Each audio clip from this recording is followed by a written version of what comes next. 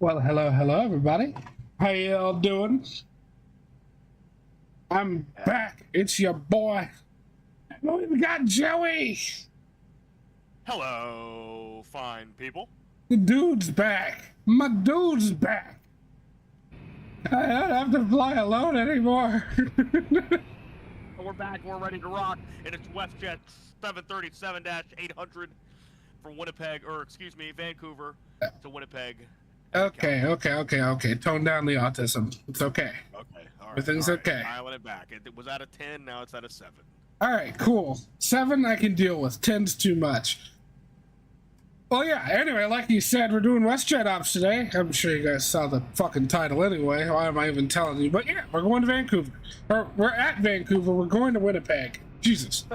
And then we're going to Calgary after Winnipeg. Or maybe before. Who knows? We might divert. Fuck it. It's a weird day.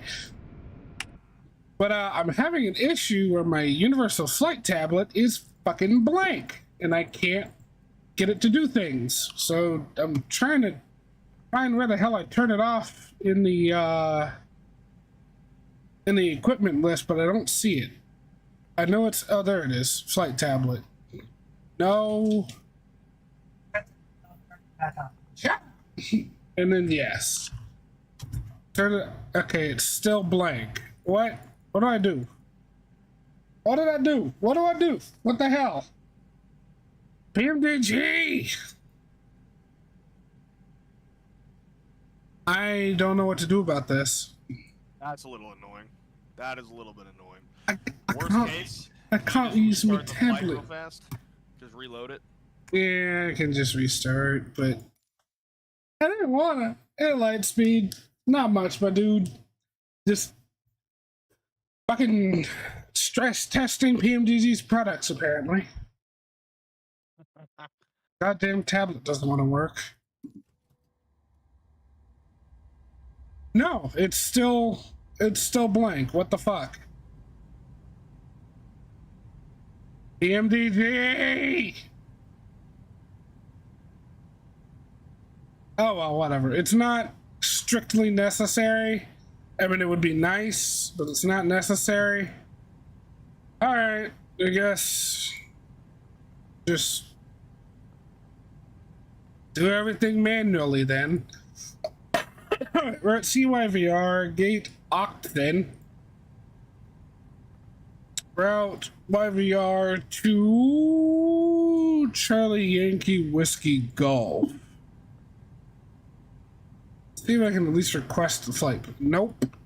Just on my own here. Okay. Some bullshit. Flight number is Whiskey Juliet Alpha 482. And we're taking off what looks like runway 8 right. What a fantastic time for my mom to fucking text me. Hold on. What's up, mama? She sent me 2 memes.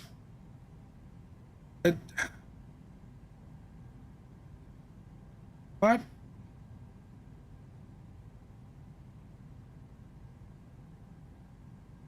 Okay, I'll look at that later. Anyway. Alright, so we've got our route in.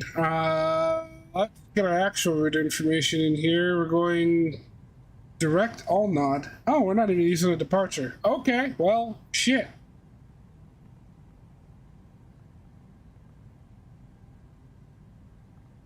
Direct all nod, direct ICNIX. What a strange combination of sounds. ICNIX. Give the kibby some love. ICNIX to Yankee X-Ray Charlie.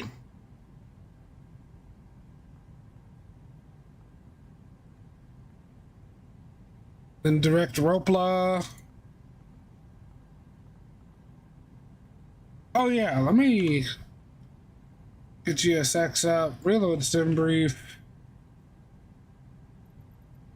and request a building.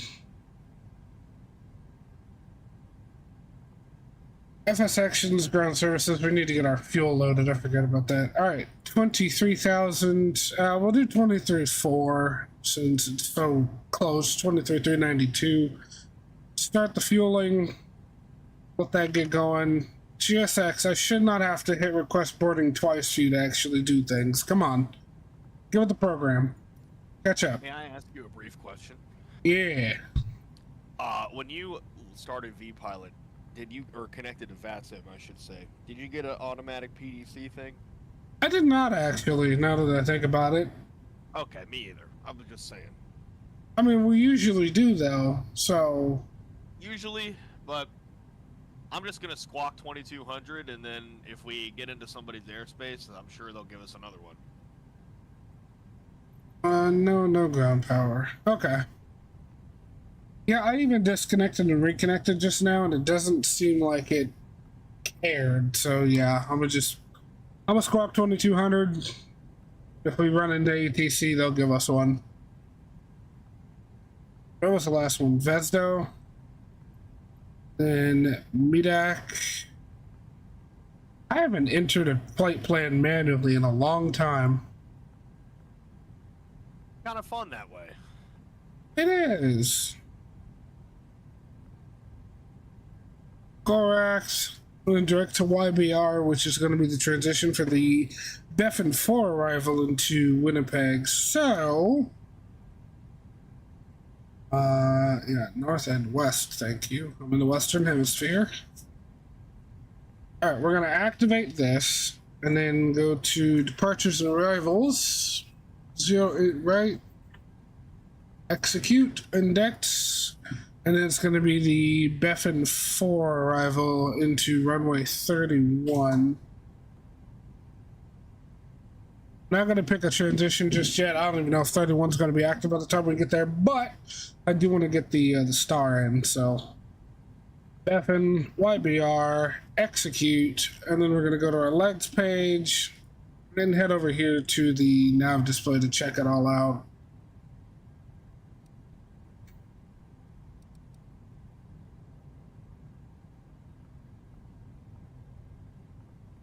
See your boarding pass, please, sir. Okay, that should be connected up.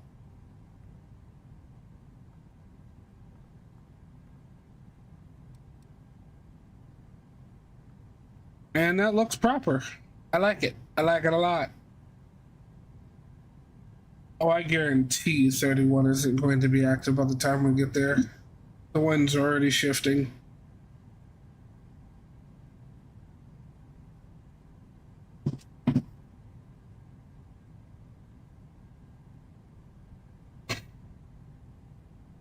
Hey, cool.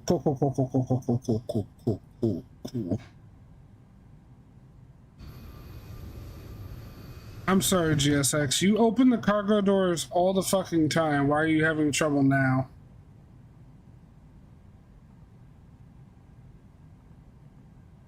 Just open them. It's not that hard. Let's see, where's our fueling at? 13.6. Okay.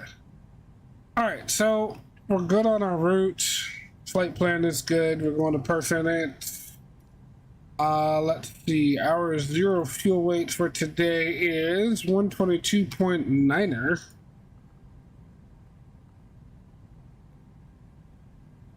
Reserve fuel is going to be 8.4. Cost index of 35. Plan fuel 23.4. And we're going to be cruising at flight level 350 today.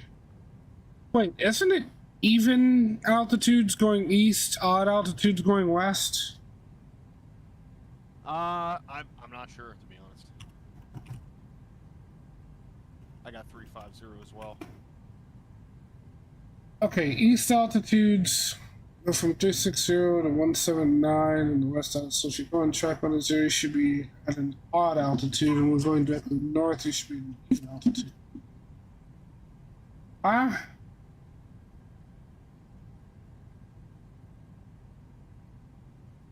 That was worded really stupidly. Okay, so... Oh no. East is odd?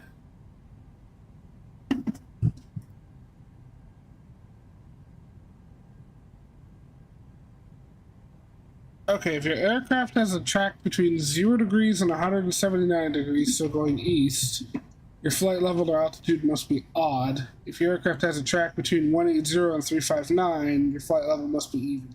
Okay, odd east, even west. Okay, whatever. I always get them mixed up. Oh, hey, doggy. I'm doing good, man. I'm doing good. How is you?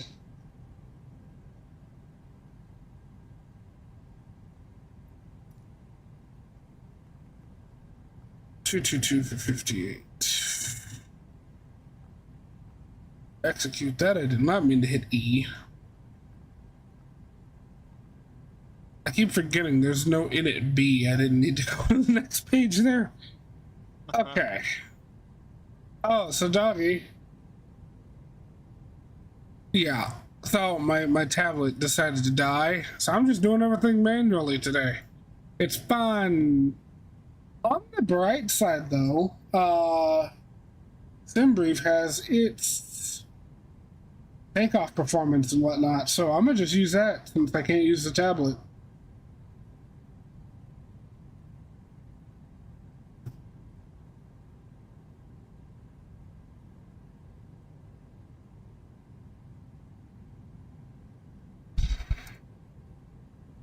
All right, so takeoff performance. Gonna do a D rate of 24K D rate with a selected temperature of 44 degrees. Hey, Paul, what's up, buddy? I'm fine with climb 1. Gonna take off, of course, is gonna be flaps 5. CG trim is gonna be 4.86. And V1 43. Rotate at 43. V2 49.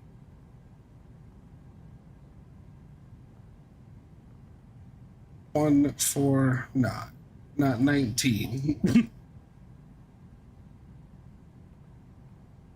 All right, and we're programmed.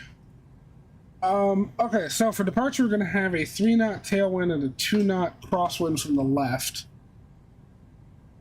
My cat's just had a whole Mufasa death scene moment on my bed next to me. That was interesting. 57371820 on the thumbnail, because YouTube is a bastard and won't change my fucking thumbnail like I told it to 3 separate times.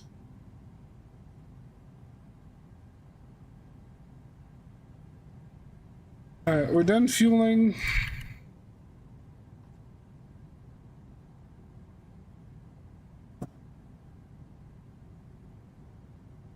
And time to set up the MCP. 49, we'll get the flight directors on. From the auto throttle. Let's see. What is the runway? Girls, come on. Don't be a menace. Ugh. Kibby's just knocked over a fan. They be like that. 08, right? 083 for the heading. I should have just went right instead of left, but whatever.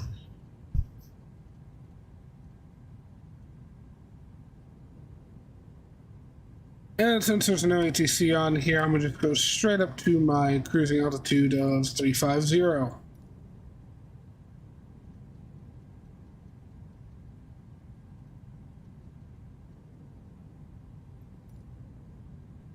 Okay. Actually, we wouldn't arm LNAV considering... Oh, maybe we would. I decided to draw it in. We'll see. We'll see if it follows it. Yeah, no, Paul, I don't know why. I've changed the thumbnail to the correct one. I don't know how many times. Actually, I don't even know how it pulled the one from the last stream. Because I set this up as a whole new broadcast, so it shouldn't have even pulled the old thumbnail. I don't know. Doesn't make any damn sense.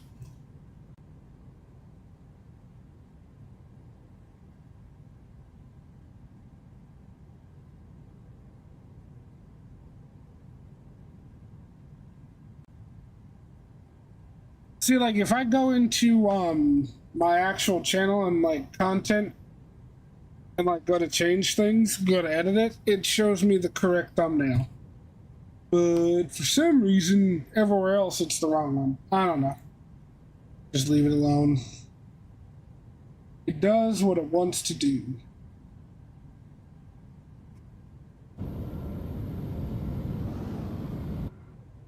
And open the doors, they won't close the doors. I swear, dealing with GSX sometimes is like having teenage kids. A little bit. I want you to do this for it, but then as soon as you show it how to do something, it doesn't want to do it for itself. Fucking GSX. Paul, how are you doing today, bud?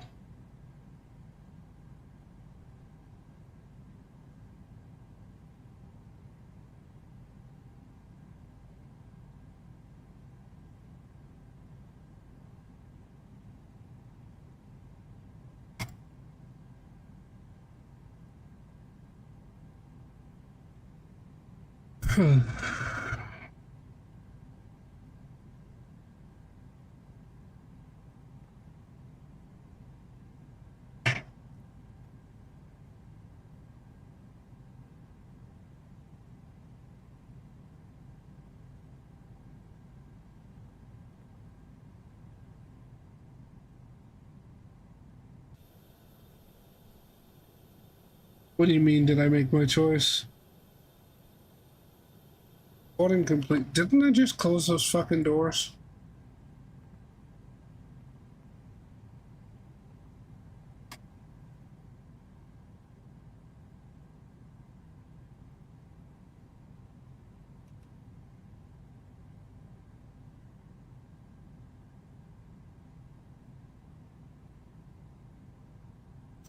Oh. Nope, not really. Not yet. I don't know. I'd kind of like to fly 7.3s. I gotta be real with you. 7.3s. She's so wonderful. All right. Let's see here. Figure out which way we need to push back. All right, so I need to push back, tail right, then head out to Hotel Lima, cross that other runway, and then right on the 8 right from Lima 4. Hotel Lima 4, okay.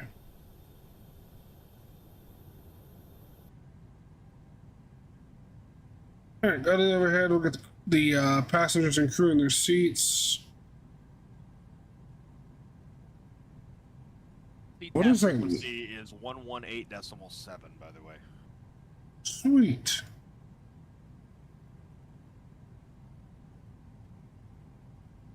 I have not heard a single person transmit so far. Of course not. I have Unicom tuned on the other one, but I'm still having that issue where I can't receive from it. I want to figure out what that is. I may have changed something and messed it up, but I used to be able to at least listen on Com 2. I don't know, man. Off. I don't get it. Get the collision light on, and we'll get the packs off. And we'll call GSX for pushback.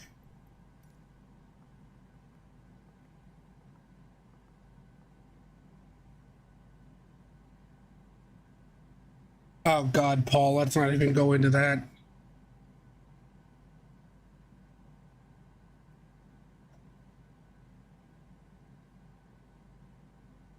can't believe that fucking idiot really went on global television and tried to spew this fucking Facebook conspiracy theory as fact. Don't even get me started. Just don't get me started.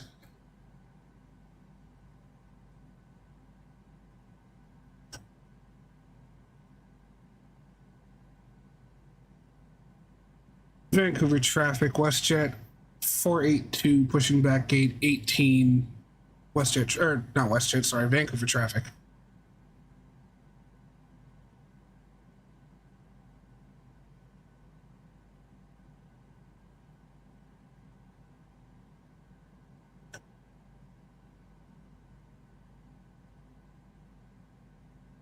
All right.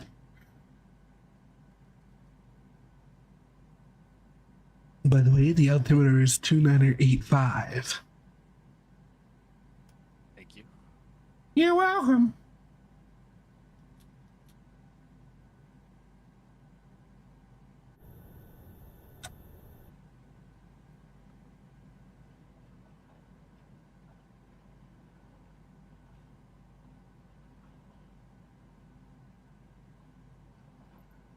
That was the left, just west of me.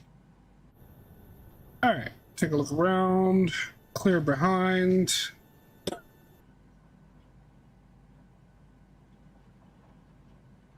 And I'm gonna get my engine starting up ASAP. That way I'm out of your way when you go to push. Because God knows they'll probably push me back way off to the right behind you.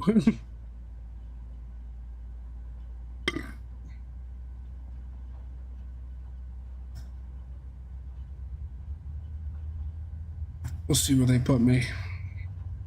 Because in all reality, all they got to do is push me back to where I'm turned and then pull me forward again so I'm not blocking anybody else. But does GSX do that? No.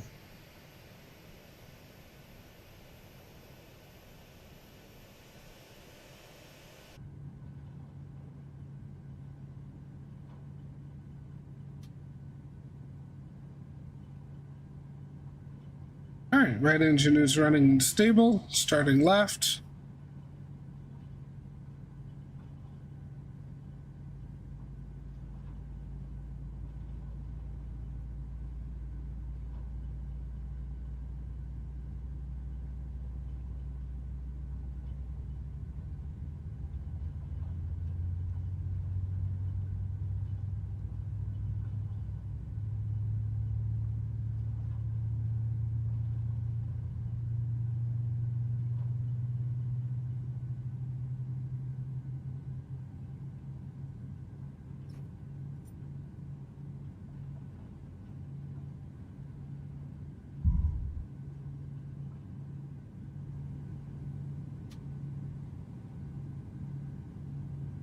All right, left engine is started.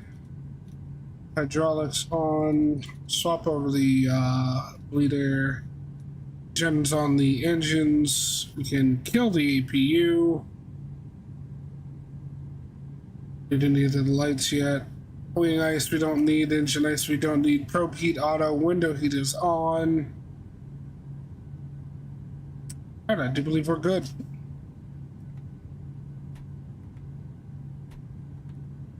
Flaps 5 for takeoff.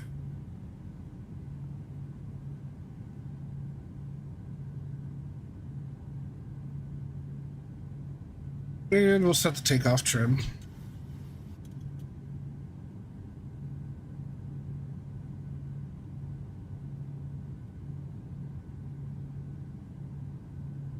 What is that about Porsche, Paul?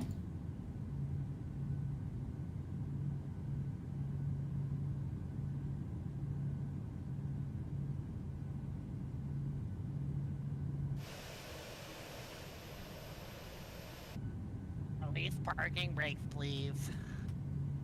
Right. I'm behind you, aren't I? Not exactly, but I'm just gonna hold off for a second. For the most part, essentially. Close enough that, but, you know, I don't trust GSX to do it right.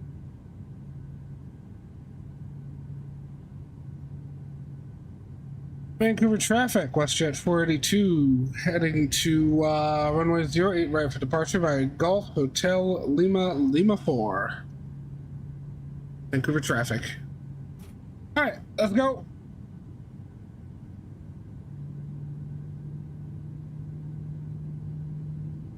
Seems legit, Paul. Vancouver traffic, Westjet 241 is pushing back from gate 16 traffic. I gotta be honest with you, I can't argue with that, Paul. German engineering is pretty damn good.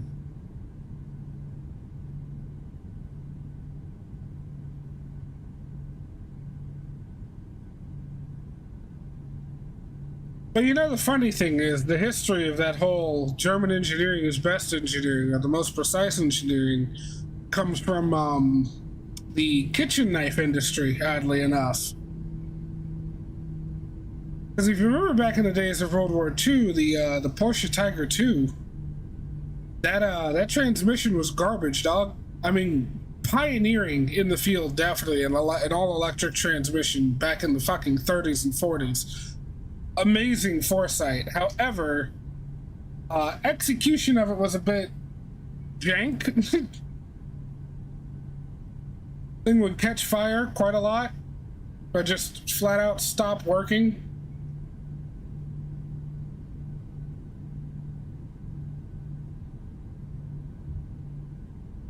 Talk about if there aren't any flags in the country with 2 LGBTQ flags from the YouTube emojis. What are you talking about? So, should I derail slightly? Should you what? Derail slightly? What do you mean? You remember that movie Sausage Party? Unfortunately. Amazon has created an entire series out of it now. Oh no. Yep. Okay.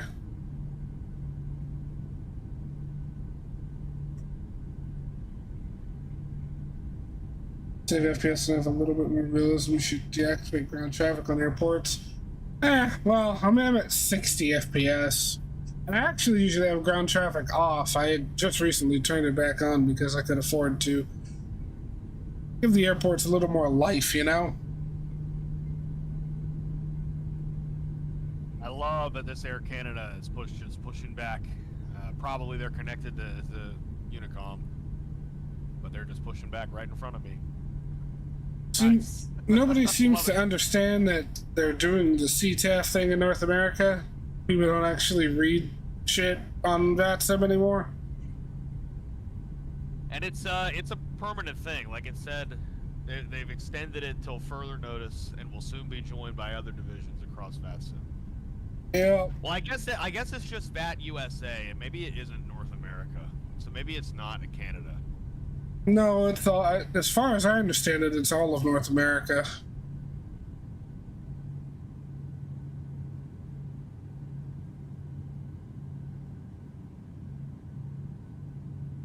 All right. Look left, right. Vancouver traffic, Westjet 482 crossing runway 13 traffic. So 5 months ago, somebody says CTAF is not in Canada, so I think we are actually the ones in the wrong right now. Oh. It's just VAT USA.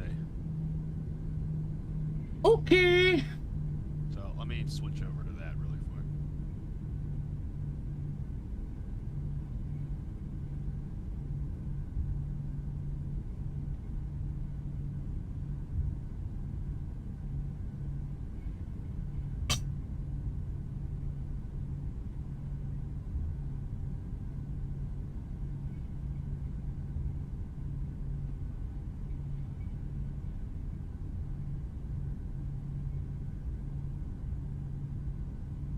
Vancouver traffic, Westjet 482, clear of runway 13 traffic.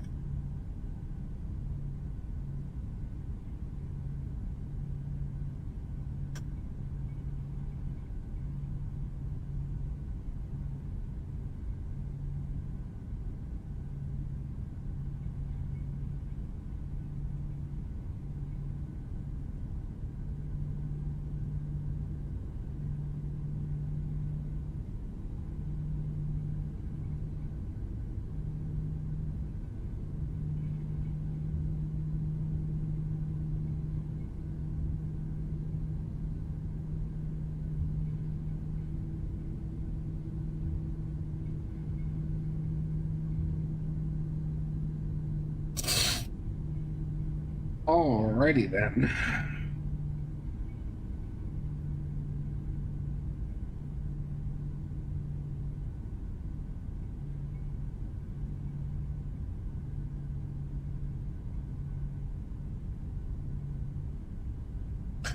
Yeah, I would, I don't know. Long hauls are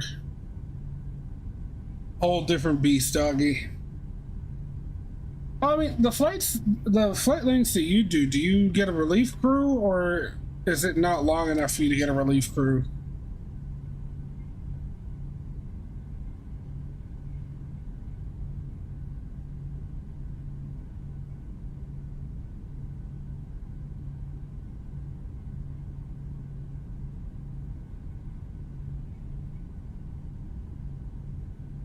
I think I pretty much have to wait for this person to go before I can start. That's fucked, because I'm about to be holding short of 8 right. God dog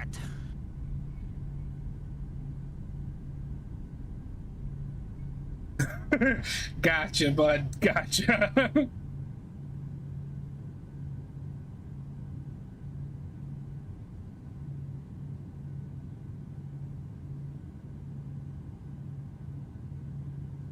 Alright, landing lights, strobes, RDTA, RA, and we're good for takeoff. Vancouver traffic, Westjet 482, entering runway 08, right, immediate departure to the east. Traffic. We also noticed the weird takeoff speeds in the 319 and 312 from Phoenix. I think they're way too high, like VR 170 knots. The 319 I actually haven't flown yet, but the 321 they seem actually rather normal.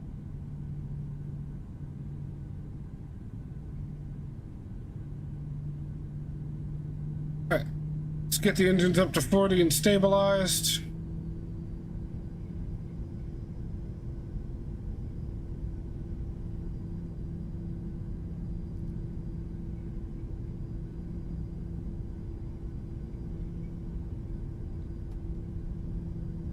Oof.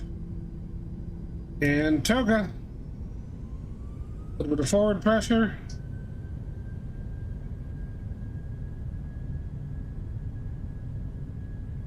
Airspeed alive.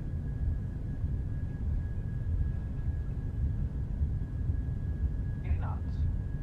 Cross checked.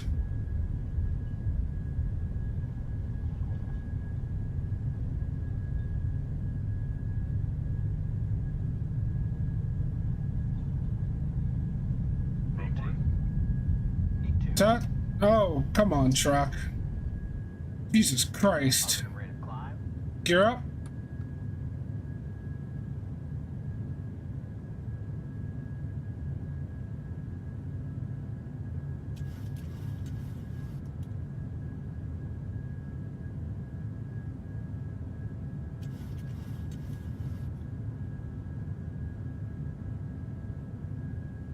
And we'll get the autopilot on.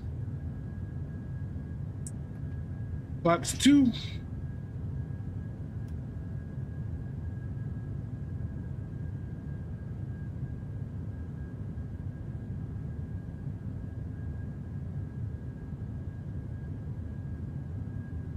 Vancouver traffic, Westjet 482, climbing direct, all nod, final transmission, Vancouver traffic.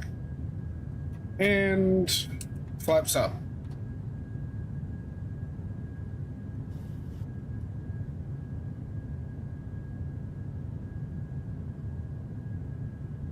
Hey, Skyward.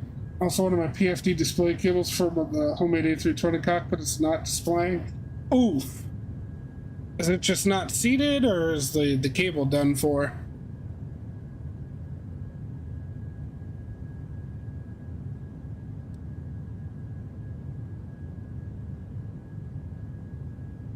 And the taxi light off since the nose gear is retracted.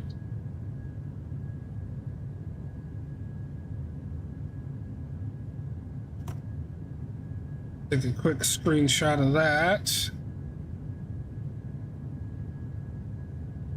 pop over to the PMDG forums once we get up to cruise and see if anybody else has been reporting that the UFT is just blank.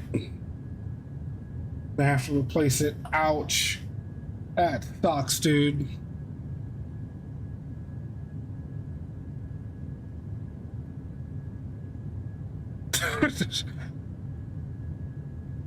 See, this is why they make track of where they are. Right? This is why they make cockpits rather modular, so you don't have to completely disassemble the front panel to get to replace a screen or replace a cable or something.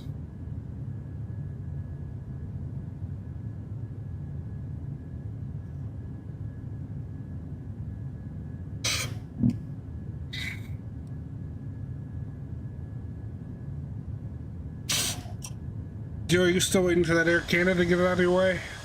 No, I'm taxiing. I'm about to cross, what is that, 13?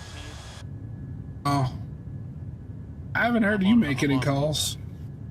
I'm on Unicom. Are you on 122.8? 12285. Yeah, 122.8. Could have sworn it was 85. Okay. No.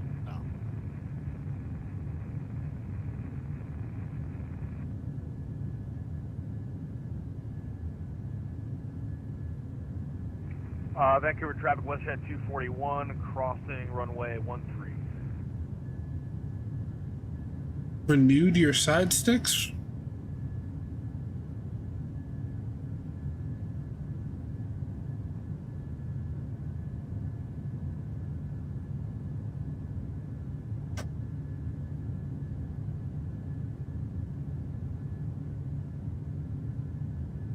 You mean like you replaced them? Westjet 241 is clear of runway 13/31.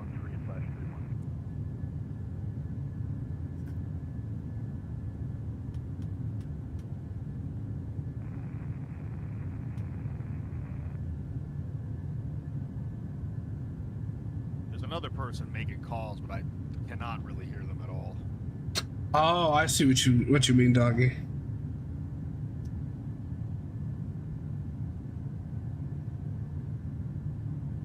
Gotcha. I didn't know you had a whole sim pit, an A320 sim pit. You gotta send me pictures of that. I want to see it. Just realized how good Phoenix made the galley of their planes. Yeah, dude. The fucking cabin and the Phoenix planes are top notch. I think they even redid the one in the 320 because like it looks like it's got a good refresh.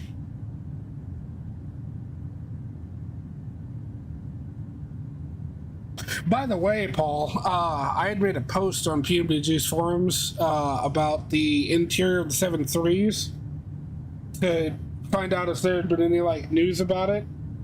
And Matthews, I don't know how to say his name properly, responded directly that they're looking at doing a full texture rework for the 7.3s for FS24.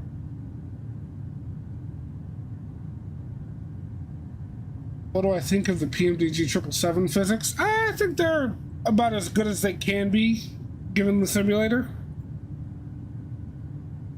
I think they're as realistic as they could have made them. Although, granted, I've never flown a 777 IRL, so I wouldn't know, but everyone that does flight sim content that is a 777 pilot has said it's pretty damn good. It's not how it bolts through. Yeah, dude, yeah, good luck. Just good luck.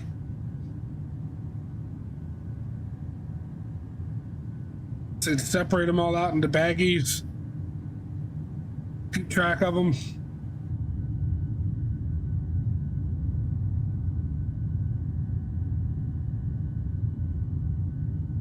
Ah, the Canadian Rockies.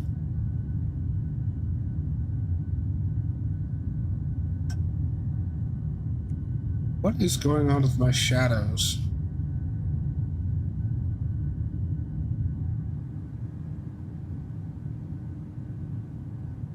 Yeah, no, it's not supposed to feel very heavy. So the way Boeing coded the 777's fly-by-wire, they wanted it to feel like A73. Just like Airbus makes all of their aircraft that have their fly-by-wire system feel pretty much the same as the A320, Boeing did pretty much the same thing with the 777. They wanted it to feel weighty, but not like the controls are super heavy. So that's actually realistic.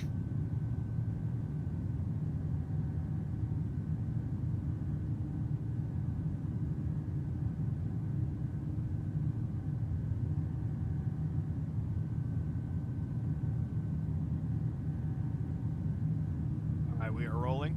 Alright, we're above 18,000, set standard.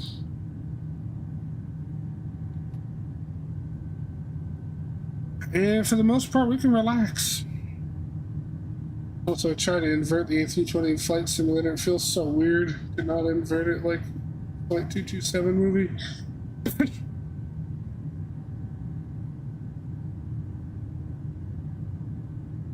Did you shut off the fly-by-wire system? Because I know I've actually tried, you know, putting the Phoenix through its paces as far as maneuvering goes before, and I couldn't get it to roll over without disabling the flight control system.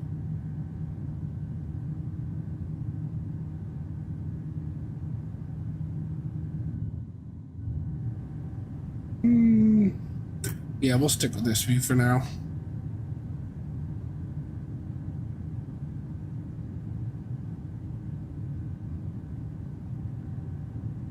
Alright, and it is about that time. We will drop the flight sim volume.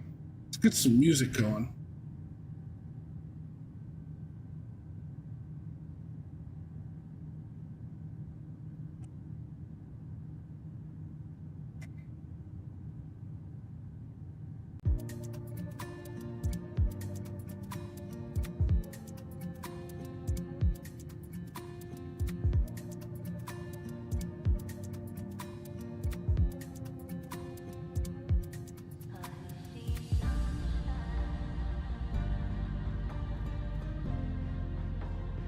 Alright, we got it. We're departing. Good stuff.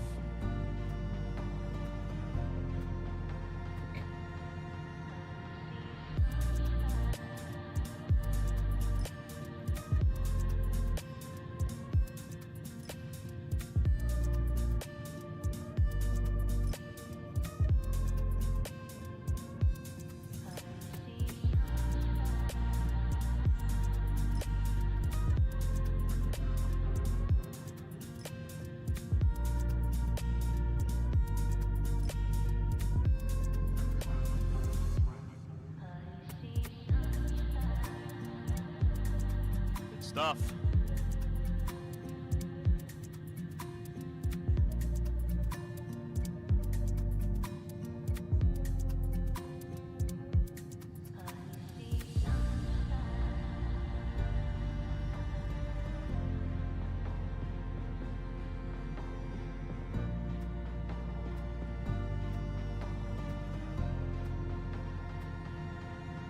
And beautiful scenery coming out of here.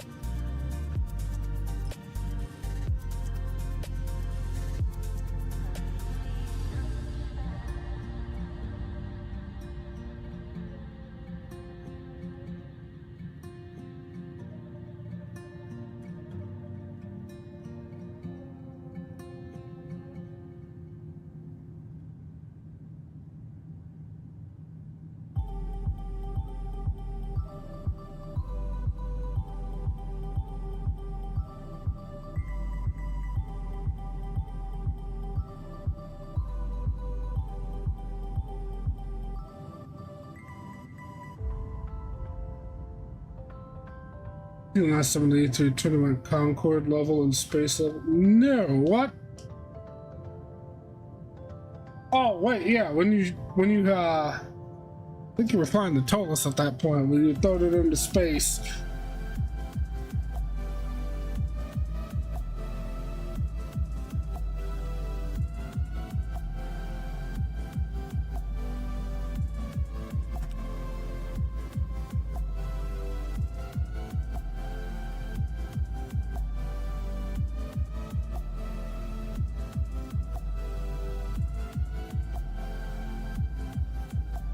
Yeah.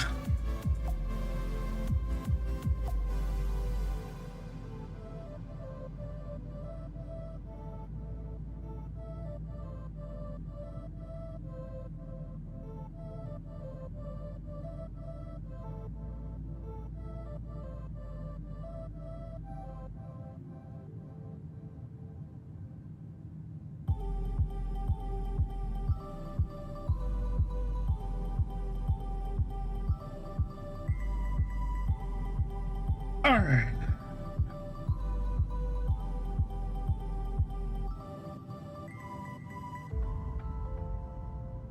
You know, the 320 is not designed to go to space, bro. You did things to that plane, things that we'll never forget.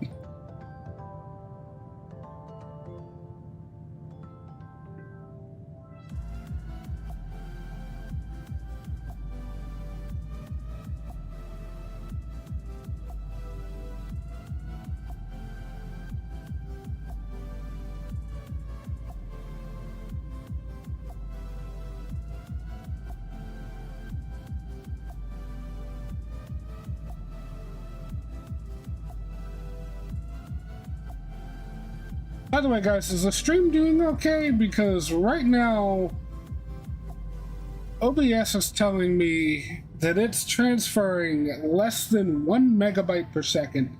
I'm really confused.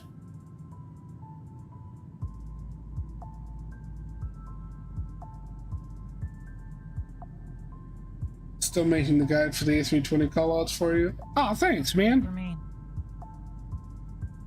Okay. Well, then I will ignore what OBS is telling me. Okay.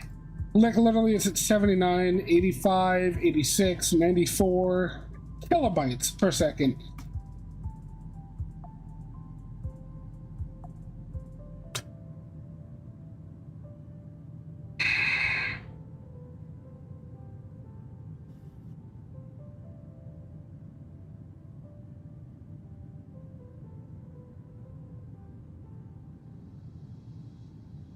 Also, everybody, if you're here and you have not hit the like button yet, please do so.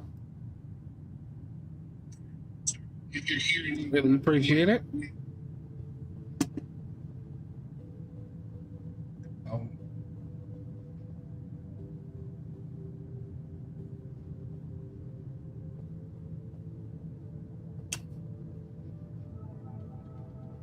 "4,000 feet from our top of climb." Beautiful.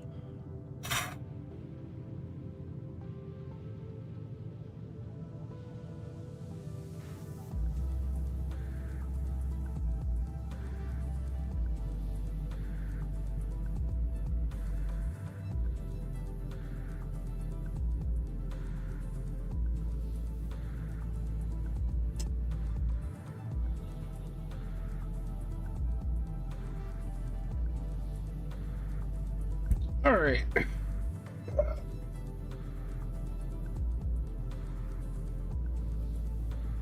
Oh. Oh, good stretch.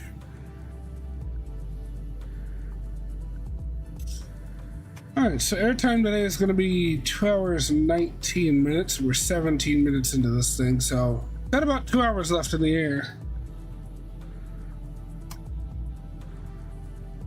I gotta be honest with you, I don't really have anything to talk about.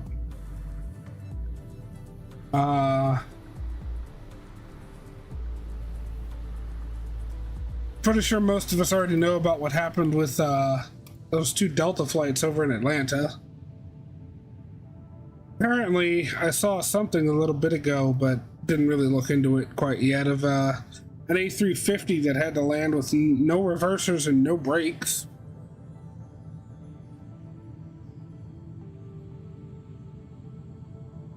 Kind of want to see if I can find that.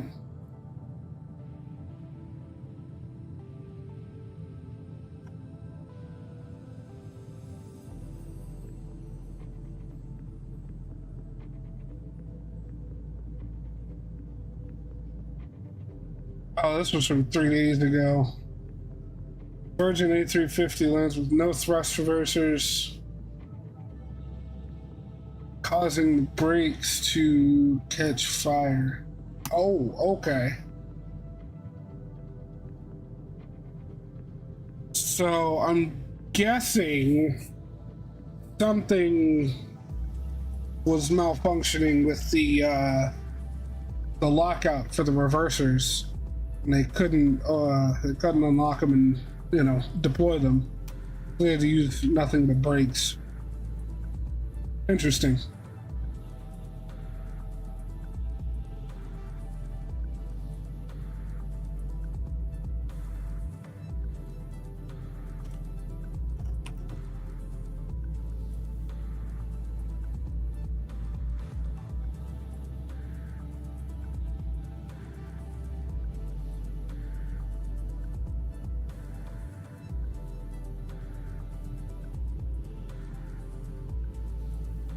Oh, did you guys hear about Trump's 757 getting essentially repoed in Billings, Montana for unpaid fuel bills?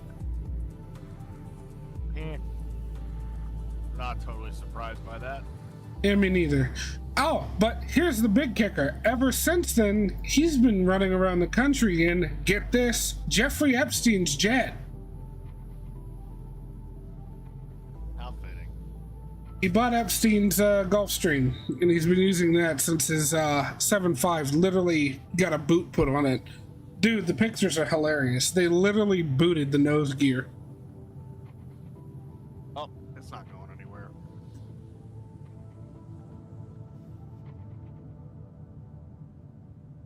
It's like, oh, Mr. Trump, you're so rich, you're so smart. Why is your damn jet being repoed for unpaid fuel bills then? Fucking idiot.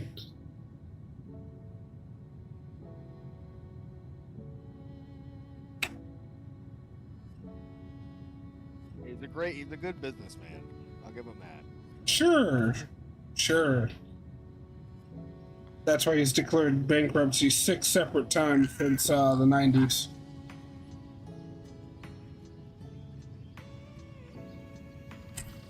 Like, I honestly think that he was still able to do business just because it was the Trump brand. That's literally it. I am rather sure that his handling of business in the last like 20 years has honestly probably been absolute crap, and he's just been skating by on whatever assets he had. Yeah, that's almost certainly true. And now he doesn't even have that to fall back on.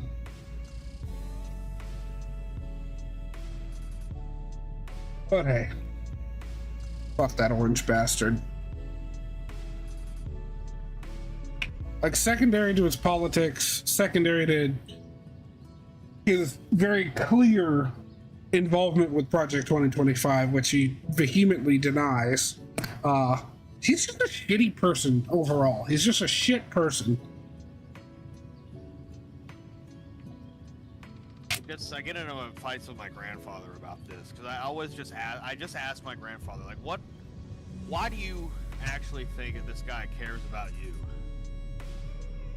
It's a fair like, question. What about him makes you feel that way? And it always ends up just being some whataboutism of like, well, Hillary Clinton did X, Y, and Z, and you know, or whatever. And I'm just like, well, I just try to explain to him, like, notice your tendency to flip the script when basic questions are put to your guy. Why do you feel like you have to do that? Why is it an obfuscation run? Why is it that when we ask you questions about why you like Donald Trump for this reason, Why is it immediately turned on to why you don't like the other person for this reason? Yeah, pretty much, Paul. Pretty much. I don't know. Immigration is a huge thing here in the US because we've neglected our southern border to the point where pretty much anyone can cross the border whenever they want to, and we can't really do much about it. See, here's the funny thing though. There was a bill that was put to Congress to increase funding for border security and a whole lot of other things to help out at the border. And Donald Trump called a bunch of Republicans that are... No, I'm sorry, not Republicans. Donald Trump called a bunch of fucking, a bunch of MAGA guys in Congress and told them to kill it.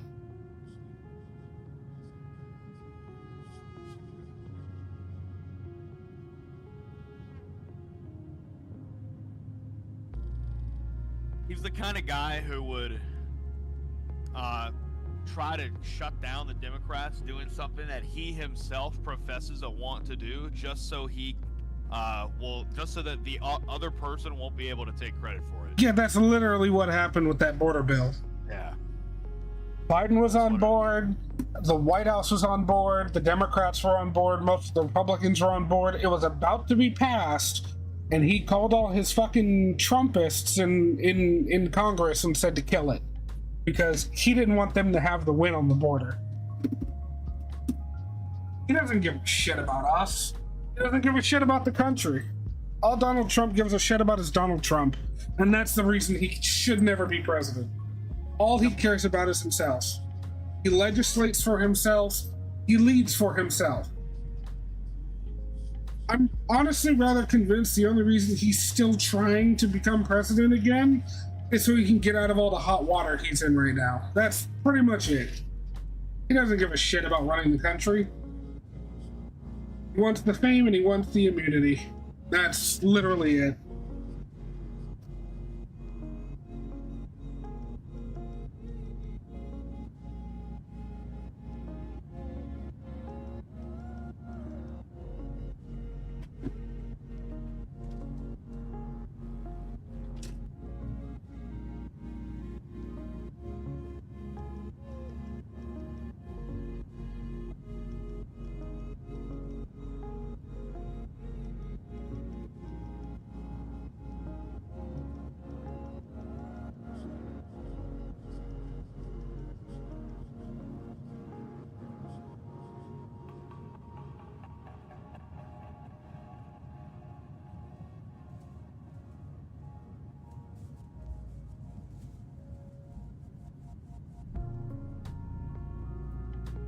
Imagine that I hate Trump.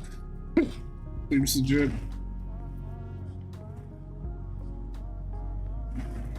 I mean, the guy's a worthless, self-serving bastard. It's not that hard to imagine, Paul.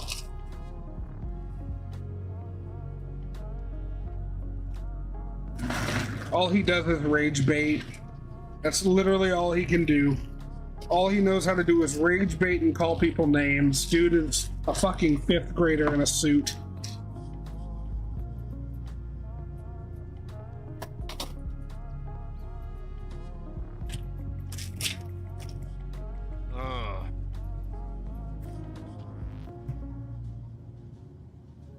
Alright. See you when you get back, Paul.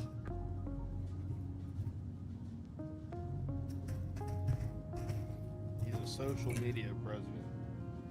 Yep. And the funny thing is, I feel like it's mostly because he saw how popular Obama was on social media and whatnot and thought, oh, I should do the same thing. But no, he's famous on social media for a whole different reason.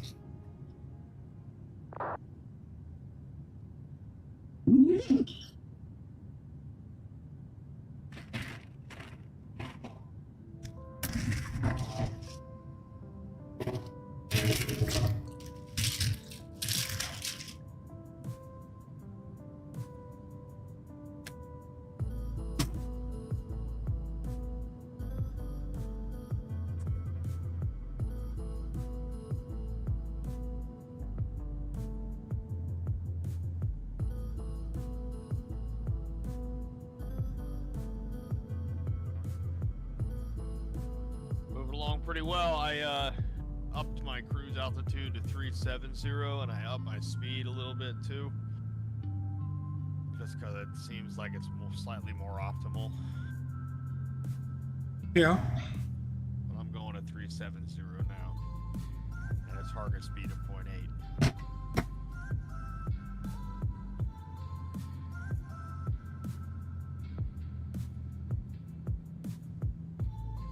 Ooh, a little bit of bumps up here. I just looked down at the kibbies. They're just sitting there together, staring at me like, "Hi, Dad. Give us attention, please." Yep. Babies. Thought you guys were taking a nap.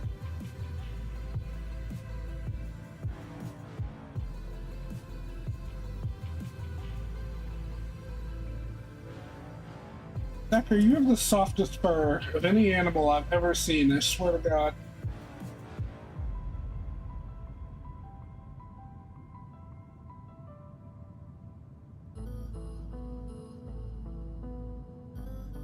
Savvy babies. You might want to deal with me. She's trying to grab your tail again.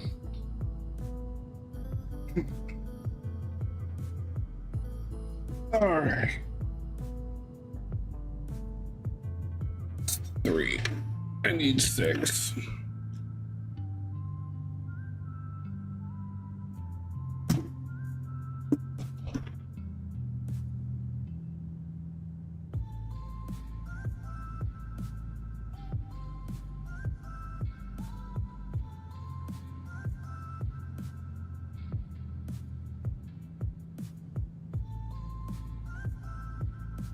See, the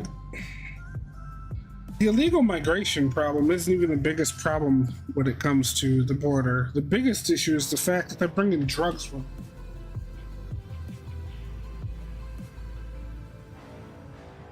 Shit. Alright, I'll be right back. I gotta go grab a napkin or a paper towel or something, because I was trying to make a new bottle of juice and it fucking poured everywhere. I'll be right back. Stop with us.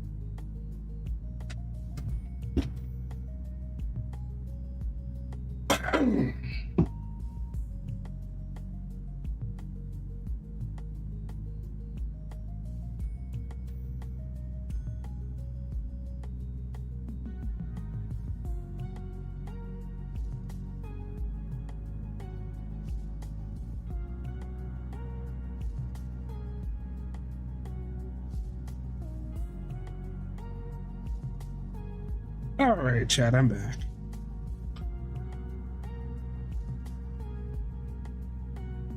Hello, back.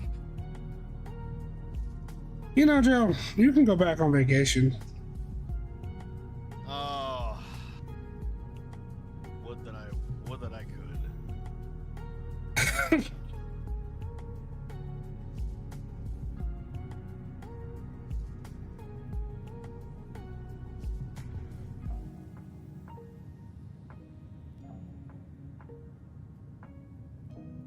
Wonder if we'll get any coverage at any point during the flights today. That would be nice. That would be very nice. However, I'm not holding my breath. Yeah.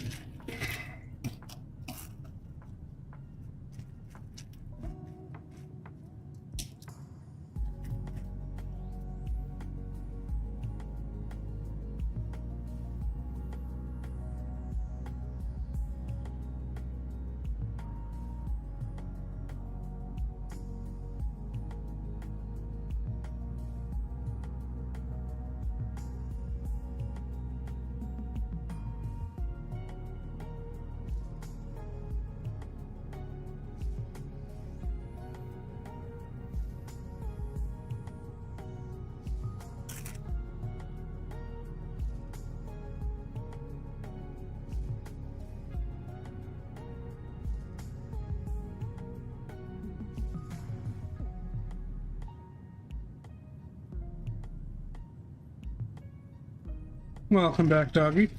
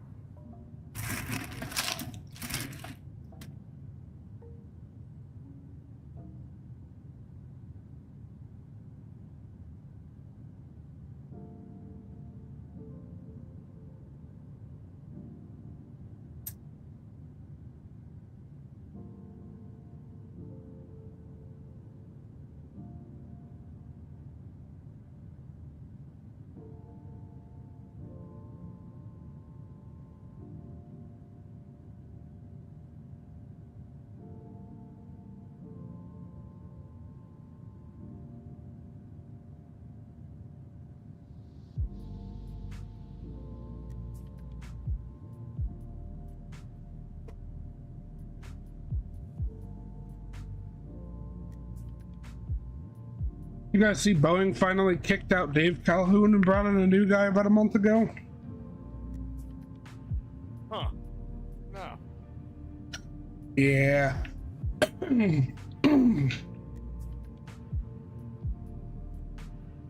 See, the way Dave Calhoun got dropped is really funny too.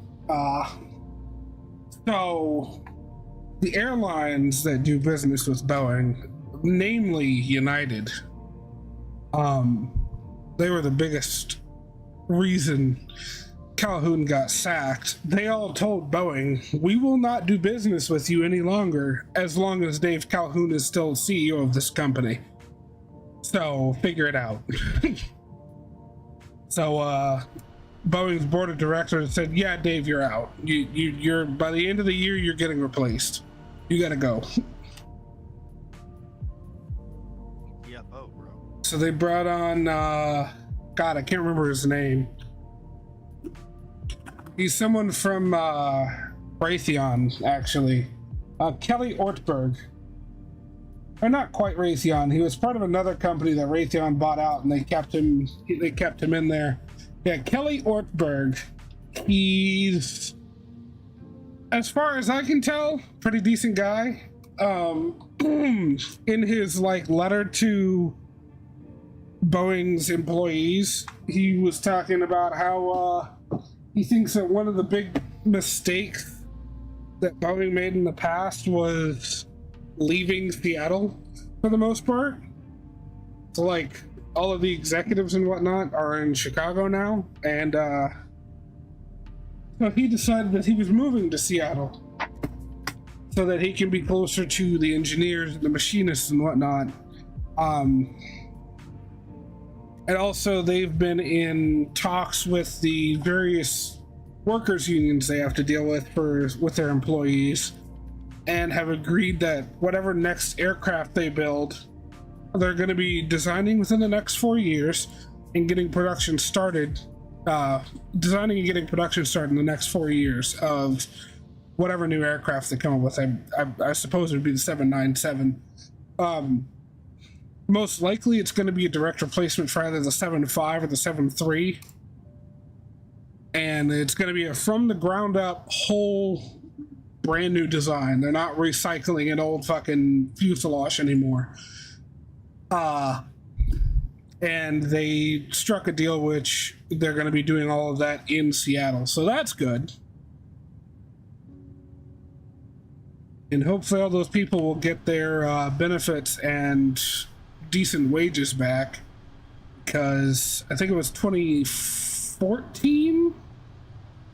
Whoever was CEO at the time, I think Dave Calhoun's only been in there for a couple of years, but whoever was CEO at the time had pretty much twisted the union's arms and been like, look, you're either going to take a pay cut and we get rid of your benefits, or we fire a shit ton of people. So instead of letting them fire a shit ton of people, they took the lesser of two evils, allegedly. But I really hope they start getting their good payback, because see, that's the thing. Boeing made the mistake that a lot of companies tend to make these days, that they forget that investing in their workers is the best way to have a fantastic company.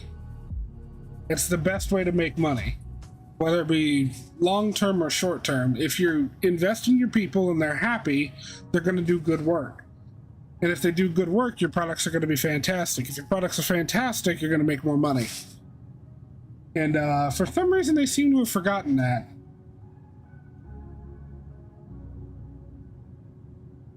Well, hopefully not anymore. Kelly Ortberg is also very famous in the circles that he used to be in for being someone that very much promotes an open system of feeling, an open system of his employees feeling like they can come forward with issues. So like safety concerns and whatnot, you know, the shit that whistleblowers have gotten literally killed for. Allegedly.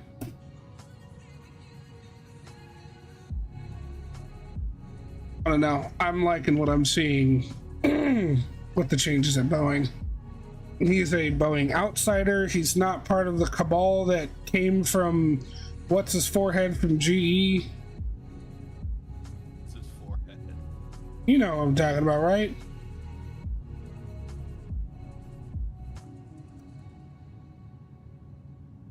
Fucking Jack Welch. Yeah, he's not a prodigy of Jack Welch. Thank God.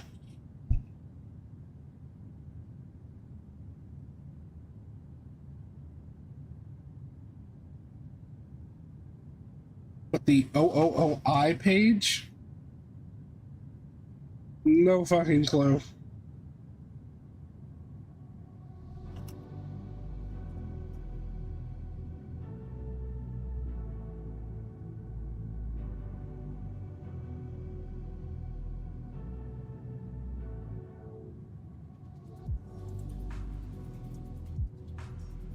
Built a moon base.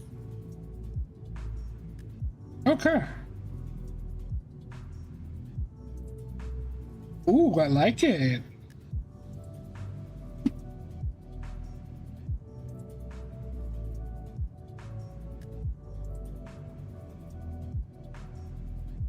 Oh, okay, doggy.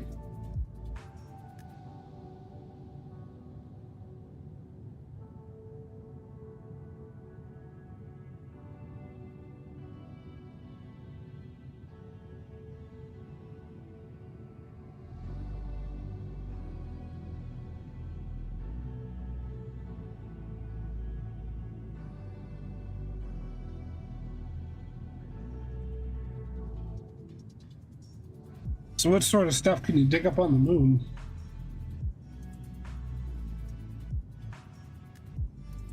Primarily dash, but also these ice shards, which Used to make create oxygen. biofuel. Oh.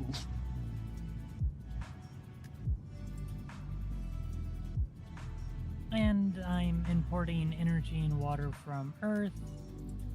This thing makes the air in here breathable, so I'm not burning through my oxygen.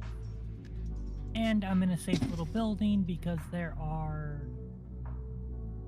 enemies here. So what's that tall building off to your like back right? That's actually a village. Oh, there are moon villages? Yes.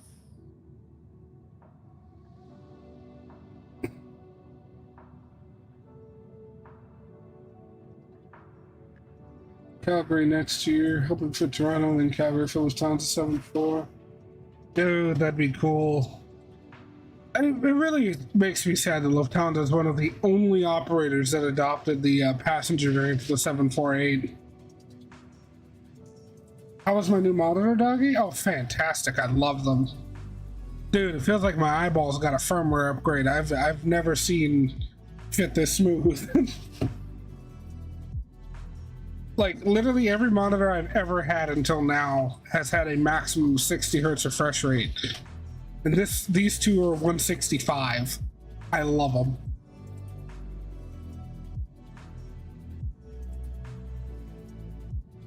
And they're G-Sync capable too. I have that turned on so I never have to use V-Sync ever.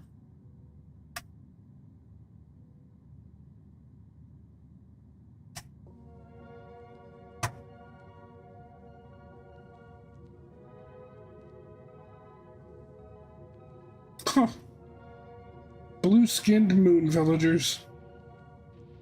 They're all hypoxic.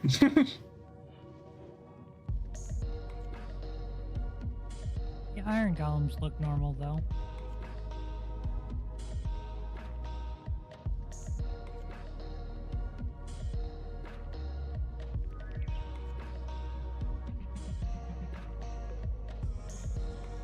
Wow, they're just raw dogging the no atmosphere, huh? Mm-hmm. Log page in the SC menu on the MCDU's the maintenance page. Okay.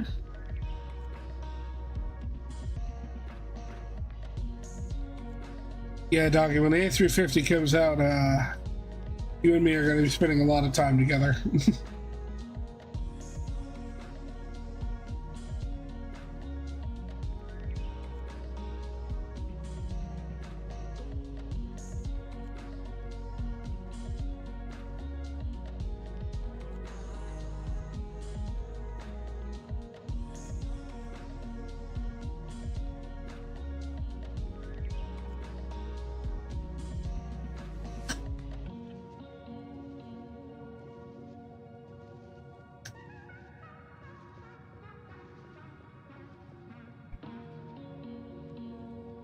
It's like teaching a toddler, go fuck yourself.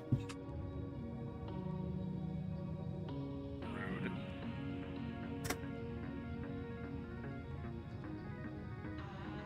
No, it's like teaching someone that doesn't know anything about Airbus, which I don't know much about Airbus.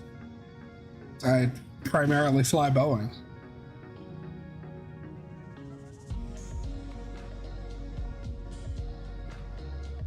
Well, yeah, because what? Why is that weird? I don't know why you're making a point of that. Of course, that would be the first lesson. How do planes fly? Some people don't realize exactly what goes into making an aircraft fly. Okay. Why is it that every time I turn on the music, it seems like it keeps getting louder?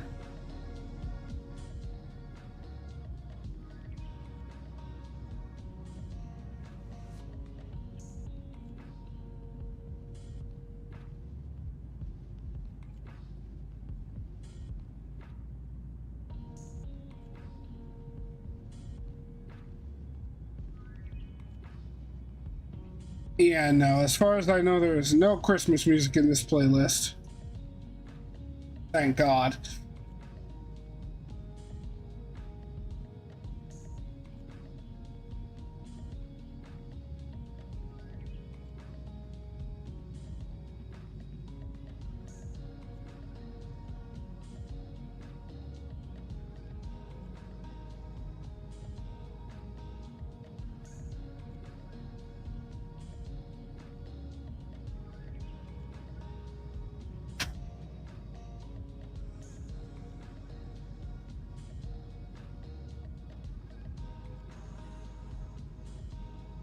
Airbus A350 has a taxi camera. I don't know if it works on the Unibuild A350. I really hope they make it function on the Unibuild. That'd be really nice.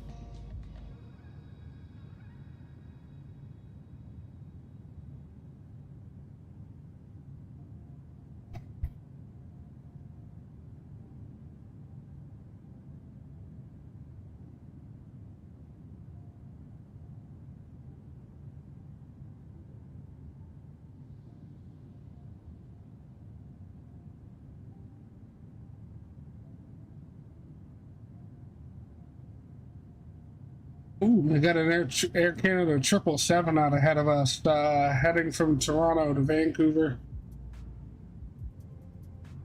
He's at 36,000, 1,000 above me.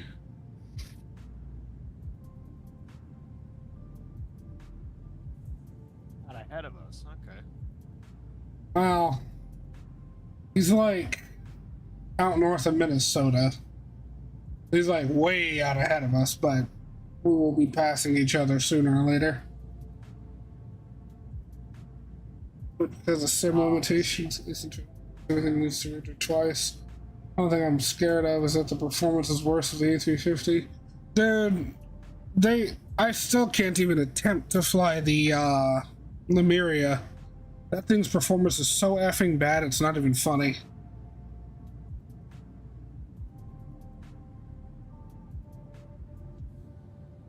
Ian Quackers, my guy. How was the flight home, buddy?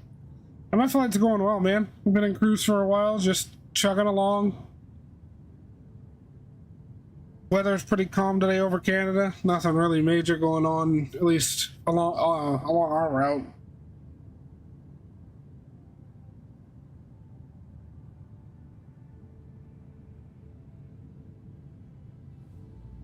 There's a squeeze.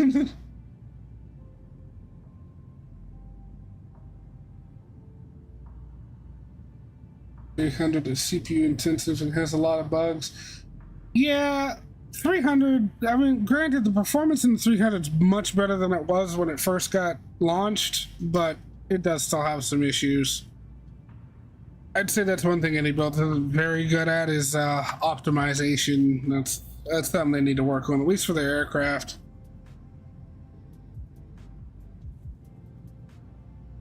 Their sceneries, however, fan-fucking-tastic.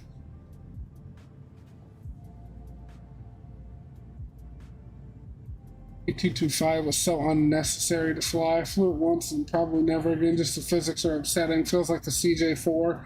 Oof. I've literally only gotten off the ground with it one time.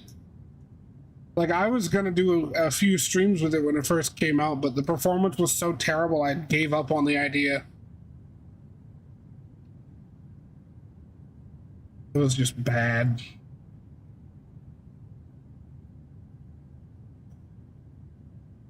By the way, chat, speaking of performance, I'm looking into an upgrade for the PC so that I can make content a little bit easier. I'm tired of fighting with performance and having to trade off things looking good for running well. So I'm planning a bit of an upgrade. I want to get a new CPU. A Ryzen, I think it's a Ryzen 7 or a Ryzen 9 7800X3D, and unfortunately it's an AM5 socket, so I can't use my motherboard and RAM that I have now. So I'd have to get a new motherboard. I'd have to get new RAM.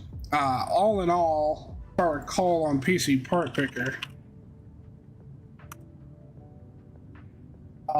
everything that I've thrown together, so CPU, motherboard, RAM, and a new mid-tower case, because the one I have barely fits my graphics card in it.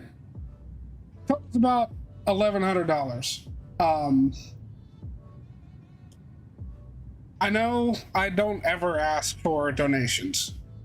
However, if you guys are ever feeling up to it, go ahead. You're not obligated to, of course. No one's obligated For $30 he'll do a barrel roll. Shut up. No, I won't. That was a one-time thing. But yeah, if you guys want to like help me out and, you know, so I can make some better content a little bit easier with a little bit better graphical acuity, there are 2 donation links down in the description. Ko-Fi is an option, and I think I don't even remember what the hell the other one is. But if you feel like donating, go for it. It'll really help me out, and it'll help out the channel. Not to mention, it's going to a good cause as well, because my current hardware is, Sasha and I are kind of planning this, to go into a new computer for our neighbor's fiance, because she wants to get into gaming. He and I have been talking about, well, him, myself, and Sasha have been talking about him building a computer for her to play on, and I think that my current hardware would be a fantastic, like, high-end starter build for her. Paul, I've got a 4080 actually, but my performance is being bottlenecked heavily by the CPU. Oh god, the Bitcoin hype. Now worth $300. Yeah, I've got a 4080. I bought Sasha one shortly after they came out for like God knows how much, and then I got myself one later on. Joey's got my old 3090. Bro. Yeah, it's a bit nuts. I wanted to have good hardware for my streams and videos. Little did I know, I upgrade my GPU and everything else is holding me back. For just over 1K a couple years back, still serving me very well. Probably going to change to a desktop after uni. I get somewhere more semi-permanent. I'm using it in my lecture. Seems legit. No, Paul, I'm good. I'm good. I'd rather just upgrade the CPU. But yeah, no. So the 7800X3D, that X3D V cache is fan-fucking-tastic for gaming. I don't know how it works exactly. I haven't looked into it, but I know that those CPUs are fantastic for gaming. And from what I could tell, I was looking at some benchmarks a few days ago with MSFS and that particular CPU. In DX12 mode on Ultra, with no frame gen, it was pulling between 60 and 80 FPS. And that blew me away. Because, like, right now on mine without frame gen, which it stops working if I click out of the sim, as you can see up here in the right corner, 30 FPS, 30, 31. Next, can you guys see that? Yeah. When I'm clicked out, I'm at like 30, which isn't terrible, but I'm a bit of a frame rate whore. I'm not one of those people who's like, oh, 30 and 20 FPS is fine for a flight sim. Yeah, no, that's not me. But when I click back in, my frame gen's fine. My frame gen runs, and I'm at like 60 something, but it gets bogged down when I get to like Heathrow or LAX or JFK and whatnot, and that's why I never fly to those airports very often, because the frame rate's just terrible. And for some reason, Phoenix, I don't know what it is with Phoenix, but Phoenix murders my frame rate like a motherfucker. I don't know why. Hey, you know what you should do real quick? Huh? Mute Discord. I got an idea I want to run past you, and I don't really want the stream to hear all of it. Okay. Discord's muted. No, Paul, not Phoenix is in the Phoenix 5020. I mean PHX, KPHX, the area, the city of Phoenix, Arizona. But anyhow, go ahead, Sasha.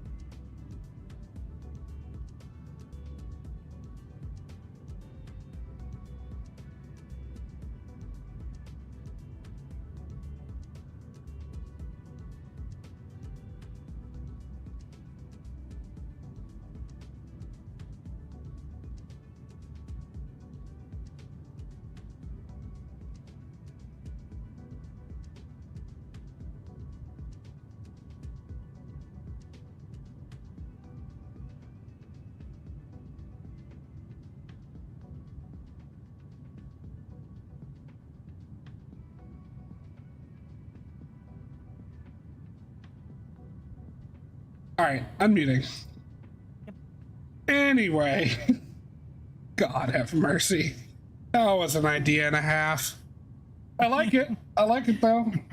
Start that like somewhat early in the morning on a Saturday. I think chat would like that idea. You want to run it past them? No, nah, not yet.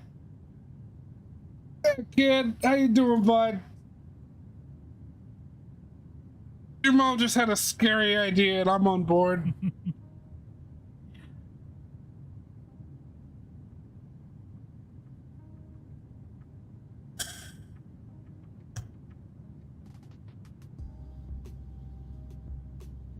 Oh, you don't want to know what it is. I'm drinking a good amount of rum now while also trying to look for employment. That is surely a good idea. Oh, absolutely, Team Quackers. 100% a great idea. No, join a VC. Quackers, you glad to be back in the UK, bud?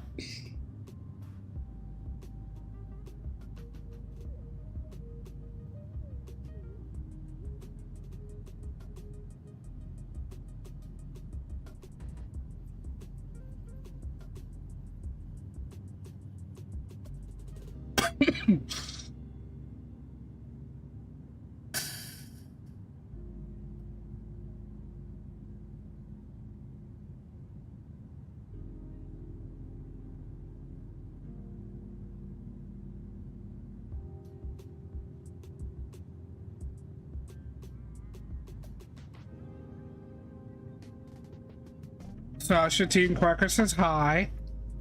Hey T. Okay, I'm dropping from the channel for a minute. I'll be back in a little bit. Okay.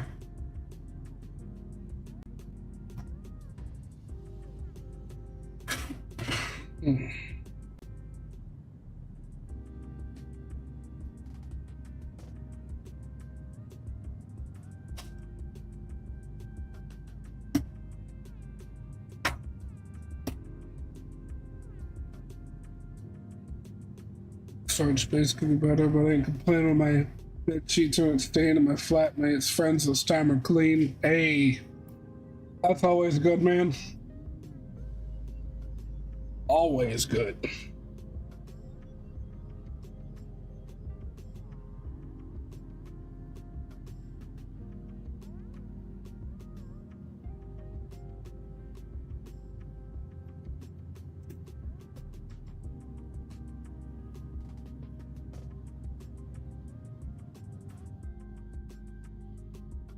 Alright, let's check the vatsim map real quick. Oh, wow. Hey, Joey. Yeah. Guess what center is online now? Is it Vancouver? Yep. And we just left? Yep. Yeah. All right. Oh, love it. Saskatoon has ground on. All right. I love that too. Oh my, you kidding me? Are they doing across the pond again? Dude, look at the northeast. Ooh. Brother. Europe.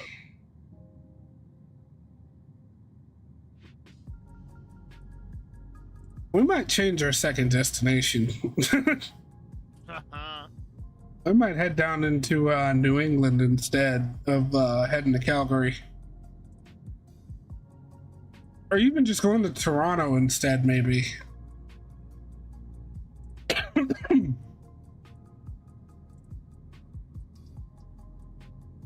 me see.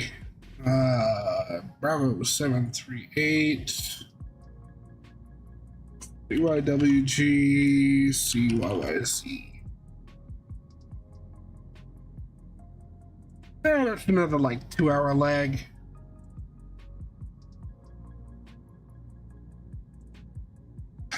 Let's see. Does Westjet?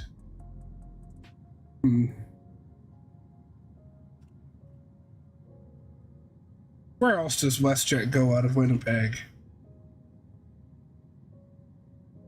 Calgary, Montreal, Trudeau.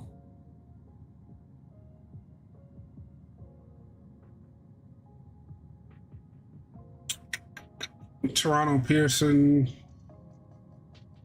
Calgary, Atlanta. I didn't know Westjet flew to Atlanta. Los Angeles, Toronto. Calgary, Edmonton. Another Calgary, back to Vancouver.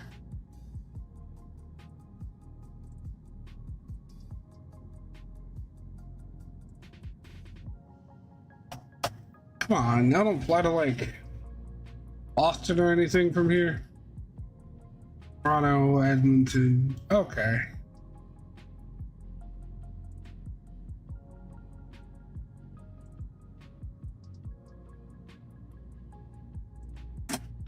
All right, I admit defeat. We're going back to Calgary.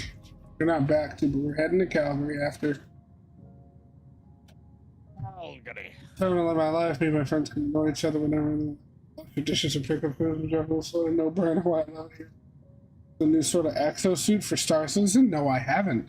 Dude, I haven't actually paid attention to Star Citizen news in a while, and I miss it. But give me 1 second. Need to talk to Tasha real quick. I'll be back.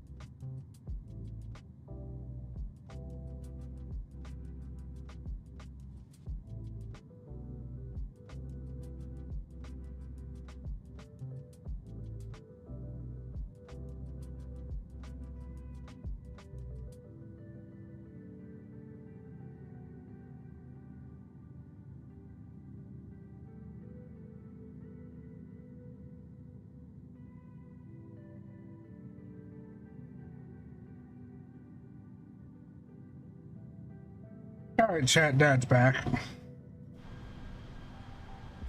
Wow. Hello.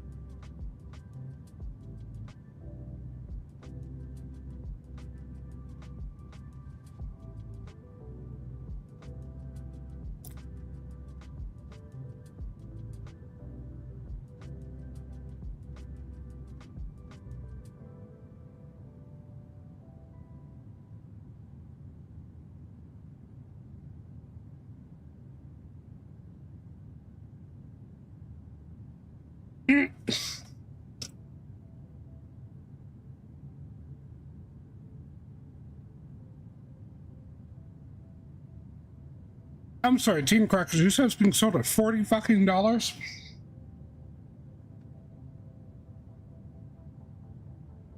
That is expensive.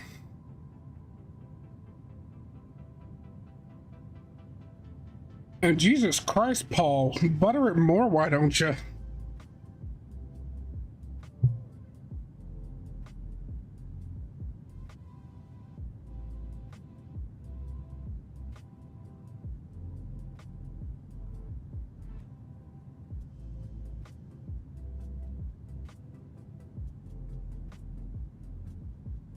Yeah, true.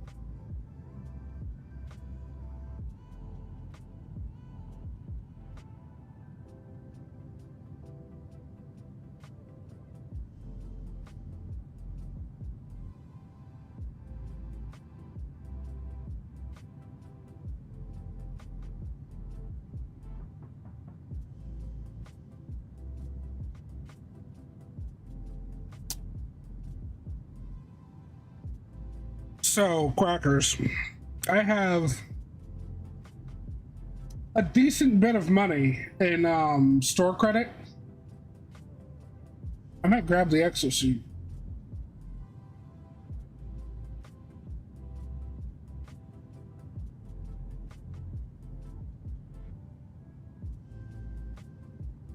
I mean, like, is it like in the game? Can you actually use it, or is this one of those, oh yeah, buy it now and maybe in a year and a half you'll be able to use it? Is it one of those, or is it actually in there?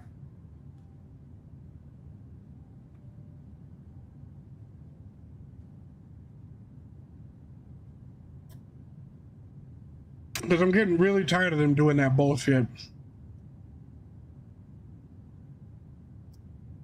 Like, oh yeah, it's Fleet Week. Everyone, if you want to buy it, Idris, now do it. And then maybe in 5 years, you'll actually be able to, you know, get onto the damn thing.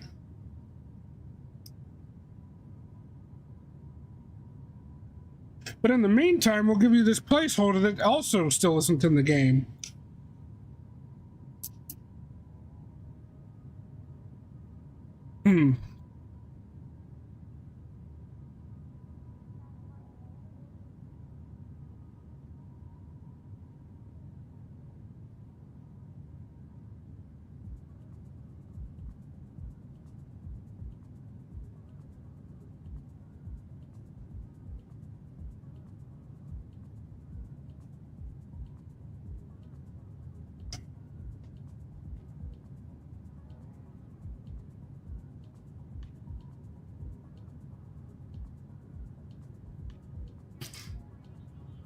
I don't know. I love playing Star Citizen.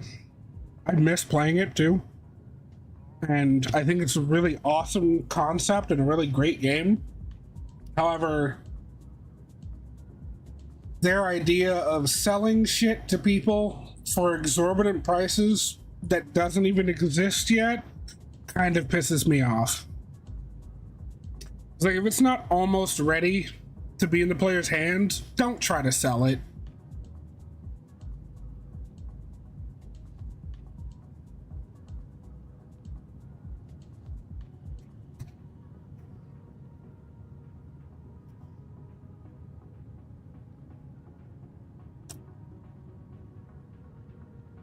If the end of development for a thing is more than like 2 months off, don't take people's money for that thing. It's a pretty easy concept.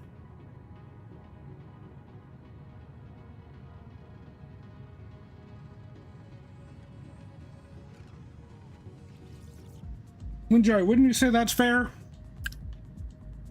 Yeah. There's I mean, I guess you know what you're getting into if you buy something that's like beta or early access or whatever, but It's like you're marketing something as released, you know, that shit needs to be functional. Yeah. Pretty basic stuff, you know what I mean?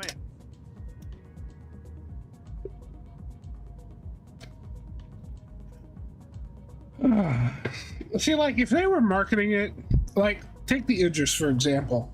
If they were saying, like, hey, this thing is still, like, early on in its development, it's going to be a while before all the necessary things are in place for it to actually be brought in. Here's its price. If you want to buy this thing now and secure it, what you're essentially doing is crowdfunding its development. If they'd like just said that, that'd be fine. But like, no, here's this in-game ship, this digital fucking destroyer, and at some point it'll be game ready. Give us $800. That's essentially what they're doing. And it blows my mind that there are people that have actually given them the money for that thing years and years ago. I mean, like, that thing has had sales for the last, you know, actually, let me look into it. When was the Idris first available to buy?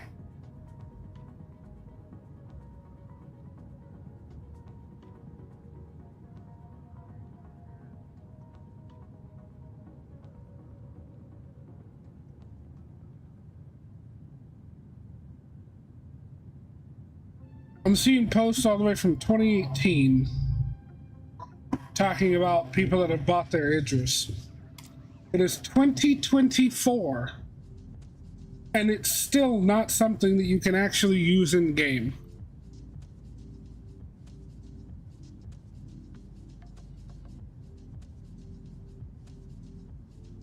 Yeah, I'm not gonna be buying something like that. It's kind of disgusting.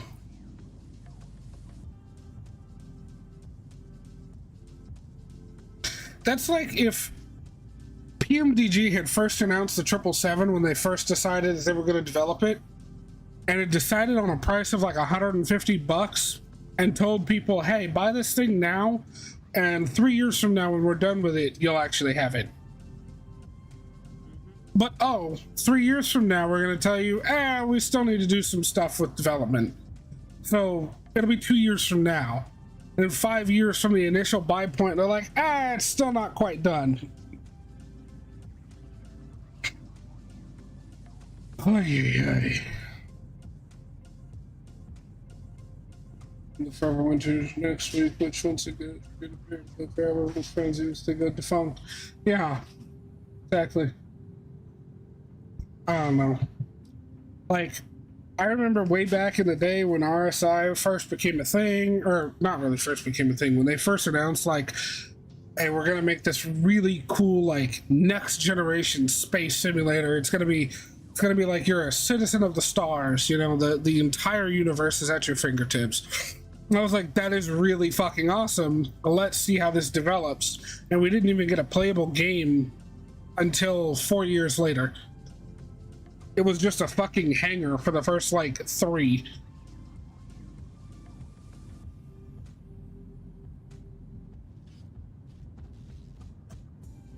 Now granted, it's up to you as the consumer to spend your money on something like that.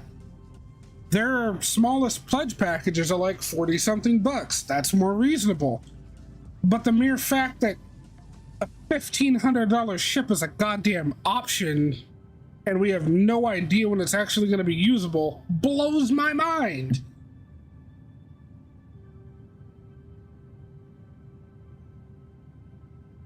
Yeah, it's just people that some people can just spend money on that. Or they like really like the idea of the project and they want to throw some money at it. Because like depending on the thing, I could possibly be talked into that.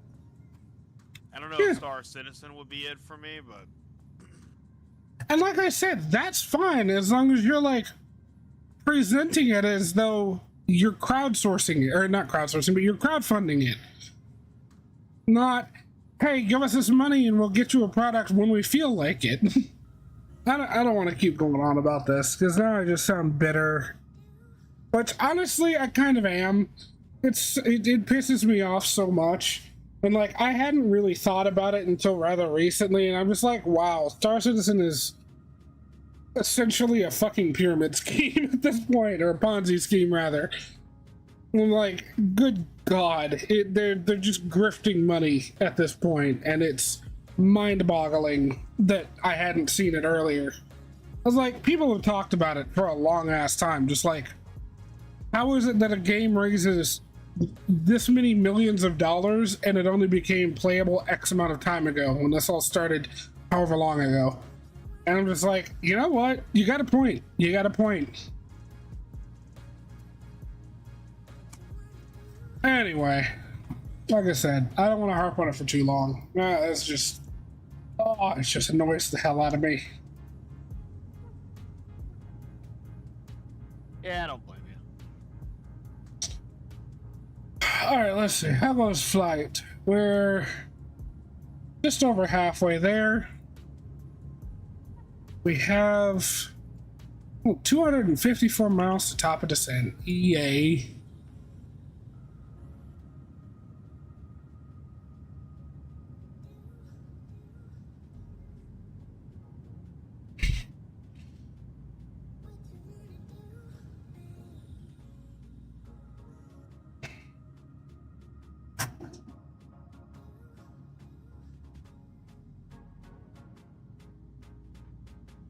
And I've got my Star Citizen rant out of the way. How's everybody doing? How's it going, chat?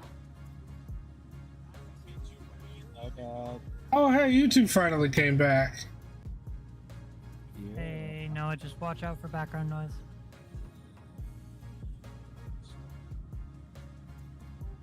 How's it going, kiddo? It's going pretty good. You sleep well?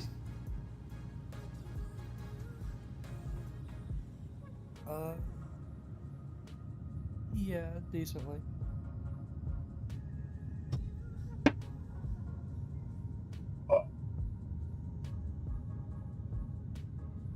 About 250 miles from our descent.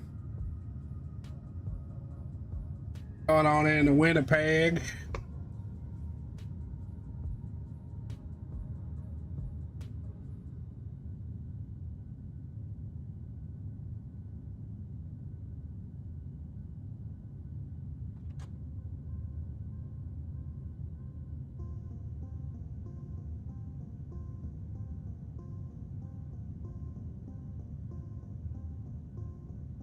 Seriously, that cake was a hell of a lot better when it's not damn near frozen solid. Yup.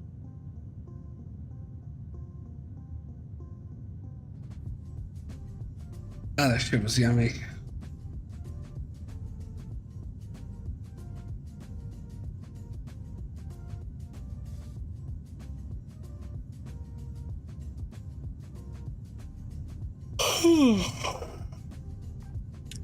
So Joey, have you had any interesting happenings at work over the last however long? Thankfully, no. Good. It's been more or less straightforward stuff going on right now. We have been facing a strange issue in our testing for a release that we're going to be doing next week. That's a little bit funny. Just one of those issues that makes you feel like you don't know anything about computers. It's just like, why is this happening? You know, like, god damn it, I can't figure it out. But, you know, those things happen, and we just kind of move forward and get help from other people and see if we can try to understand what's going on. But, you know, that's just part of life. Keep on keeping on. But now, overall, it's been pretty good. Good. A little bit stressful because I'm on technically 3 teams right now, and it's tough to split the work between all 3. But I thought you were supposed to be dropping one. What happened to that? damn, they're just having trouble finding a replacement. Ah. Well, pull someone from the department, have him work 2 teams. Fuck it. Yeah, it's a little bit much, but we'll see what we do. We'll see what we can do. They've pretty much sort of on at least on the one team that's like, you know, less mission critical, if you will. They're kind of all right, I think, with me just sort of not getting things done for that one, or at least I've been told we're not going to take on anything new. Ah. I won't have to do any new shit for it. But. So that's a kind of a nice way of saying, basically, you're only going to be doing stuff for 2 teams and just kind of doing production support on one of them. And I can kind of work with that. Yeah. But, yeah. Not too bad. That's good. That's good. No major meltdowns or anything. Good. Yeah, I mean, when I was, I took a little bit of time off while I was in the East, and thankfully it was right during the month-end close time, you know, the end of the month, when all the... When everything mostly goes wrong. Yeah, well, yeah, it's just, that's when all, like, the big reports and stuff get due and everything needs to be, like, ready right now, you know? No delays, no errors in processing, has to be done or else we're gonna raise hell. And thankfully that was very quiet this time, so I was happy about that. Good. Nothing that I was involved with had a major malfunction. Quackers, you should go sign up for an airport to work on the line as a ramp.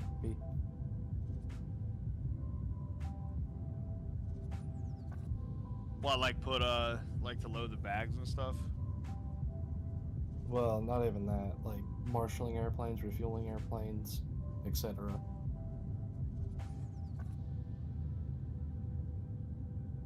That would be a fascinating job. It is, honestly. You have people trying to run you over, people don't listen to you. Hey, but on the bright side, you're not doing customer service. For the most part. My airport's so small that, yeah, I have to do customer service. Well, I mean, in contrast to the stuff Teen Quackers was talking about. Oh, well, yeah.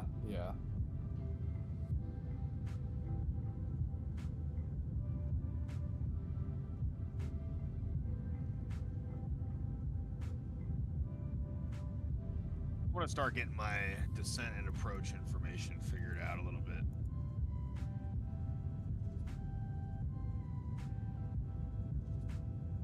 Still got a ways to go, but...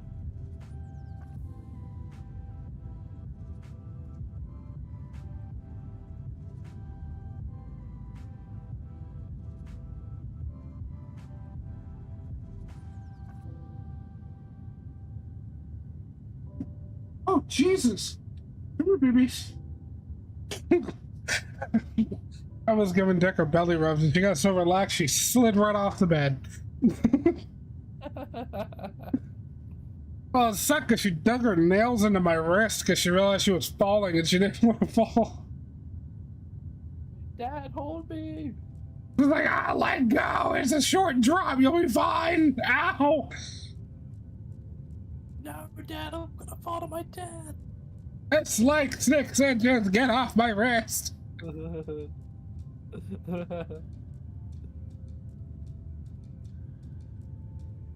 They're getting so big.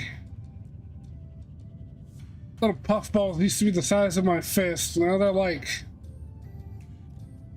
longer than my fucking forearm. These cats grow like crazy. Just in that view. Over here.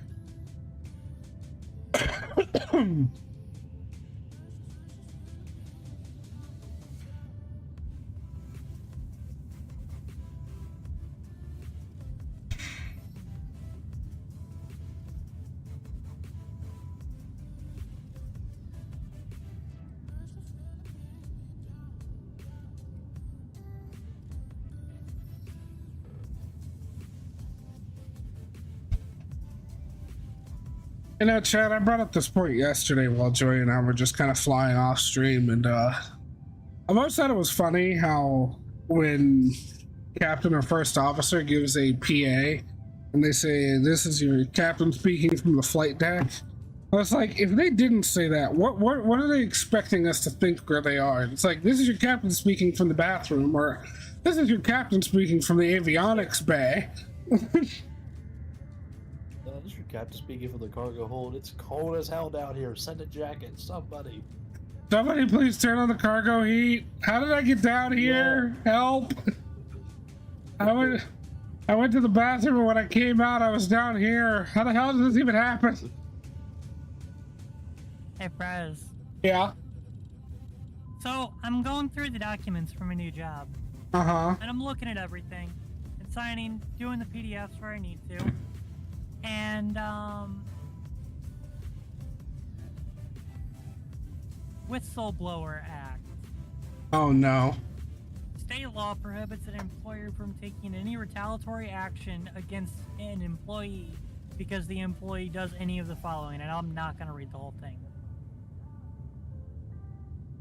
I just find it kind of funny. But doesn't prevent Boeing from going to work for. But doesn't prevent Boeing from murdering whistleblowers. Well, considering that fact that Boeing is not the company I'm going to work for, you shouldn't have to worry. Drunk guy at the air show stealing the plane. Jesus, T. Ay, caramba. Hey, caramba. Ay, caramba. I'm fucking tired.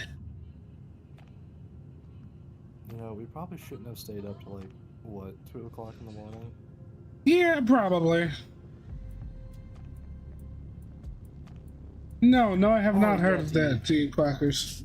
Yeti, I was at Oshkosh this year, and they did that performance, I think, like 3 or 4 times. It was so funny. It was awesome. So, I guess I'll break it down for you real quick. Basically, it's a husband and wife duo. Mm-hmm. They're like the famous ones that do it. And the wife will pull out this beautiful looking cub and like pretend to be like an instructor, like she's all like dressed up and whatnot. She does like a real quick like walk around, make it look like she's doing pre-flight, and then this dude in a like a cotton tank top, jeans, and sneakers will like quote unquote jump over the fence, and he has a Miller Lite one of those metal bottles, but it's full of water or like soda. Uh-huh. And he'll take like a drink of it, start walking, and then he'll start running. And he'll put the cap on and start running, jump in the airplane, start it, and just take off. And then does like the whole like wing scrape, climbs real steep, stalls out, comes back down, almost like narrowly misses the runway, do some real steep turns. He'll fly by, and then the doors open because it's a cub, and he'll yell, "I don't know how to fly this thing!" And then just proceed to do some like really basic like stunts and whatnot, nothing too crazy. And then he'll land, and when he lands, he does a bunch of circles and kills the engine. And once the engine quits, he actually rolls out of the cockpit under the airplane and then while the airplane is still sitting there, spinning on the ground, nobody in it, and then he rolls out from under it, opens up his bottle, starts drinking, and starts running. And meanwhile, the officials are like chasing him down. Jesus Christ. It's a great show. Spitfires are very iconic. It's the only thing that like differentiates it from P-51s is the, I don't really know, it's like a wine, I guess. Is that what it's called? I think the whole shape of the plane differentiates it from P-51. What are you talking about? Well, yeah, no, duh. But he said, well, yeah, he said he saw one fly over. But it depends at the altitude because, well, if it's really high up, he lives in the UK, so it's not that far-fetched. probably a Spitfire then. Easiest way to tell if it's a Spitfire, are those wings like a stretched oval? If so, yeah, that's a Spit.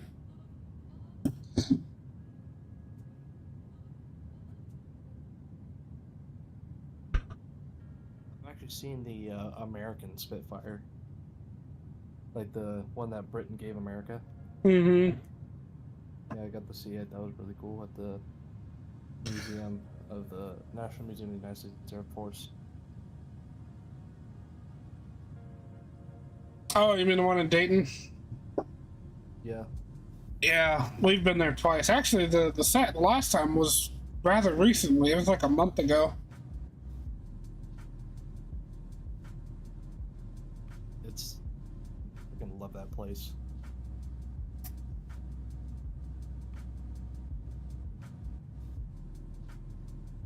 Oh, T, you'll like this. So, you know the B-24 Witchcraft?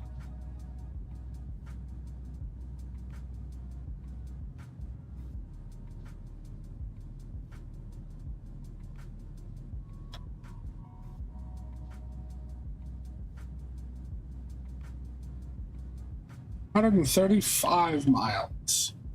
God, I really wish we had ATC on. Oh.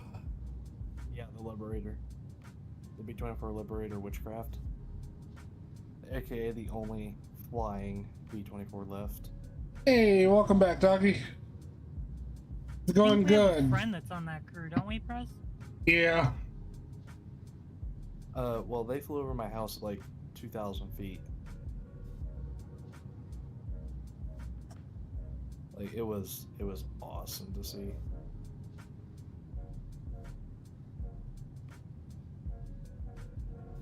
Only one flying model left. There's still, I think, a handful in like museums and whatnot. Not to mention you can go like anywhere in the Southeast Pacific and go walking through the jungle and find something similar.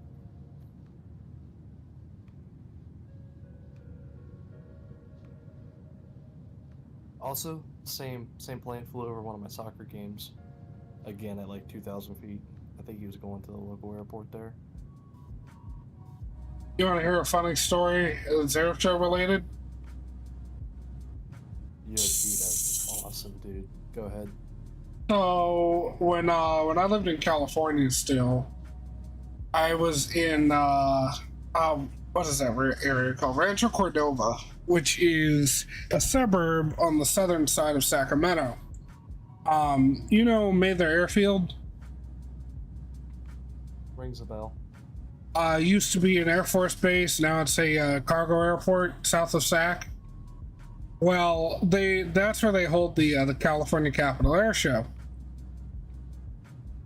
We had moved into that house in that particular little suburb probably not even a week beforehand. I didn't know about the California Capitol Air Show at the time. How I found out about it though was day one of the air show was a Friday, and you know, we're still unboxing shit. I go out into the backyard because I wanted to take a look around. It was nice. It was a cool day. I wanted to get some sun. So I went outside and I hear this like high-pitched whistling sound. I'm like, what the fuck is that? So it's getting louder and louder and louder. So I look up It was the fucking Thunderbirds in formation flying low as hell over my house. I'm like, excuse me? And then about 10 minutes later, the E4B fucking Night Watch Doomsday plane flies over my house. I'm like, okay, there's got to be an air show going on somewhere. So I look it up, and I'm like, oh, the California Capital's being held in May there. I was like a mile from the airport. Had no idea.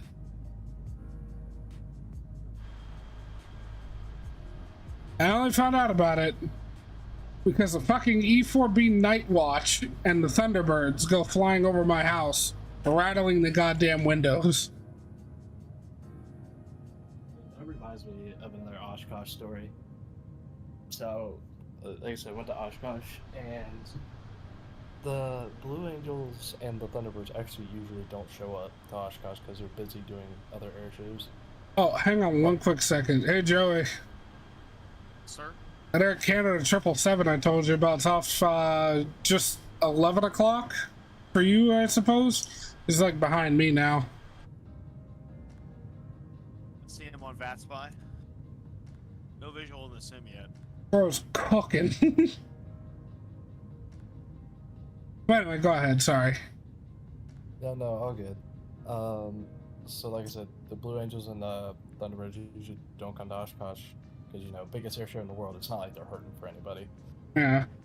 So we actually got a flyby from both because they were on their way to other air shows, and the Blue Angels just kind of did a quick little, you know, pass overhead with the smoke, lit the burners, and left. The Thunderbirds actually put on a little performance, and they came, split, regrouped, shot out over the lake, came directly at the crowd at like probably treetop level plus 50, and then broke right over the crowd. So I have a picture of an F-16 like literally right over my head. Like I could have threw my head and would have hit it. That's awesome. Dude, I needed new pants, and it was not because of crap.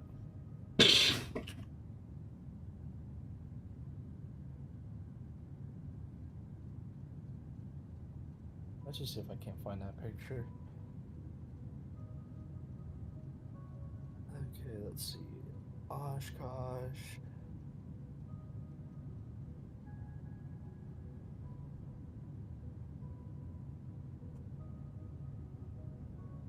Ready. Now, what day was that?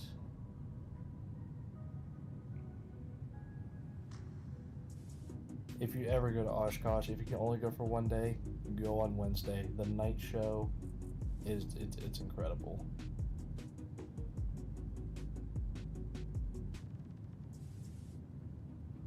The F-22 burners, whenever they do the takeoff for the night show, just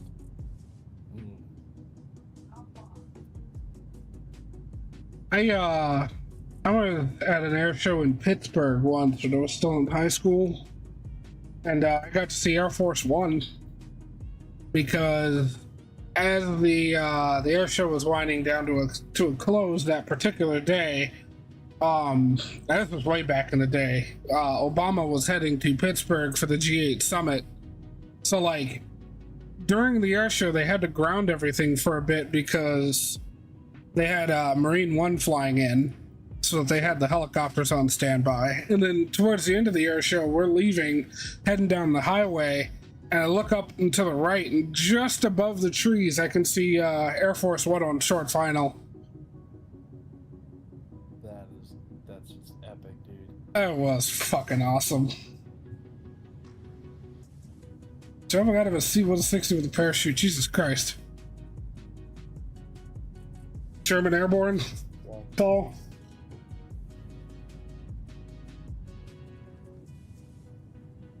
Bro, you ain't never seen airborne until you see the 101st doing a demonstration. Holy shit.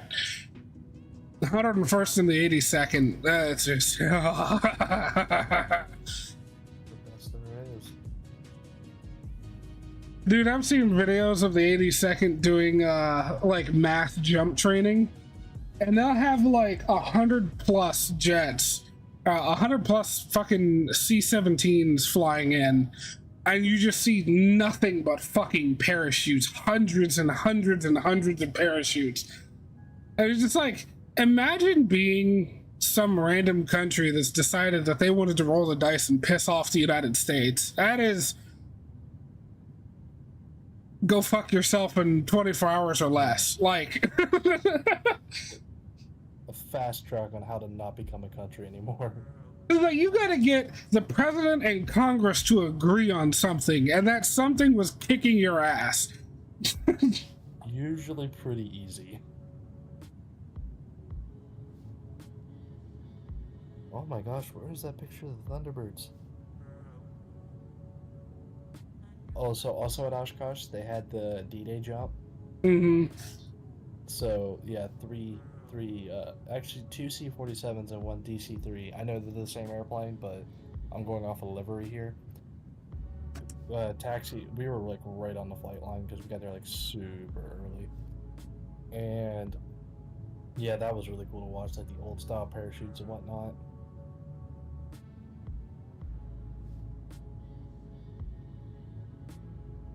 Dude, if you go to Oshkosh next year, you gotta stop by and grab me.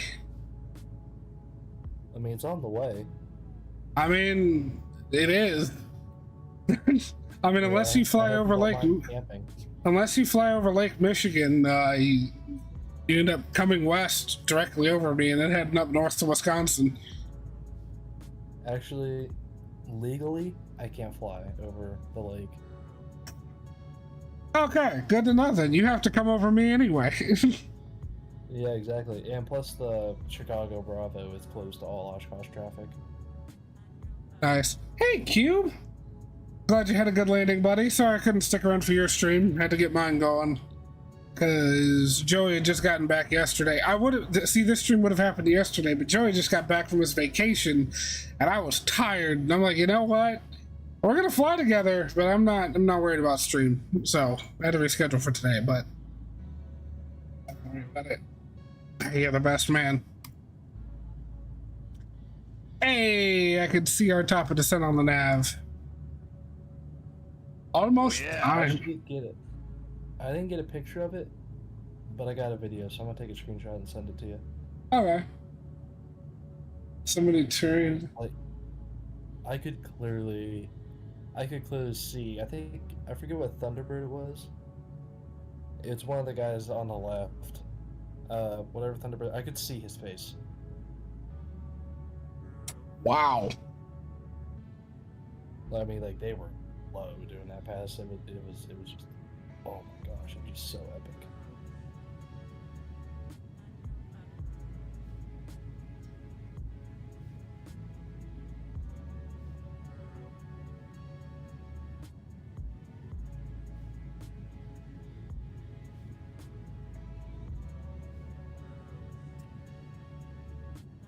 Yeah, no, next year when Oshkosh comes around, make a quick pit stop in South Bend.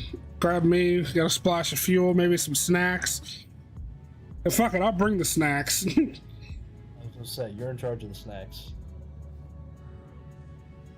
Alright, I sent you the picture on Discord. Chips, shit ton of beef jerky. Yeah, absolutely. Couple, like 2 4-packs of Monsters. Fuck yeah. Oh, that is awesome. Yeah, it was. I was like, okay, they should be breaking any minute. Any minute. Any minute. Right over the crowd.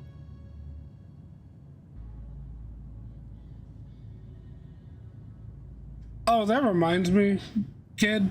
My home defense weapon looks different than it does in that picture now. I forgot. I put a different sight on it now. Well, I have an actual sight for it rather instead of just the iron sights. I mean, they're still on there. I just haven't flipped down. I might actually take the back one off.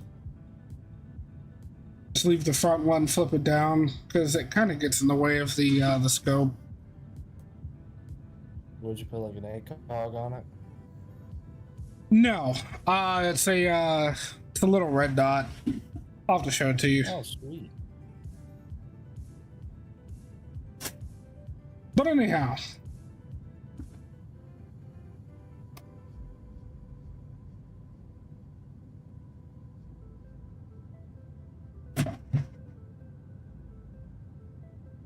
30 miles to go, chat. Should be nice too. I don't see, we're not too much weather going on here. Nope.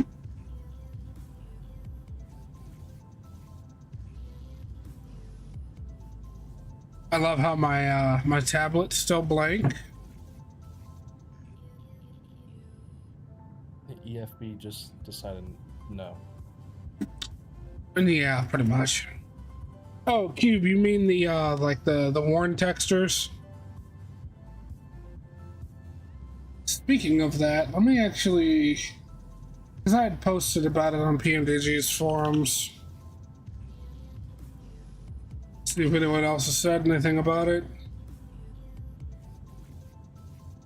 I don't know why I read that as worm textures. Yeah, I've tried them. Eh.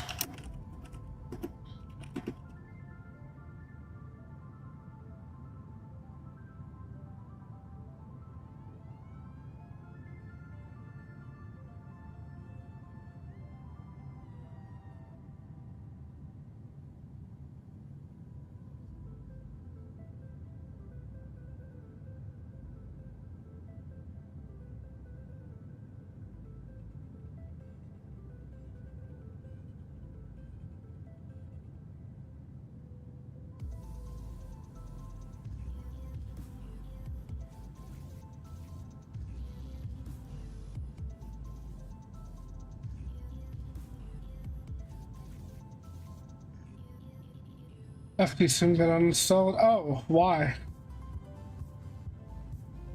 Thought a third-party library sounds reset to default. That's odd.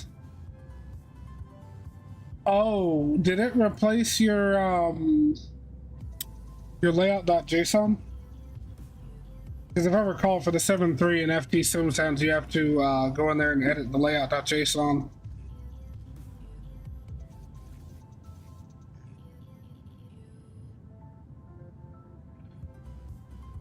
I think it did. Oh, then I have no idea.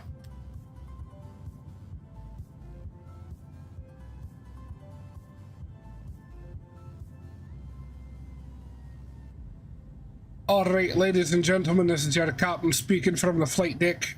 We're about to start our descent into Winnipeg. So get your seatbelts on, we'll be down soon. Temperature there is about 81 degrees Fahrenheit. It's a bit of a hot one. I don't know why I've turned Scottish, but whatever. Oh. I was like, what is that accent? I was like, oh my gosh. Oh gosh, my gosh! Scotland forever! Freedom!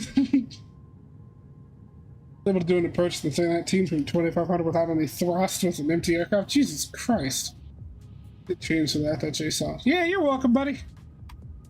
I figured that's what it was.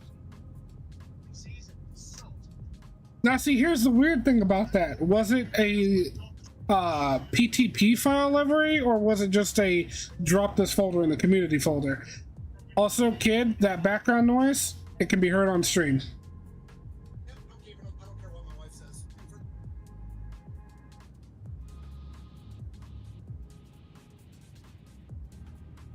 Thank you, Sasha.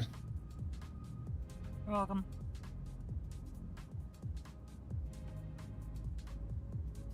Oh, that's odd. I didn't know those actually would change the layout.json. Still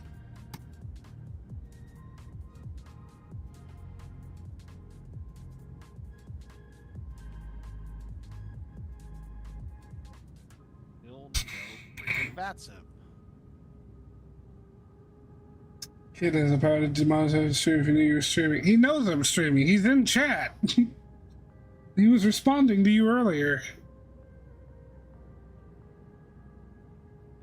Ah, knucklehead.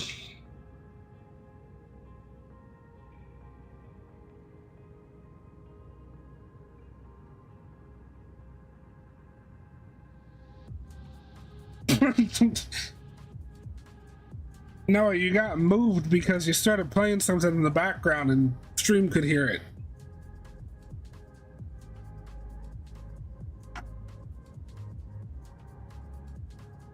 To be fair, I'm drinking loads of rum and playing RimWorld, so this is more like a podcast.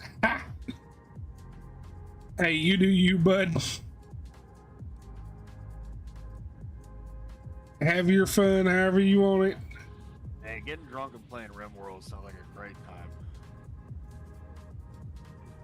Especially when you RimWorld in general is good. especially when you start a lucrative business harvesting organs. Uh-huh. No, you can hear that. My light wasn't green or anything. It must have turned green like the last second there. Oh no, we were getting all of it. Oh, my bad. I didn't know. By the time I could even open my mouth to let you know the chat could hear that Sasha had already moved you. She's on top of it. Mom is unruly with the virtual belt. All right, let's do our. Where's my? Oh, that's right. Okay, performance tools, landing performance, populate from last flight.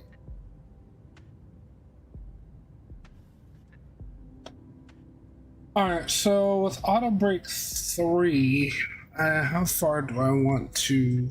How far down the runway do I want to exit? That's the question. Not very, like Kilo or Alpha would be best. Really, Kilo would be for the best.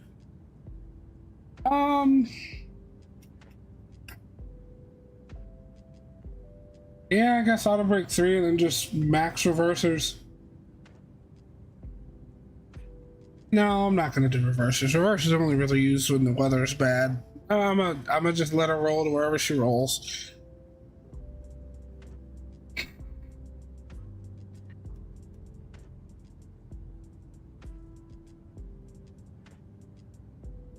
All right, my descent has started. Woohoo! It's a great think about doing Delhi to Montreal the other way around on Saturday. Ooh. Great time until 50+ tribal hordes descend upon you because you rejected the diplomatic marriage. Dude. See, I haven't played RimWorld. I've only seen, what's his face? Fuck. I forget his name. Mr. Yorkshire Tea. Spiffing Brett. Yeah, the Spiffing Brit. I've only ever watched him play it, and all I know is organ harvesting.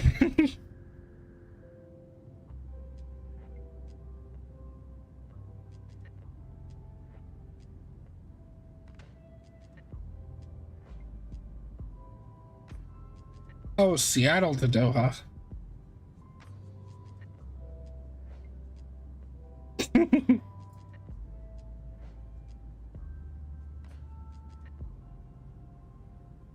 Hard.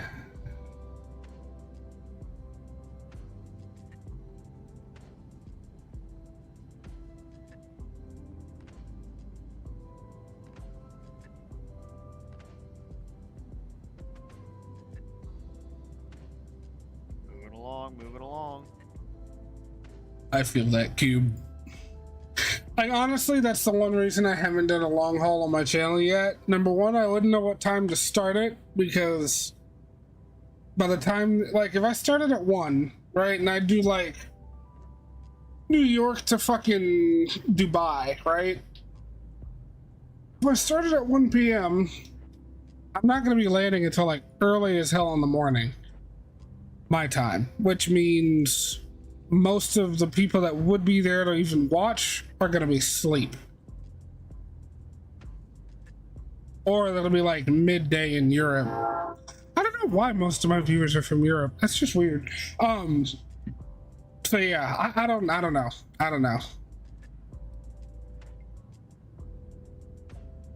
Where are my fellow Americans? Absolute hell, good Okay, God. kilometer. Hey, Cupid. I'm doing good. How you doing? Like 1 a.m. my time, sleep at 2 a.m. and wake up whenever, yeah. Because like I really wanted to do take the 777 from Dubai to like Heathrow. But any time that's good for me is going to be night over there. Although then again, I don't have to use real world time. I could just change the time, but still.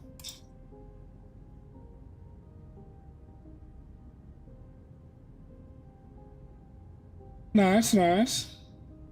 Stream right before I go to bed. It is quite convenient for you, isn't it?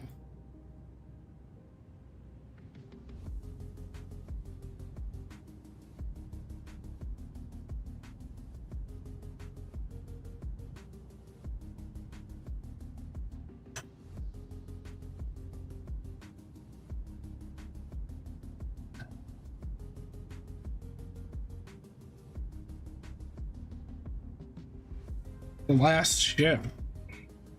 I've heard of that. I don't remember what it is, but I do remember seeing that. Oh, I love that show.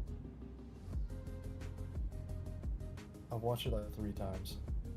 What is it even anyway? Long story It's short, based- there's the COVID. black the Black Plague came back, and this ship is doing research in trying to cure it. And they're like the only place that's there's a whole thing behind it, but there's a Russian admiral that's out to sink the ship. The ship's just trying to do what it's got to do. It's like 3 seasons long. I think it's 4. Oh, Actually. It's a lot. Yeah, because like Good once show. they get them, a great show, yeah. 5 seasons apparently. Oh, is it really 5 seasons? she wants to know how's Minecraft going. She's on the moon, last I saw. No, I'm not on the moon right now. Yeah. Oh, you're home now. Gotcha. If he wants to join a VC, I'll show him. Alright guys, I gotta dip. I'll try to be back later in time for the stream. If not, blue skies and tailwinds. Alright, see ya. Bye bye.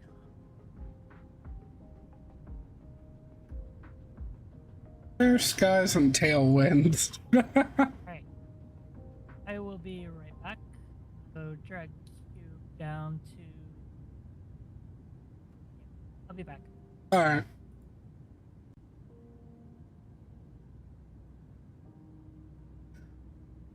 Alright. We've dipped below 18,000. I'm still up at 27260.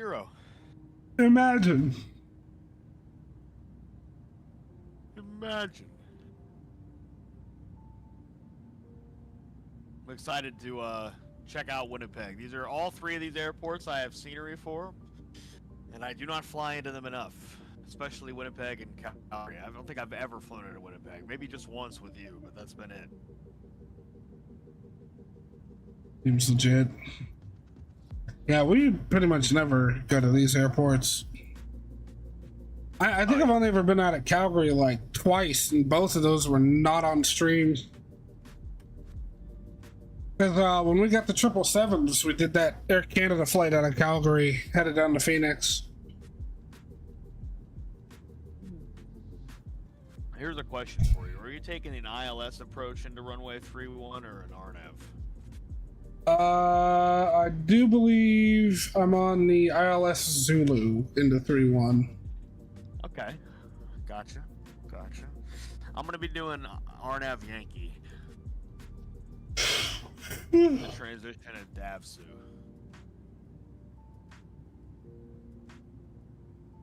Well, all I can say is be who you want to be, Barbie girl. Oh, I really appreciate that you support me in this. That gives me the just extra little bit of spirit that I need to carry this out. Part of it is laziness, because I shoot. like not having to put the frequency in or the course and just kind of let it do what it wants to do. And it's still kind of like an ILS. Technically, it's not a precision approach, but it works fine at most airports. As long as my GPS signal's good enough, which it appears to be.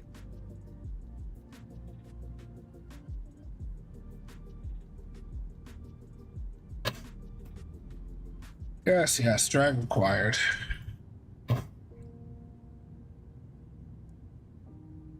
Bank angle. I really hope you're not hearing a bank angle warning. Not currently. My wings are level, so that would be kind of funny. I was gonna say, if you're up at that altitude and you're getting a bank angle warning, sir, are you okay? Do you need squawk 7700? Not at this time. Since I bought it, love it though. It says it's called the Red Flu. You should have watched me. It's one of my favorite shows. Yeah, I can see myself watching that. It sounds interesting, Cubes.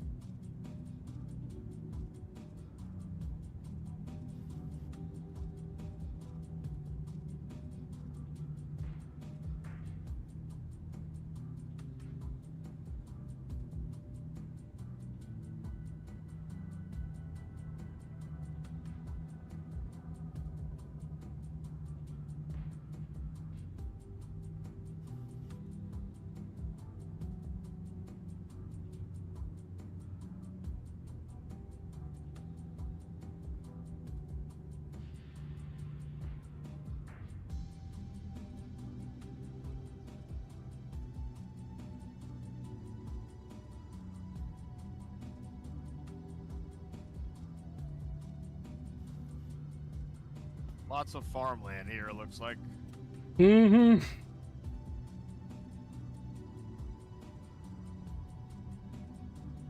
The breadbasket of Canada.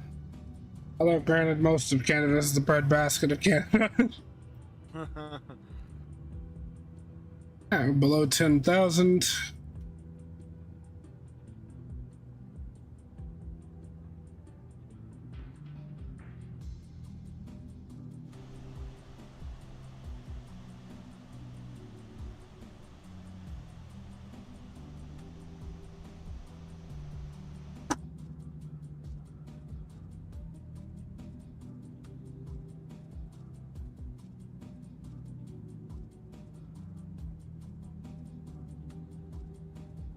Alright, time to figure out what gate I'm going to when I get down there.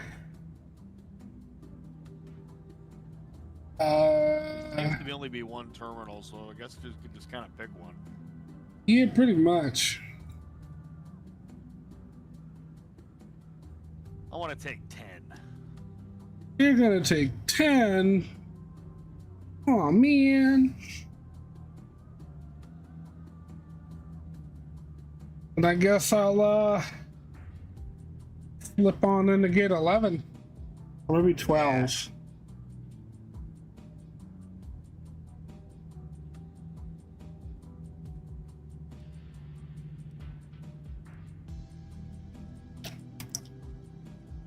Why, you don't want to be next to me? What's wrong with me? Oh, I don't want to catch cooties. Come on, man. Are you in the fucking 5th grade or what?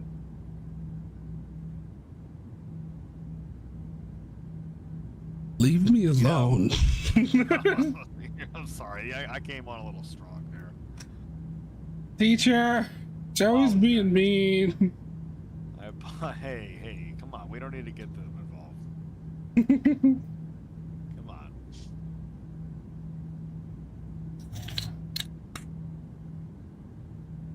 Altimeter in Winnipeg is what, 2985? Sure. That's what I'm going with. You have that ability. Shut up. God, you're such a fucking smartass.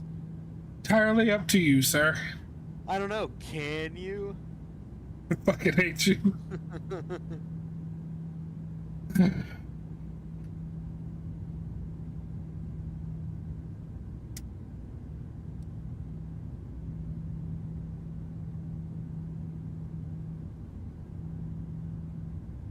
Afternoon, Winnipeg traffic just rolled in from Saskatoon.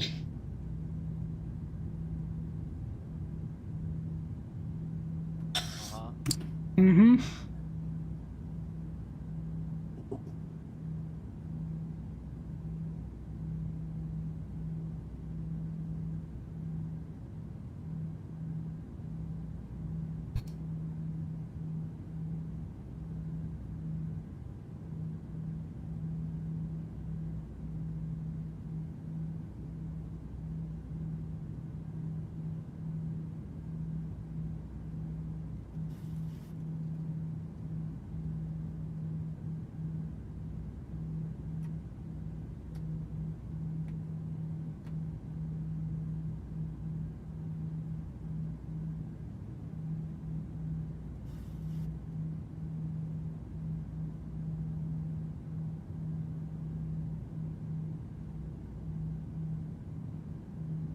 Alright. Do one last check for vatsim. Don't know controllers. We're the only ones here. Wow. Yeah.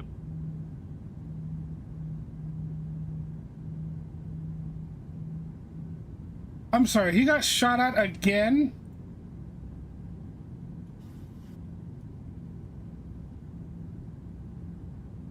Okay. Well. Okay. I swear to God, if this is a fucking stunt to try to get the sympathy bump in numbers, Like, dude, the first time felt staged as hell. Let alone it happening a second time, and the missing.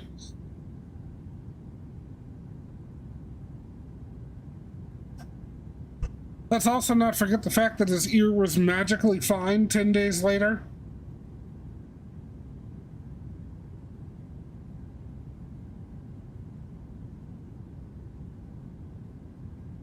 And then we've got Lindsey Graham. Quote, he's one of the strongest people I've ever known, end quote. Lindsey Graham probably doesn't even remember his own name. Yeah, it's Lindsey Graham. Winnipeg traffic, Westjet 482, base for final runway 31. We'll advise it 5 miles. Winnipeg traffic. This happened very recently, but yeah, don't really know much yet. Just that he's safe. Obviously gotta be safe.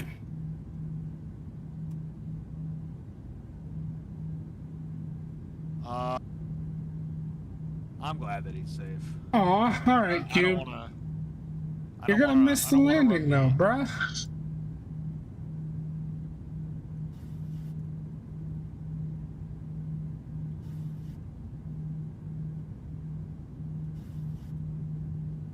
Yeah, Joey, let's just leave it at that about that. Or I'm just gonna leave it alone.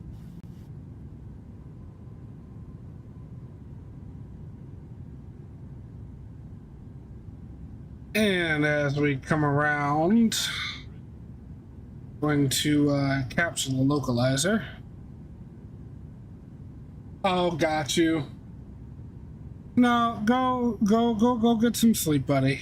You don't gotta stick around for my landing. You got school tomorrow, I forgot.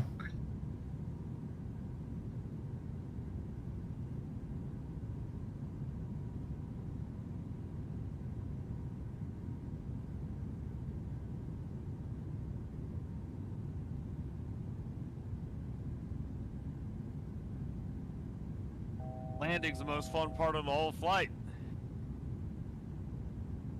It's the hardest part of flying a plane, and it's the most fun. They're saying that watching my landing is worth it. I could not ask for better viewers. Couldn't ask for better friends. Alright, intercepting the ILS. I'm gonna go ahead and I'm in approach mode. We've got the ILS. Flaps 10. I said, let's go flaps 10. Thank you, plane.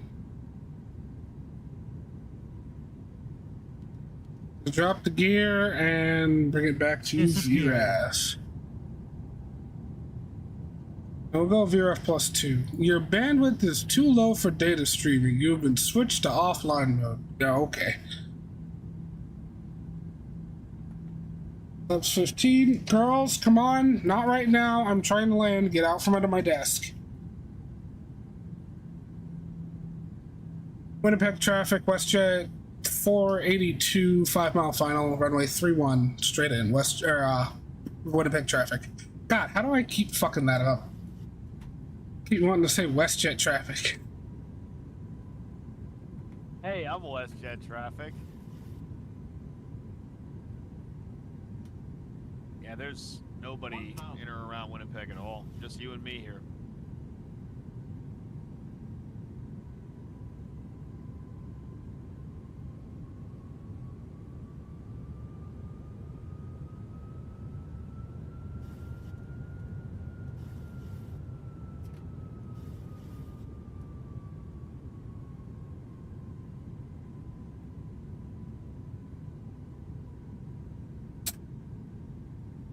Alright, wind's kind of playing hell with the plane. I'm gonna go ahead and take manual control now.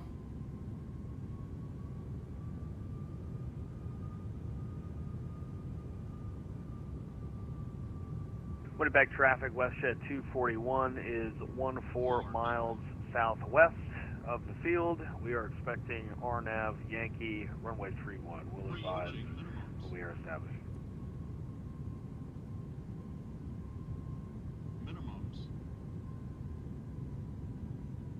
Back onto the center line.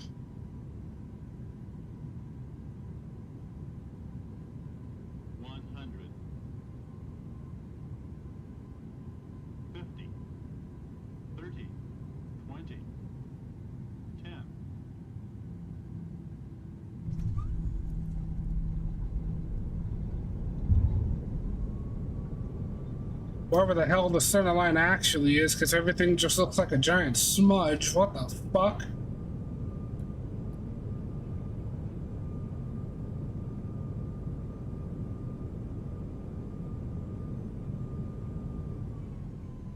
Alright, 60 knots, reverser stowed. Disable the auto brakes. And unfortunately, we missed the turn off at Alpha, so we're gonna have to go to the end. And I want to try to get down there quickly so we can get the hell out of the way for Joey. You're good. I'm not even lined up yet. I forgot you were pretty far behind me. Yeah, I'm still. Yeah, I'm not even at Davsu yet.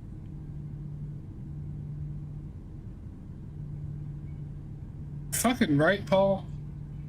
Dude, I am so damn tired of FS 2020 and they're, oh, your bandwidth is too low.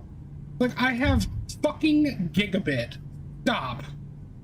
No, your servers are too shit. It's not my bandwidth.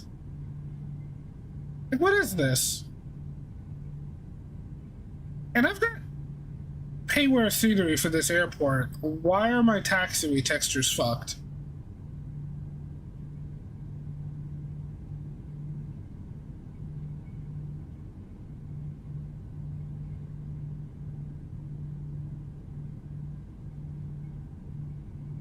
Alright, good night, Cube. Anybody remember what the hell my my touchdown FPM was? I didn't even get a chance to glance at it. Okay, 187. That's damn good. Didn't float it.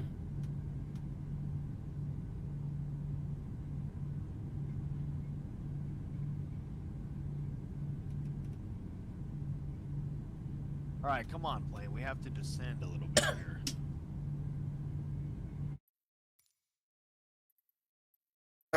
Data online functionality off and then turn it back on.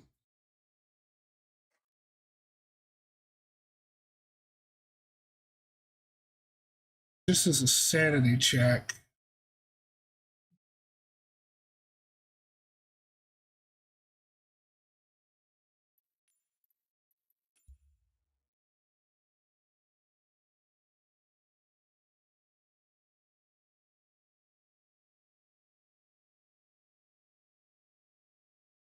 Working internet properties. Yep. Still my computer is still transferring at a gigabit, so shouldn't be having issues. This is 100% on them. Winnipeg traffic, Westjet 241 is established, turning on a 5-mile final for runway 31. All right, Cube, Doggy, Paul, y'all have a good one. Sleep well, my friends. Thank you, Paul. You too. I tried to break out and attempt to recontainer, had her leg chopped off, and I gotta make a new leg for it. Don't you just hate it when your slaves lose a leg when they're trying to escape? You're so inconsiderate of them. In-game, YouTube. In-game. Well, now I'm established. I think I'm gonna have a nice approach here. We'll see. Good. I'm trying to get my photogrammetry to turn back on.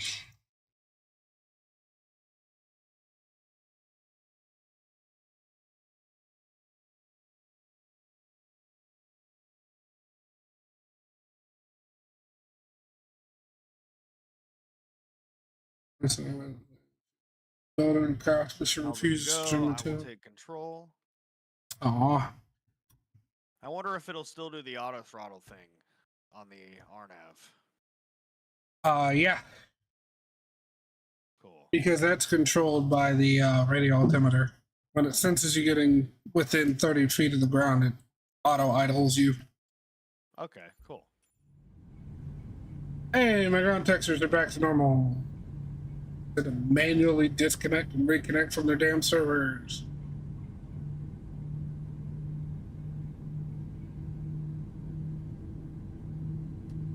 Flight directors off.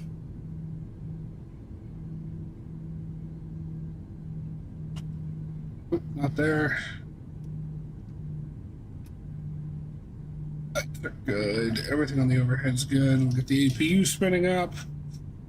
I will pop in a GSX and reserve my gate. Go. Hello. 811. Westjet.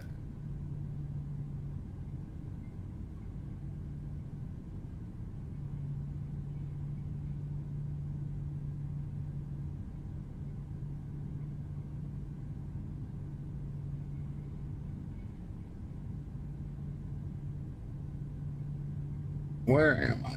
Field.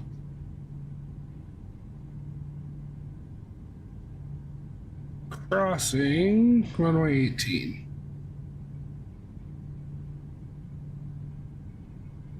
Not bad.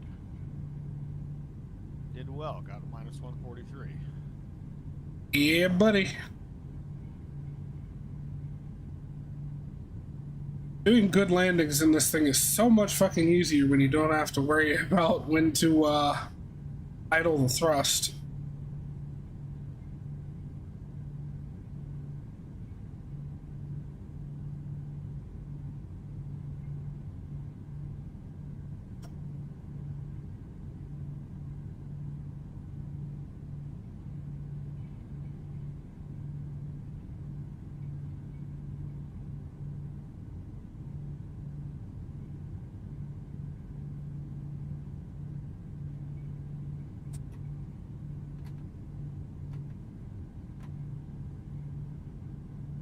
Damn it, ass, you forgot to stop the clock.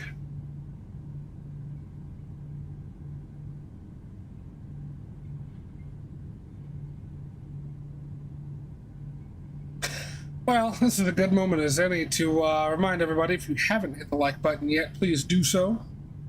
Winnipeg traffic, Westjet 241 is clear, runway 31. And if you're here and you're not subscribed, please hit that subscribe button. I stream every weekend, soon to be more than that. One of these days. Jeez. Hey, where's my boy at? I don't, looking for another 7-3. Where he at? Where he at?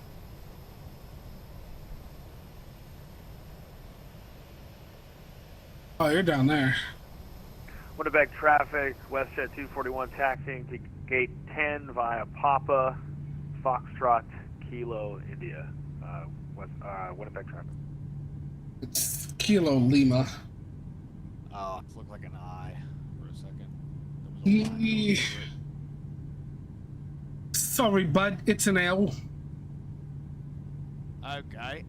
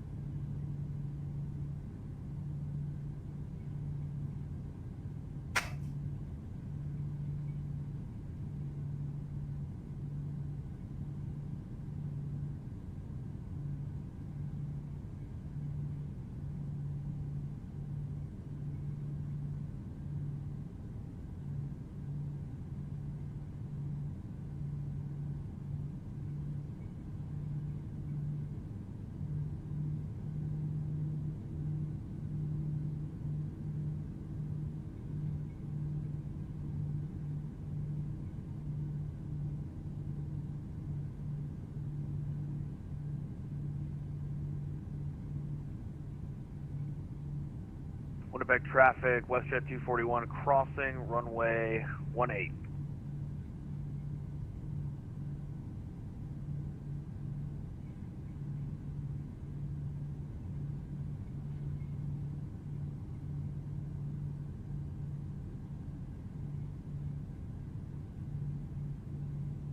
Winnipeg traffic, Westjet 241 clear, runway 18 traffic.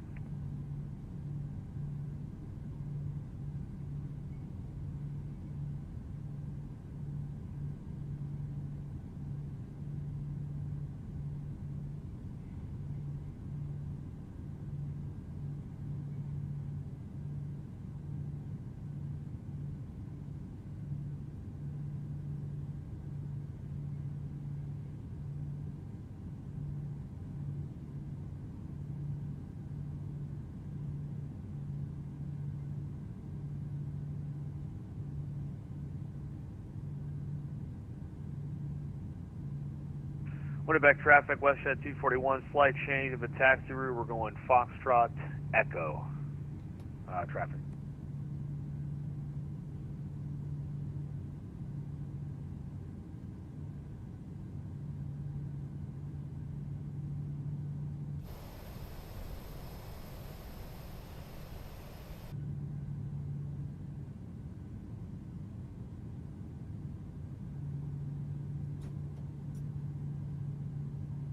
All right.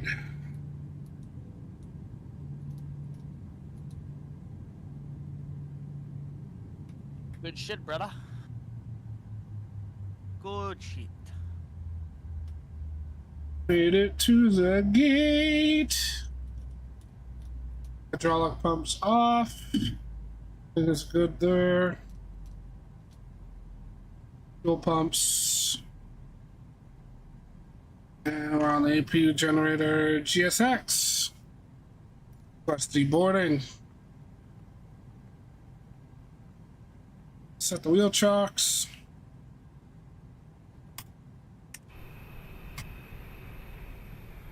Hi! That's our first leg all done and dusted. Load the flight plan there.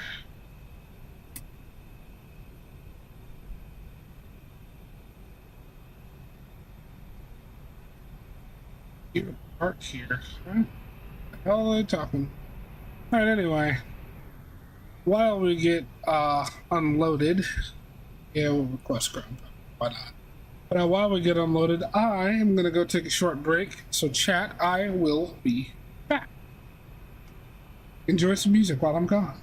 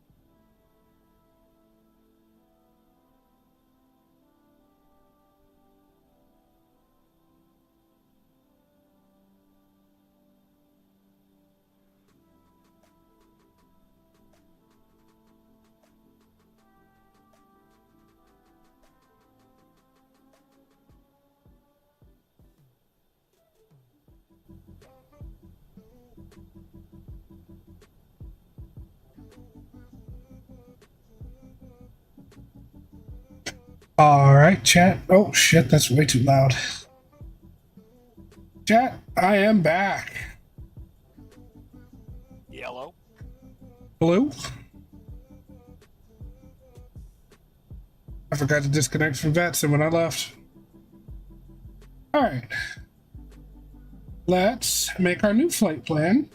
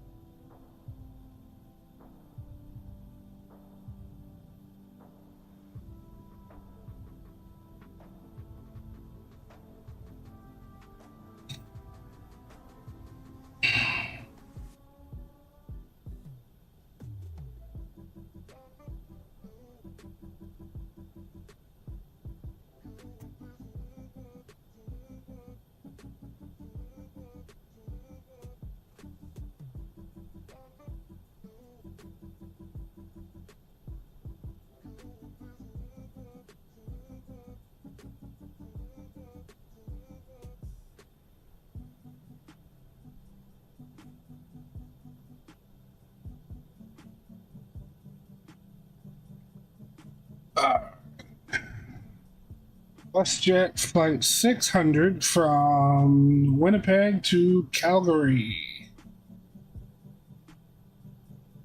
I did 243. And a guide.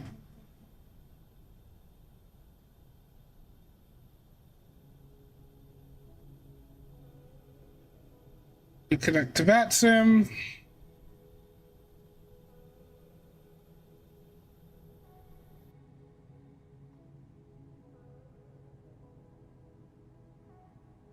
Still can't get the tablet to work. You know what, let me check forms again.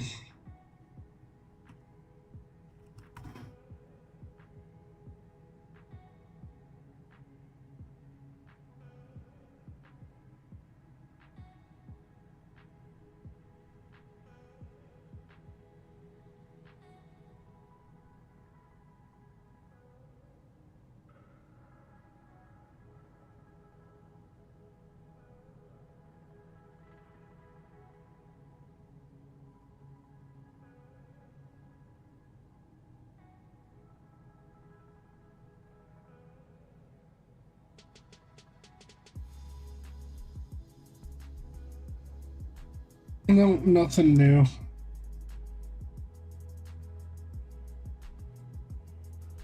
Oh well, it's okay, chat. We'll just put everything in manually again. Not a problem in the slightest.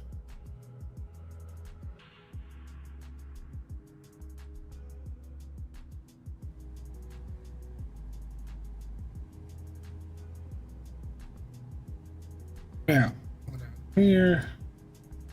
Ref index position. We are at Charlie Yankee Whiskey Golf at gate 11. Charlie Yankee Charlie.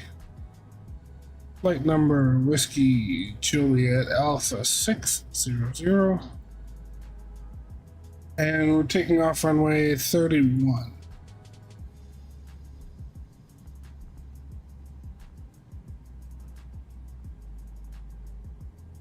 All right, so let's see. Where is our route taking us today? We're going. Actually, before we even do that, let's do ground services. Get the fuel truck here, and we need 17,000 pounds. We'll do 17,100. All right. All right, so we're going direct to Live B.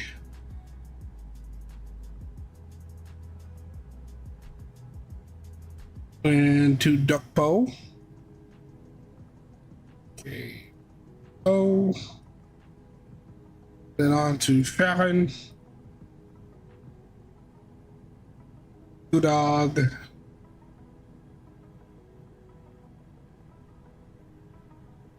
And Pickla. Oh wait, hold on. Oh, we got ourselves a thing here. What was the last one before Pickla? Was Gudog.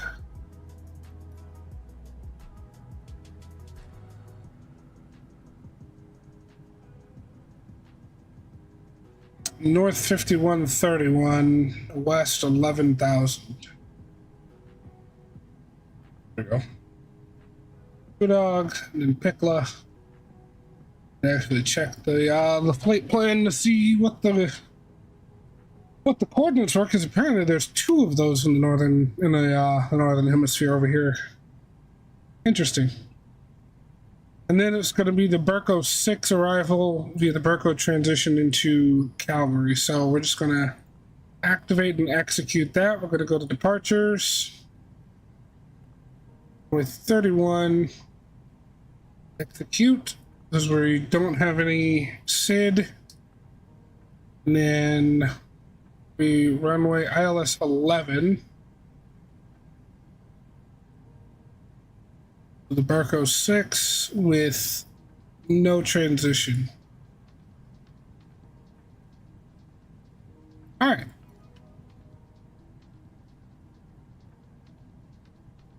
Now we can go to the legs page. Fuel truck is here, so we can start fueling the plane. As a matter of fact, let me talk to GSX real quick and let them know that I'd like boarding done. Of course, I have to hit it twice because GSX has to be fucking difficult. It's not being difficult, it's not doing its job, right? I'll go to plan and step through. Oh, hold on, we had a disco there. Pickla. Berco, that should be connected up. And Ebdic.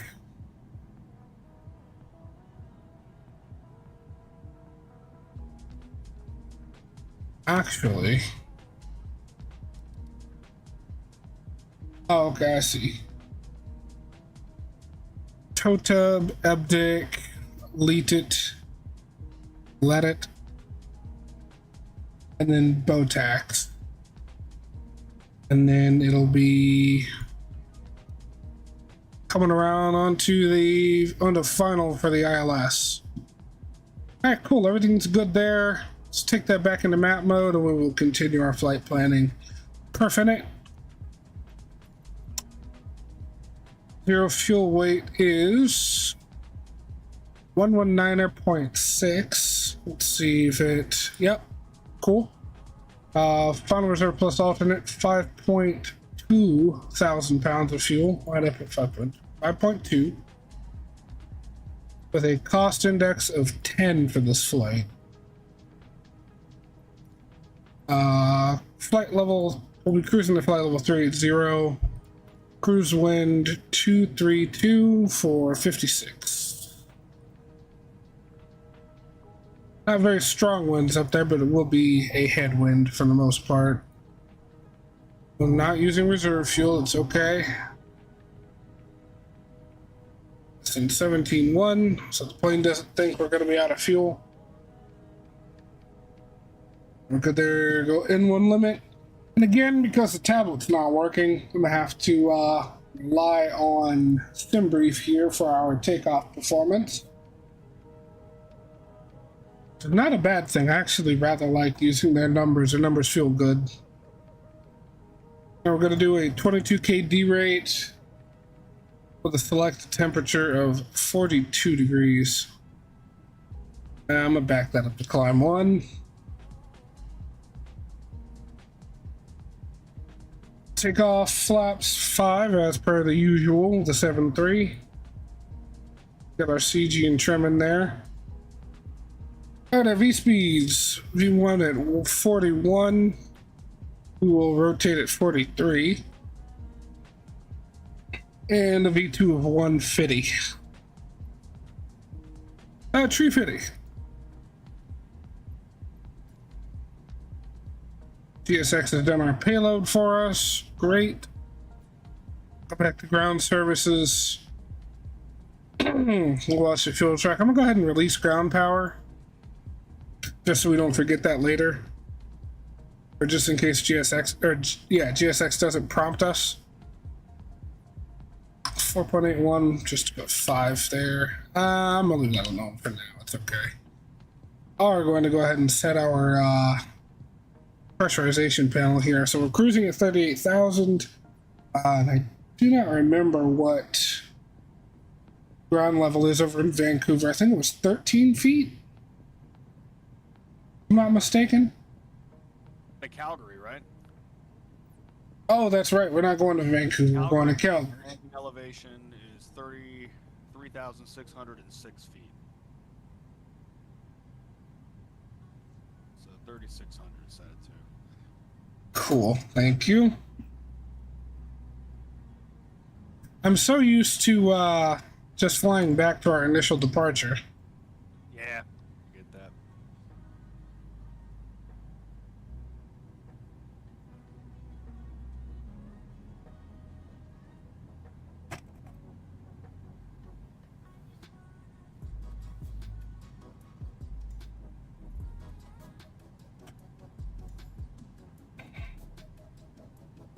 Alright, so we'll set our MCP V2 150. We'll actually set V2 plus 10, 160.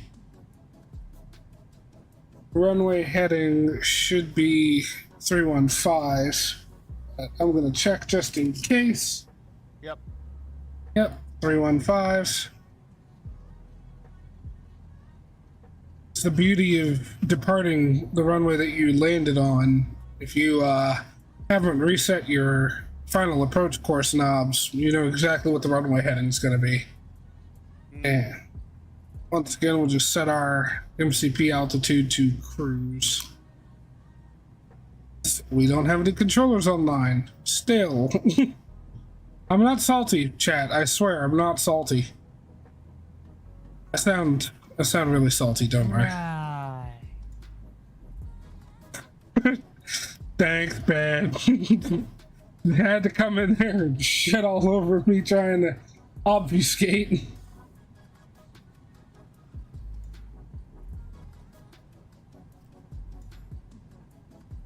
You know, chat, I'm gonna do it good, and I'm gonna use a checklist. Imagine me using checklists. Imagine is not my love. I'm so sorry for anyone that had to hear that. Their actual ears.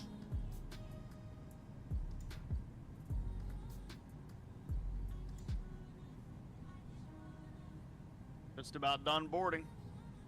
Oh, same here. Look at that beautiful Westjet 737-800 next to me. It's gorgeous. Absolutely gorgeous. Uh-huh. Look at you over there, you beautiful bastard.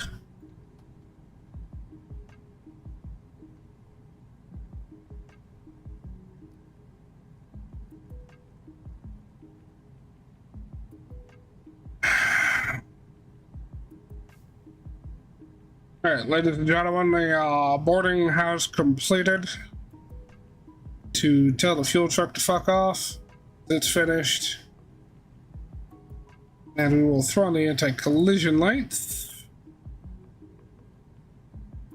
And let GSX know we're ready to go.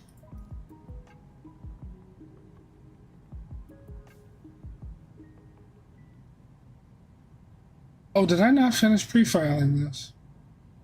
Oh, wait, no, this is the wrong one. Oh, shit, I never finished pre-filing. I'll plan. There we go.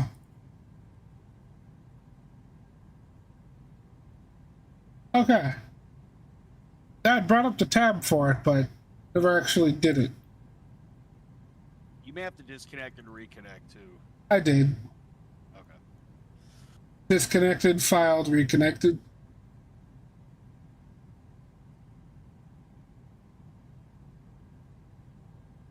auf der Heide blüht ein kleines Guggenheim.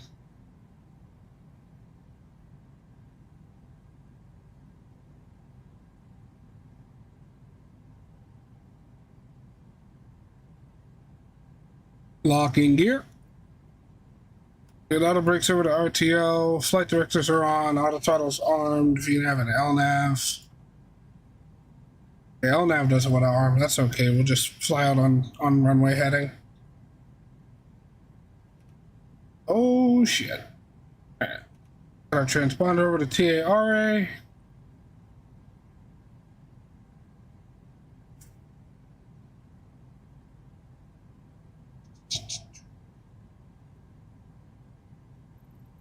Standard straight pushback.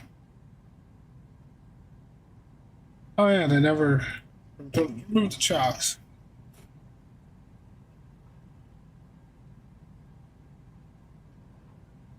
Winnipeg traffic, Westjet flight 600 pushing back from gate 11.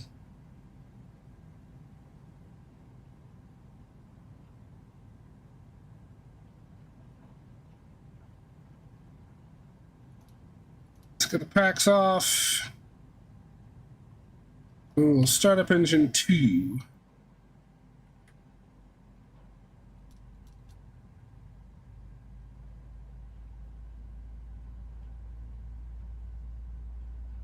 By the way, Joey, you can push whenever you want. I'm just going straight back. I'll do the same. It's pretty much my only option. I was just like, well, don't mind if I do.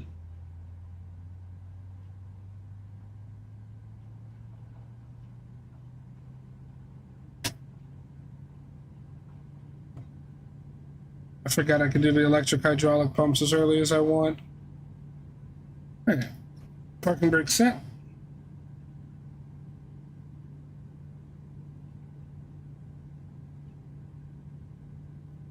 I love how I said I was going to use the checklists and then completely forgot to use the checklists. So, yeah. Gonna finish the engine start. And from there, we will remember to use the checklists.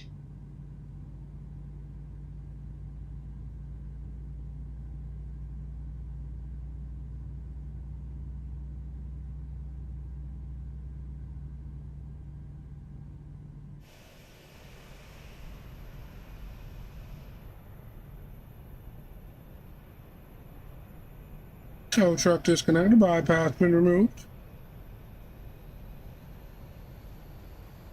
Winnipeg traffic, Westjet 243, pushing back gate 10.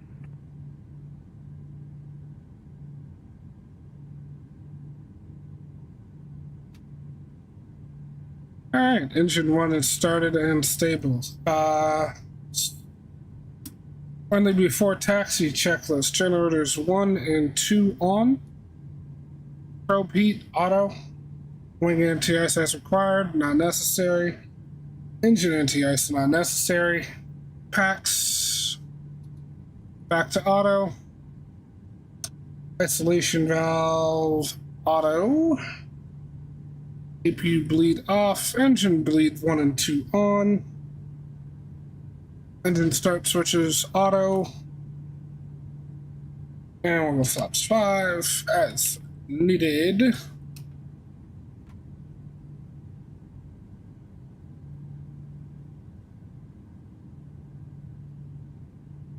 Elevator trim set for takeoff.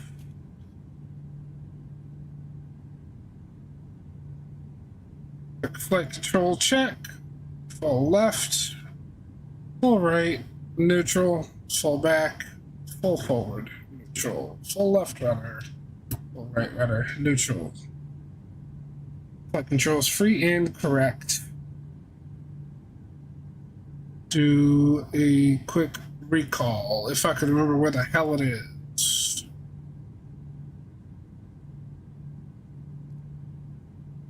Isn't it just the panel next to the caution light? Oh yeah, that's right. Alright. And on the theater panel. I keep forgetting that. I keep expecting there to be an actual recall button. Cover DU off. And before taxi checklist complete. Well, technically to the line anyway, completed. Beyond that, taxi lights, runway turn off lights as required. We don't really need them. Daytime, and we'll go ahead and get the EPU off. And we'll get going. We're going to taxi out to runway 31, so what we landed on. And I'm going to take Echo Hotel Charlie.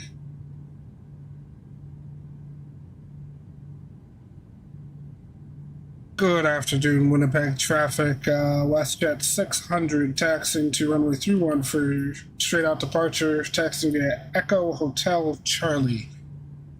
Winnipeg traffic. Alright, brakes off. A little bit of throttle.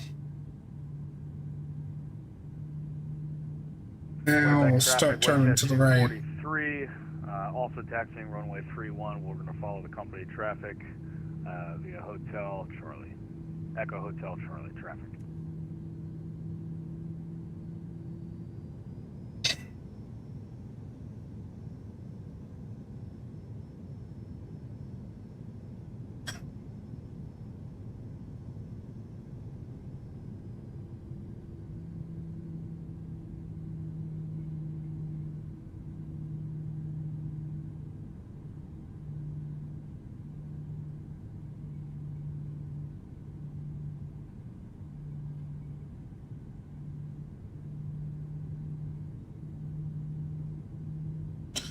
Sasha, the Kibbins over there with you?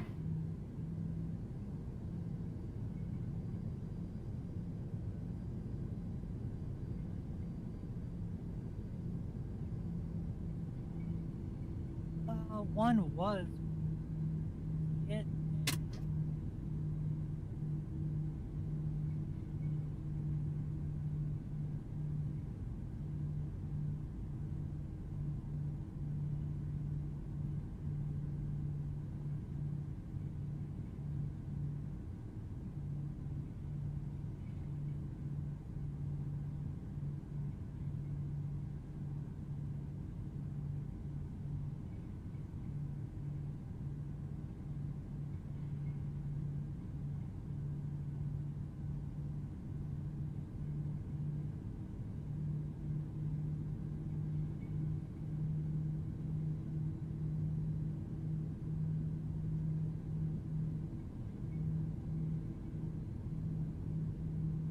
The de-ice ramp.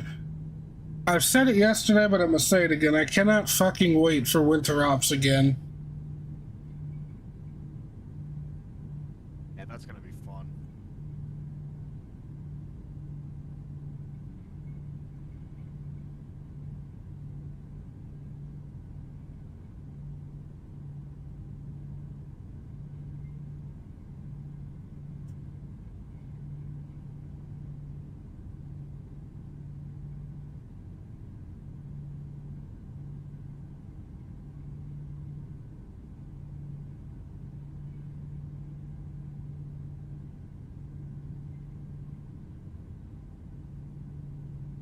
This is a nice airport here. I like it. Yeah.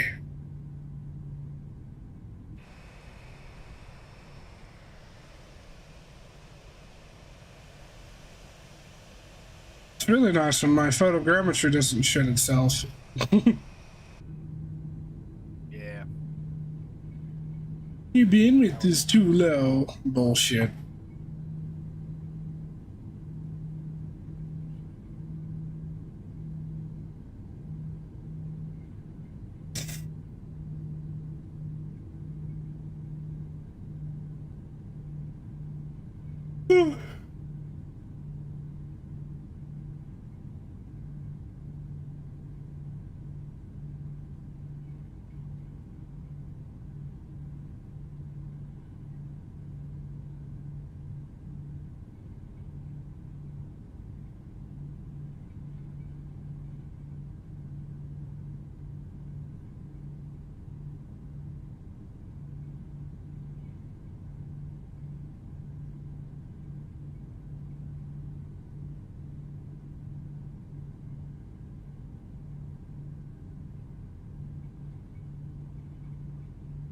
Where they have the ground service equipment in the next sim makes a little more sense. And it's like synchronized between different people.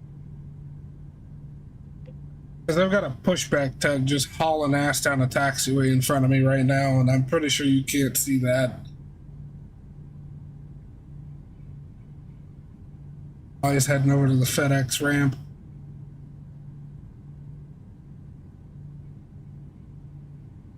That's another one we definitely need to do again. Some FedEx A300 flights. Yeah, that'd be sweet.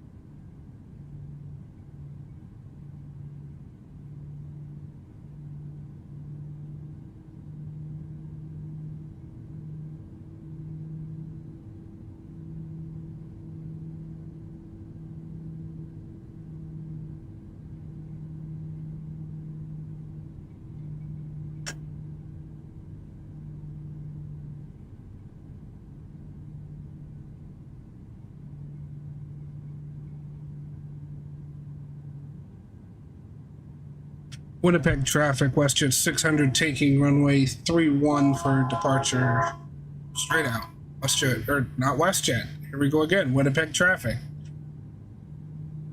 God damn it.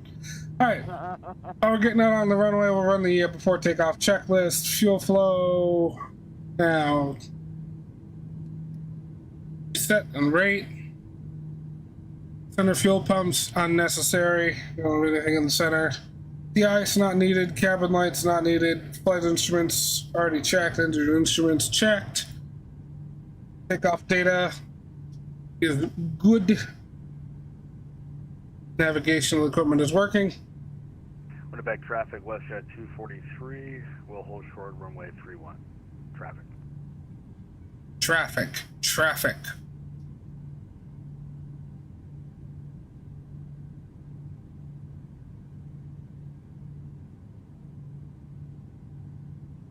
Alright, landing lights on. We will reset and restart the clock. Runway turnoffs on. Strobes on. Already squawking mode Charlie. Alright, we're ready to go. Engines up to 40. Let them stabilize.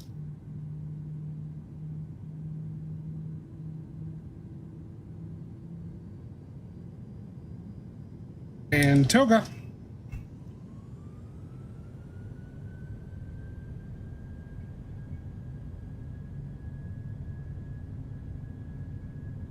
Airspeed alive.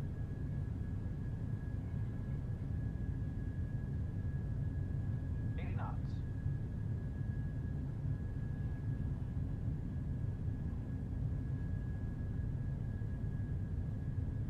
And the rudder is touchy.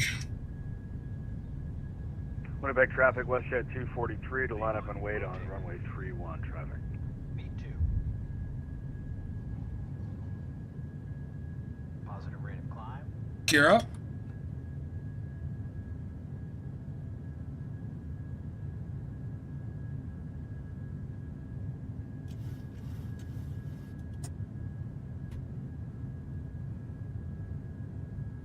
Start our left-hand turn here.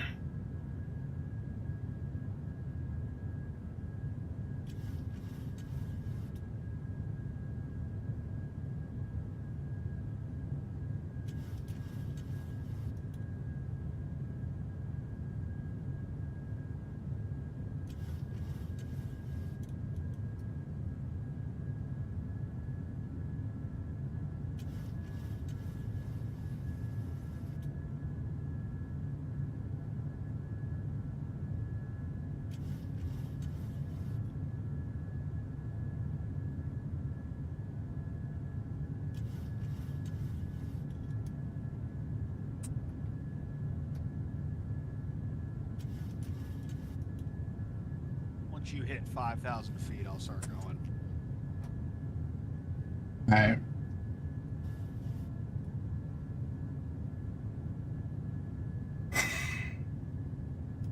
Alright, auto brakes off. Taxi light off. Climb out.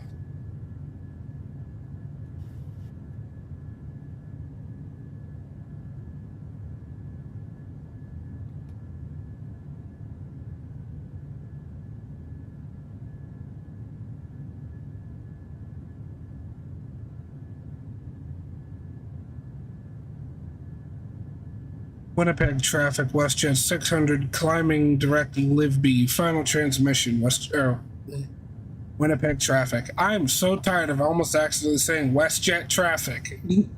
Brain, come on.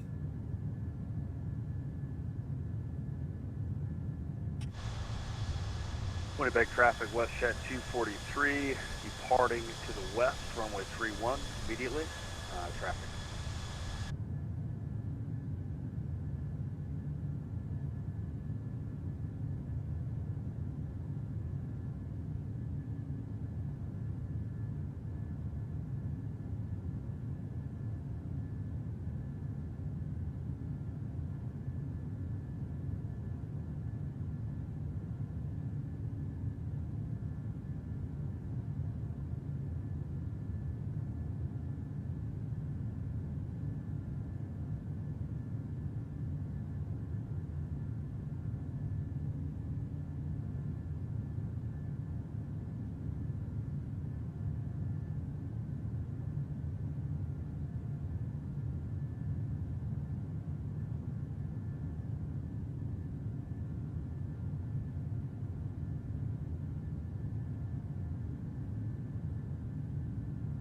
Climb through 9,000.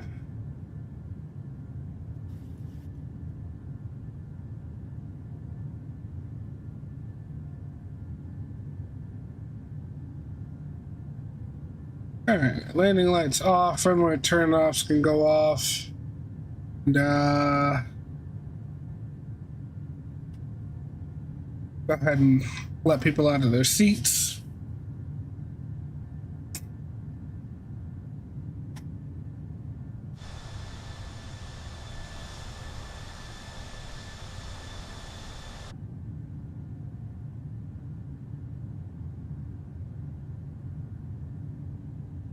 Alright, bring down the sim sounds, we can bring the music back in.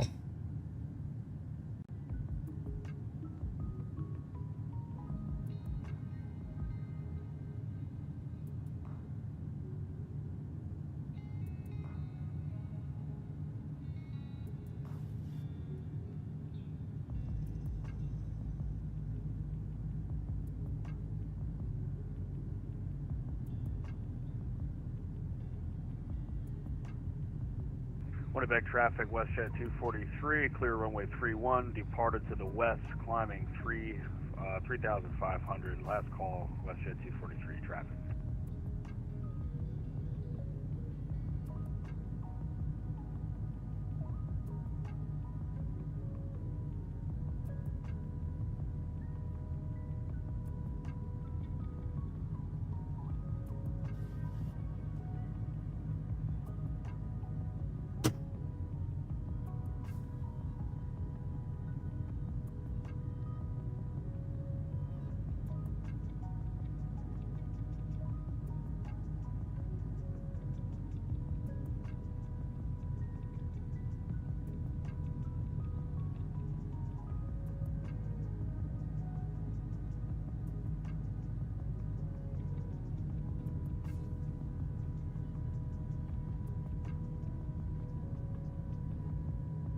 And here we go again.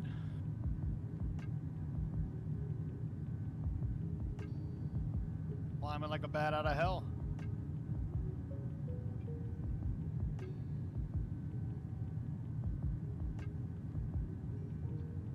That's one of the reasons I'm very excited for the winter ops is colder weather, better climb rate. Mm-hmm. Able to just haul ass. I just can't wait for like snow and whatnot.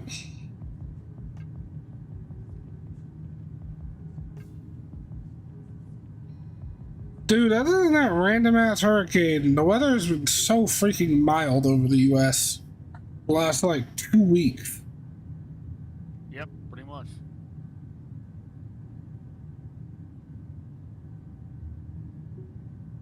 Gotten barely any rain for the monsoon whatsoever out here in Arizona or in Phoenix.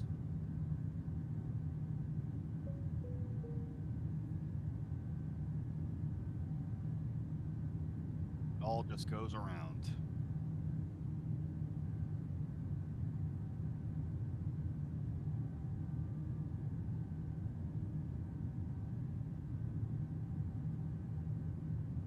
Do 18,000 set standard.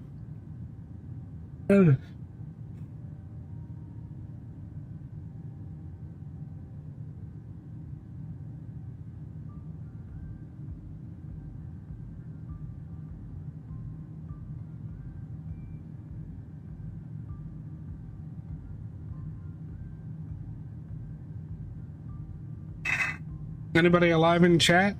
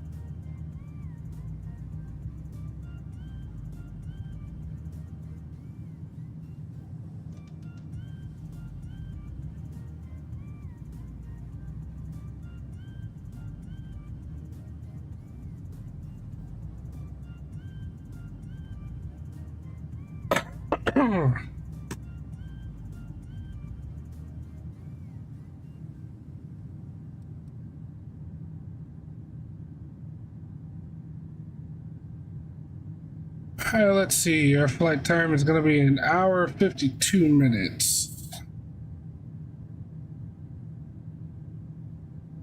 Stuff. Yeah.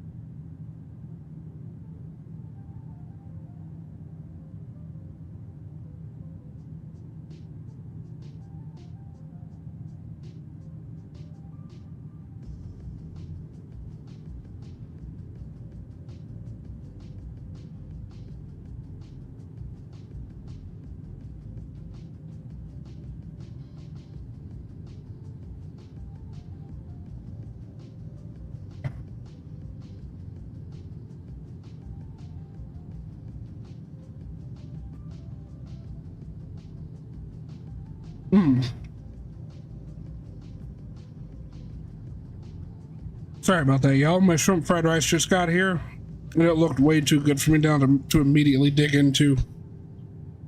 I get it. I'm fucking hungry. I'm definitely gonna get some after this flight here. Yeah.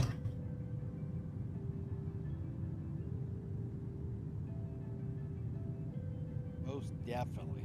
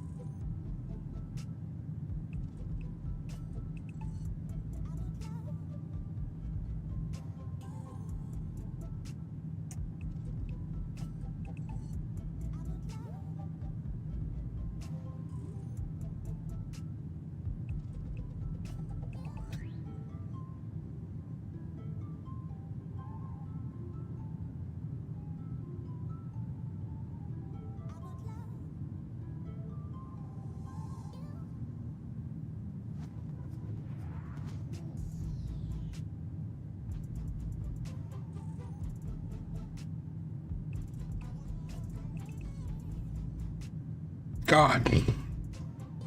I don't understand how it's so damn good. Just literally just rice, shrimp, egg, some vegetables all fried together, a little bit of soy sauce on top. And it's just absolutely delicious.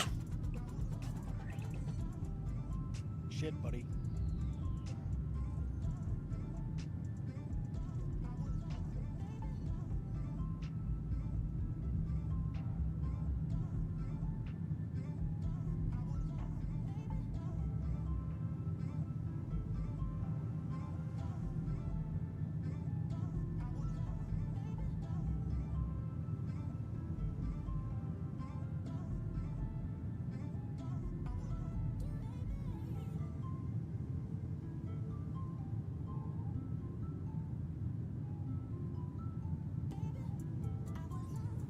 Alright, almost to top of climb. You know, I know it's going to be disappointing. I'm going to check vatsim map again. Oh, hold on. We've got ATIS online over in Calgary. Ooh, nice. Yeah, we got approach. Cool.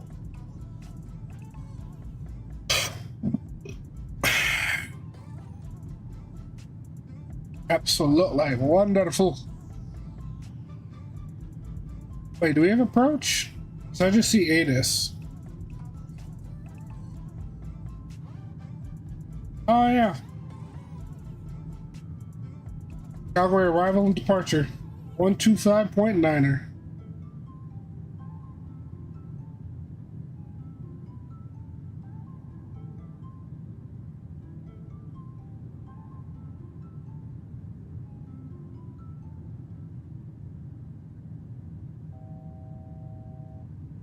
Oh yeah.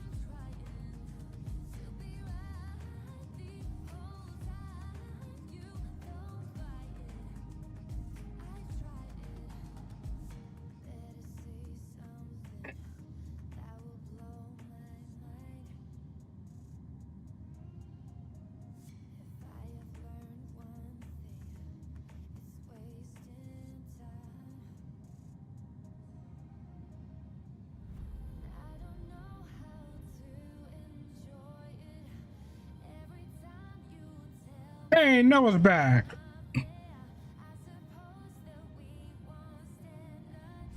Nice.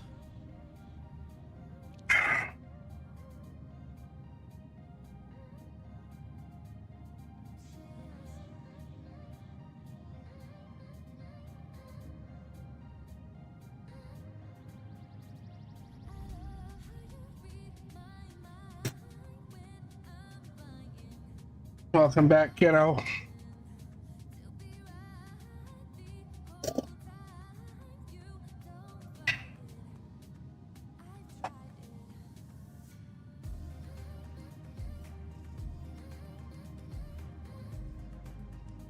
We were watching in the kitchen while I warm up dinner. Hell yeah.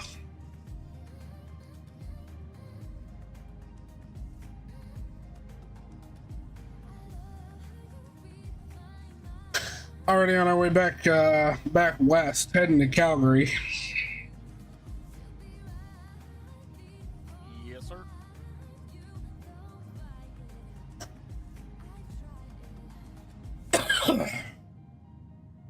I need to start making short form content again. Yeah, just like some shorts. Yep.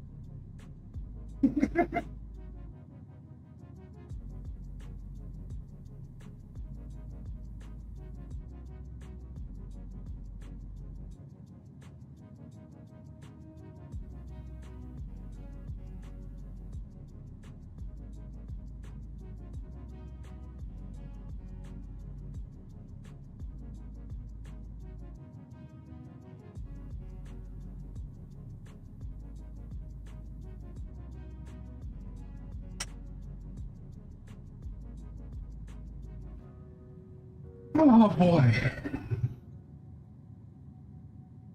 Wait till you get MSFS 24. It's going to be entertaining. Dude, I can't wait for 24. Being able to do walk-arounds, like actually get out of the plane and walk around. Ah! I'm so excited. The weather system's apparently going to be a lot better. They're going to simulate tornadoes. Hopefully it'll do better with like hurricanes and whatnot. And from what I could see, the like light scattering, like atmospheric light scattering is a lot better. I'm hella excited for 24. Not to mention that A330. Oh, let's also not forget the...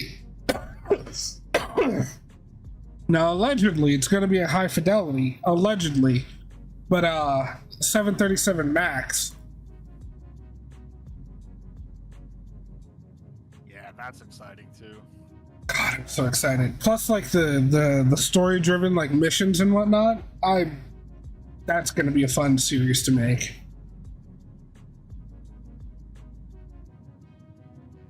November 19th. I thought it got pushed to December. Maybe it did.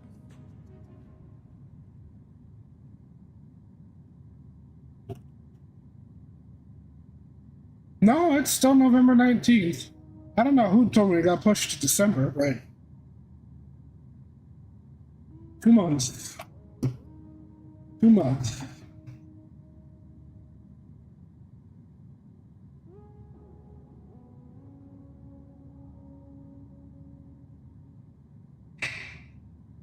Oh yeah, also the A400.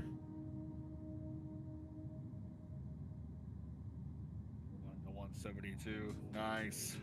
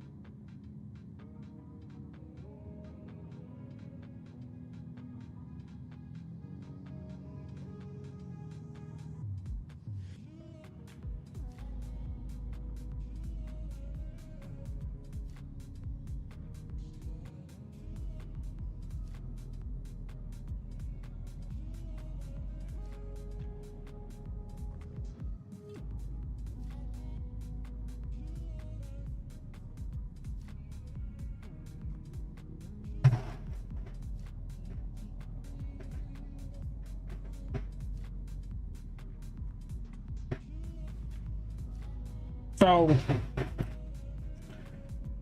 interesting thing from my side. We're trying to get the girls more used to, like, leaving my room, out of exploring. So, I'll leave my door cracked, and they'll go over and, like, visit with Sasha and walk around in there. And,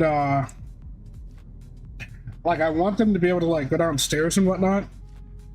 But I think what I'm going to do is, because they seem to be afraid of the stairs for now, I think what I'm going to do is I'm going to grab one of them, take them downstairs, sit them at the bottom, make eye contact with them, and then walk up the stairs and see if they can figure it out.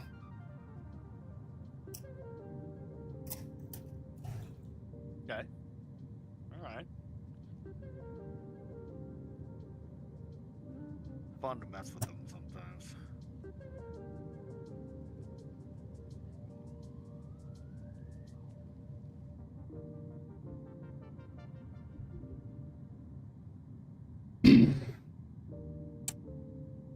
I'm not even to like mess with them, just going to show them, hey, you can come down here.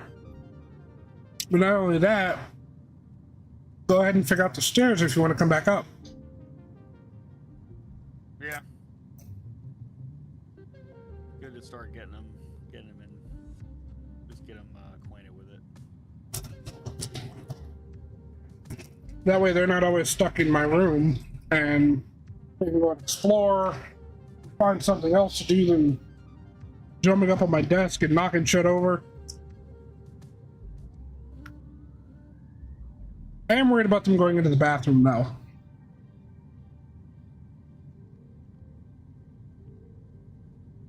Because I'm not looking forward to cleaning up after they go and tear up the trash and whatnot.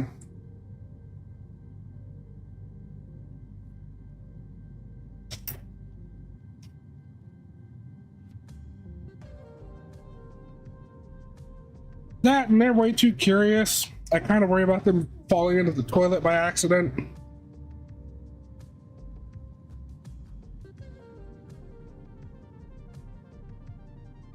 If they fall into the toilet, my only regret is that I'm not here to witness it and record it.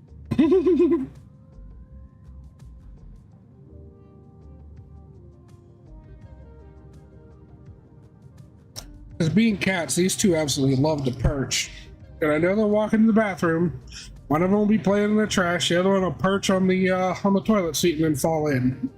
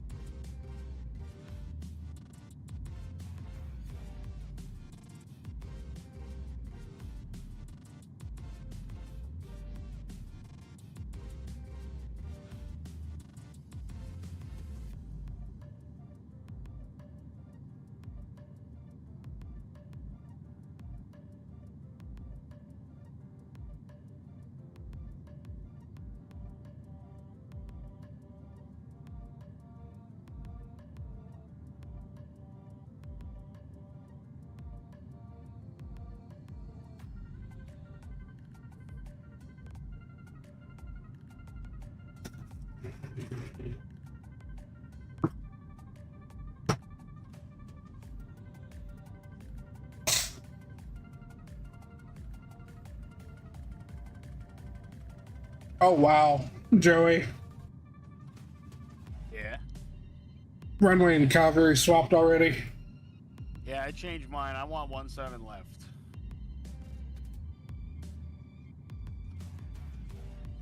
That's what I picked. And I'll either do RNAV Zulu or the ILS, probably depending on what you do. Because I think I'm catching up. I should probably slow down a little bit. I changed my speed to 0.8 again.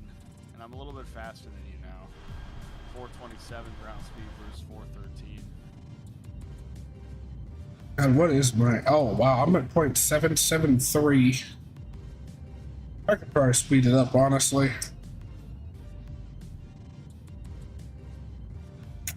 Fuel it.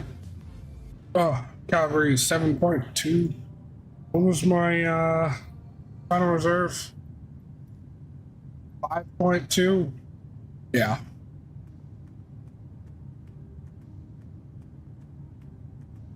I'm gonna speed up. At 0.8. Yeah, I'm bringing it up to 0.8. Alright, I'll just leave mine where it's at.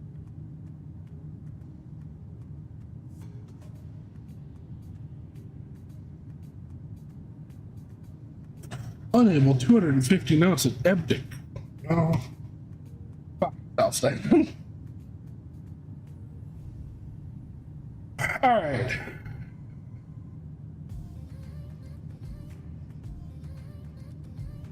You said you're gonna take the RNAV Zulu.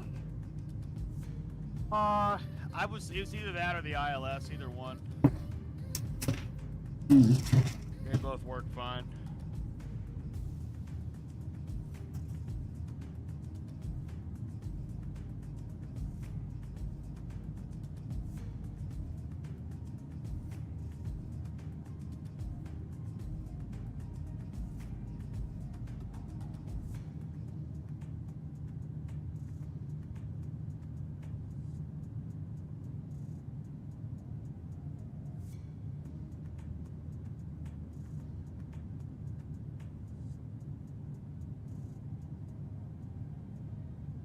There's also the RNAV Yankee through Toted, but I feel like that might be cutting it a bit too short.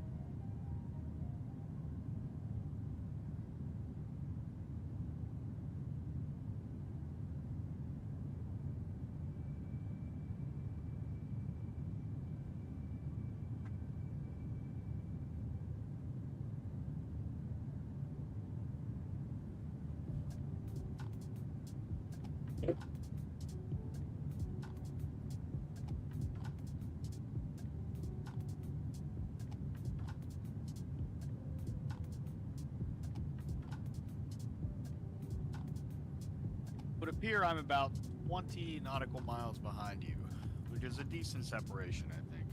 Yeah.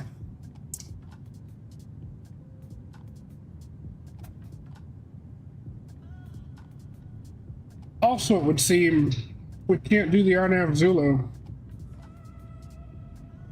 Why? It's a GNSS approach.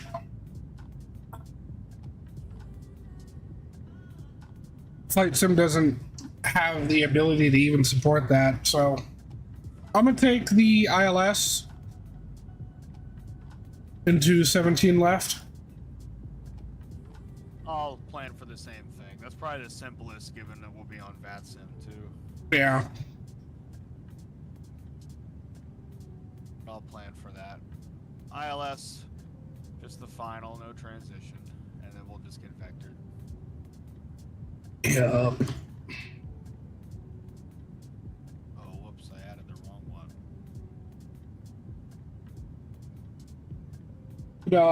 Pikla, Burko.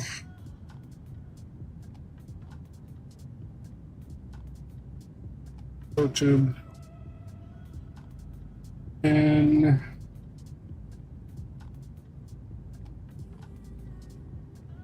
Totib, Helstig, Ootmon, and vectors around a Victi. Alright, that looks good.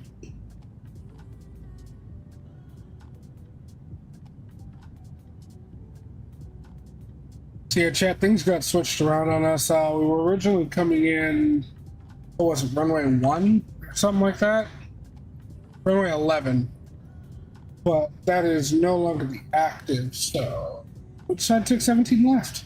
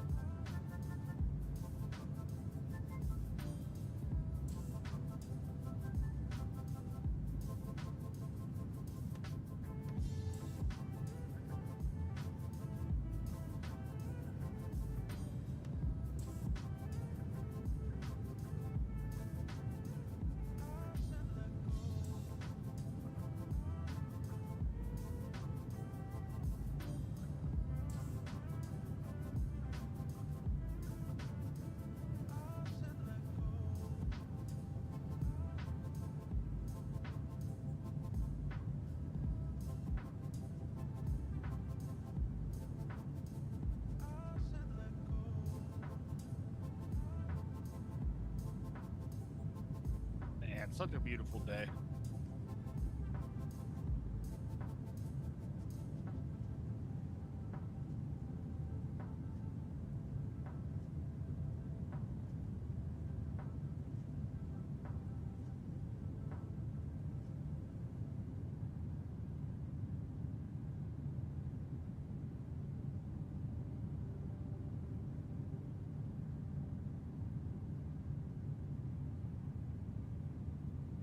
Yeah? Yeah.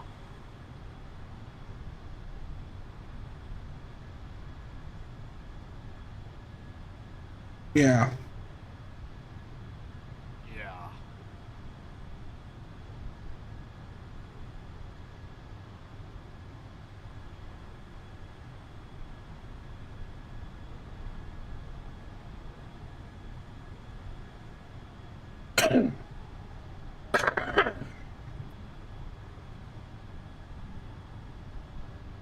Dude, the amount of fucking lakes and ponds down below us.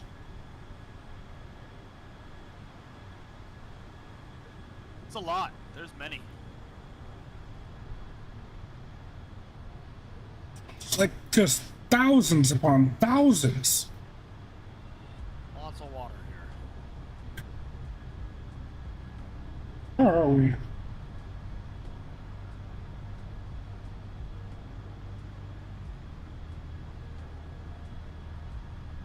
Saskatchewan. North of Regina.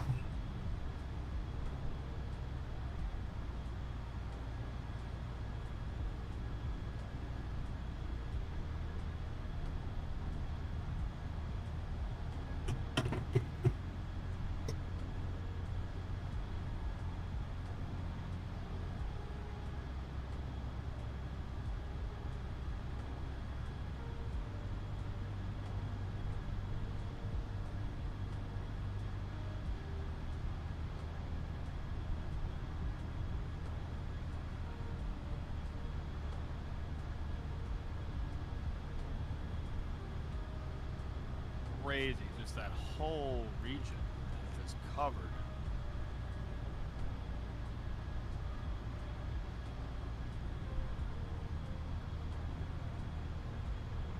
Over 100,000 lakes in the province of Saskatchewan.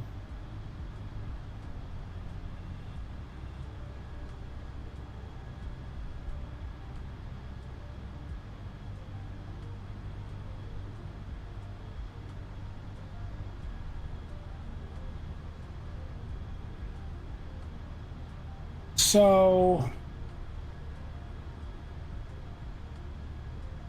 oh, it's because of the glaciers. The soil erosion in this area is really, really bad. Not to mention I guess the last ice age. The majority of North America's glaciers were centered around this region. So when they melted, not only did the Saskatchewan rivers end up being made, but the ground was really, really, really saturated with water. So pretty much every dip, dimple, and divot gets filled with water.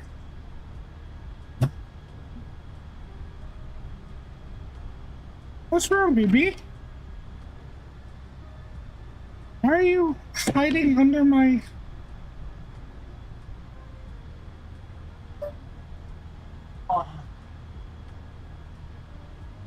Alright, shut my door.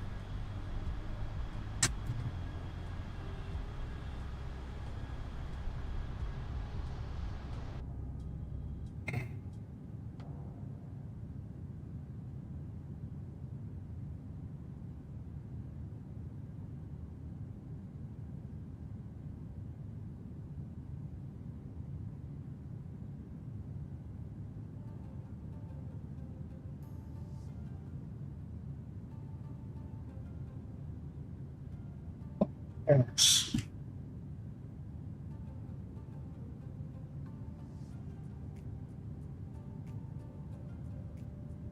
Clothes are already down.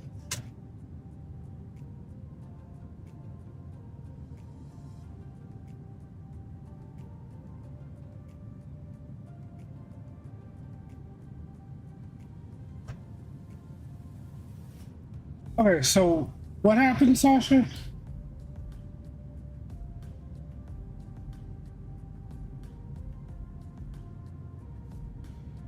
Apparently, they got into a little fight, and Paris got a bap on the nose because her nose is now bloody.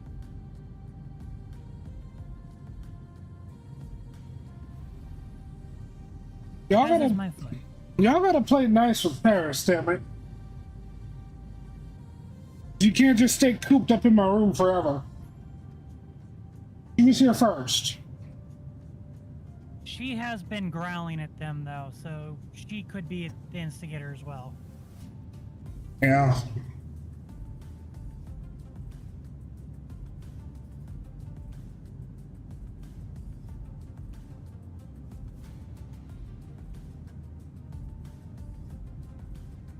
Okay, babies.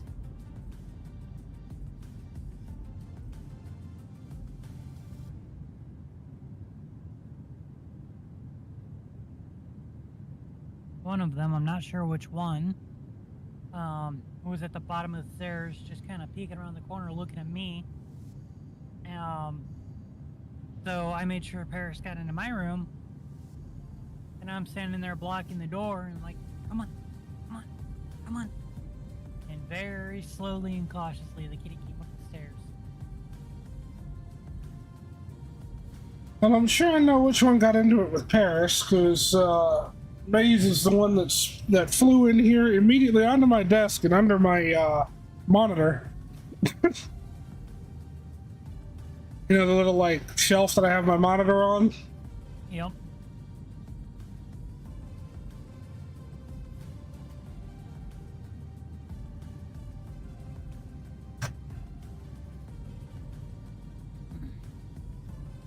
Oh.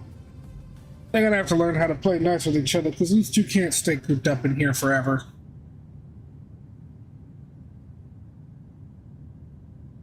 They'll go crazy. I'll lose my goddamn mind.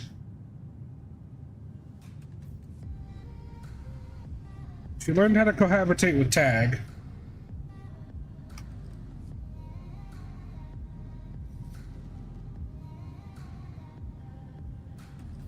be honest, that wasn't very hard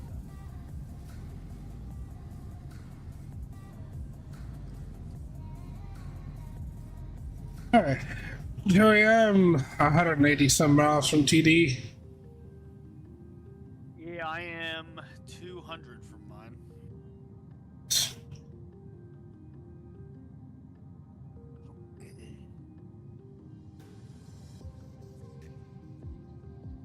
I hope I'm still behind you.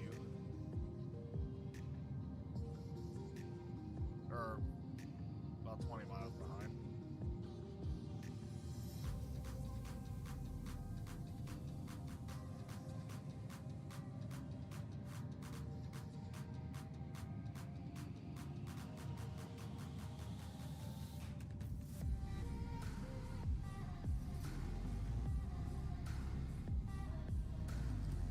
This is actually really fucking fascinating. Joey, I'm sending you this page I'm reading.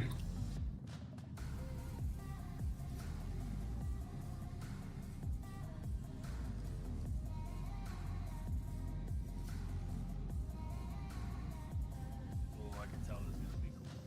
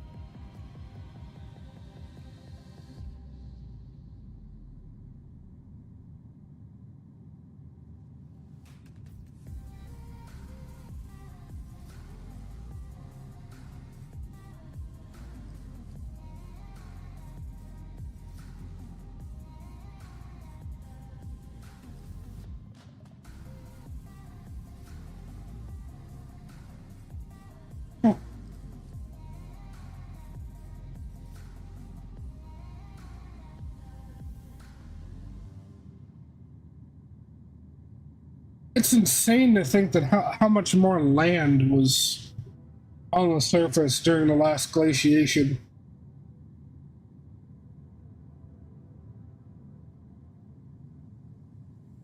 Like, if you look at that map, the areas just off the coast of, like, New England and, like, Virginia and whatnot.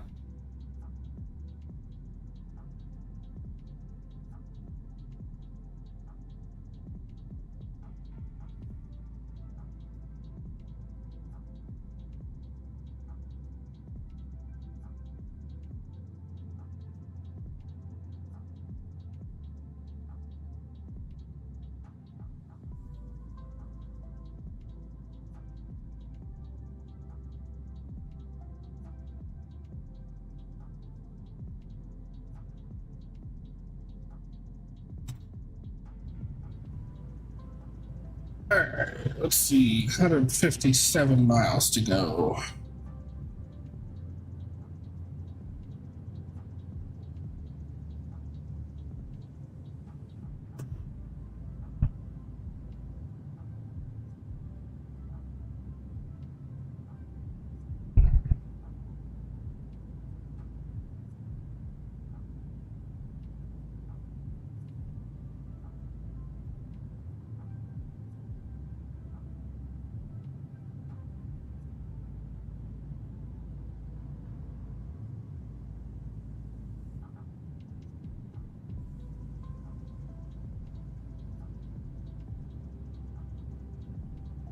I just realized my little progress banner at the top of my stream had the wrong destination.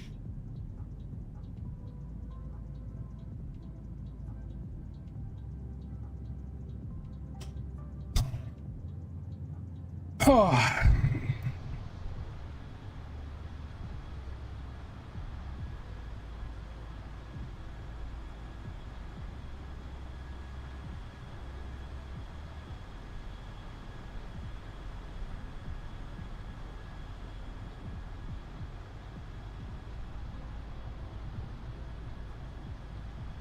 Man, Canada has some interesting geography.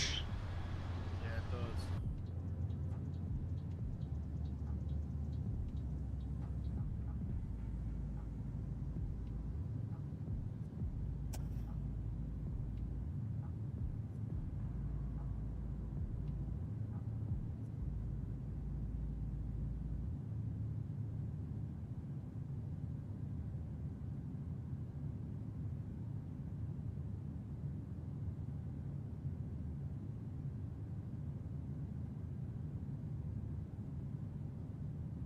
Which gates? Do you know which gates Westjet has at Calgary?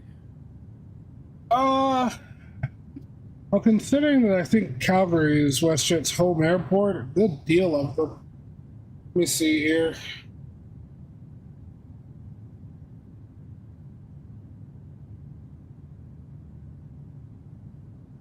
The flight that I have pulled up from Winnipeg to Calgary shows that particular flight went into Alpha 81. That's on the east side of the airport.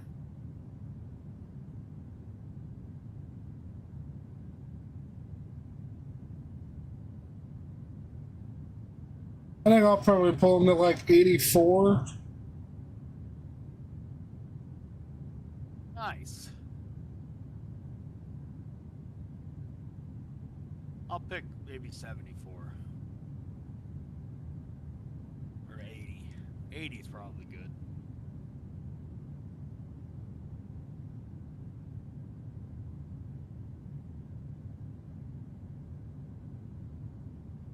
I like it.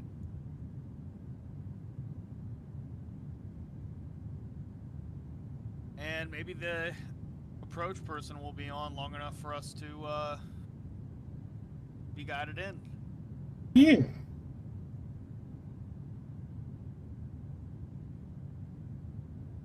See.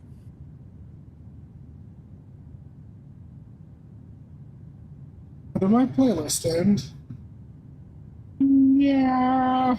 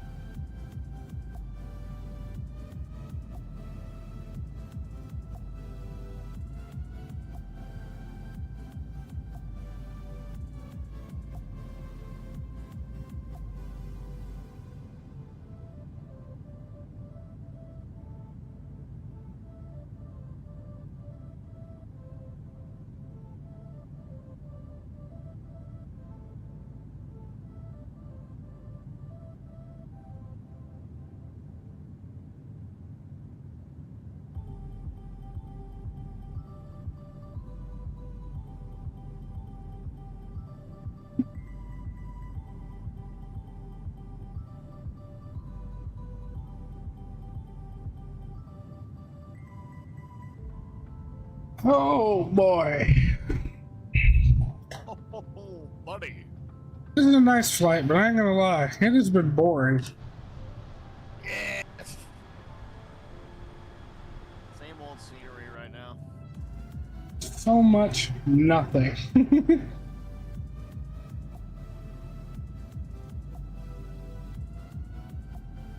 And the interesting stuff pretty much starts when we get to Calgary.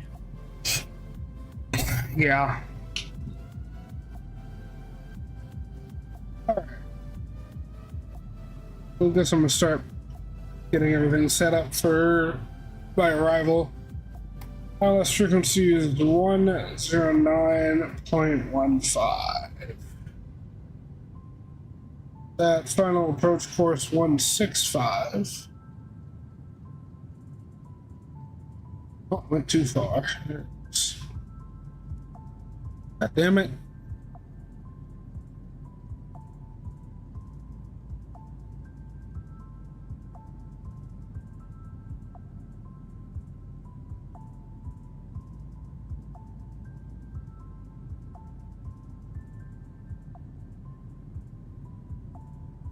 Bottom altitude 9,000 feet.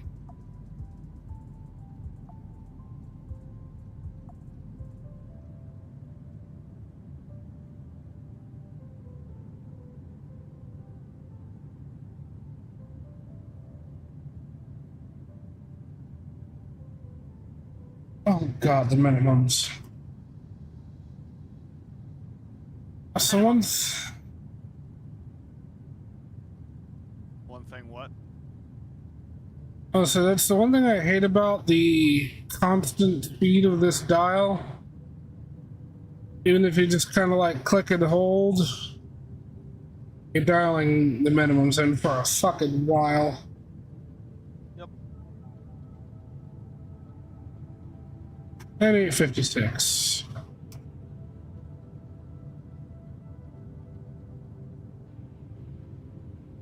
Ethos mode / nav frequency disagree. There we go.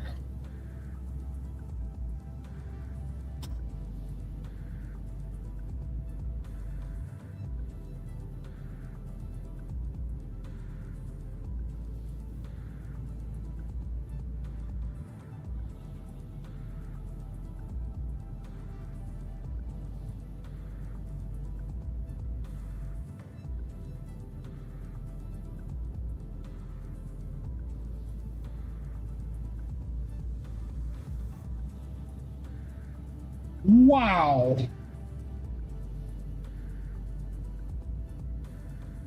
What?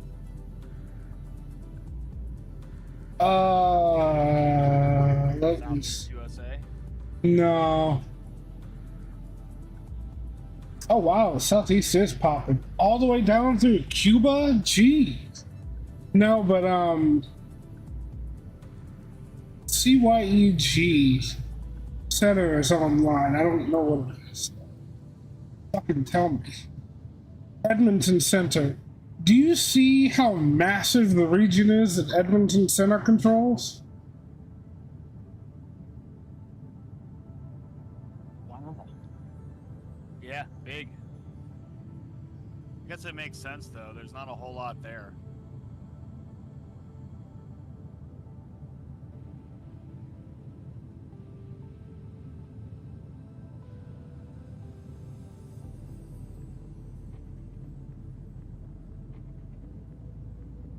Alright, I'm gonna tune Edmonton Center.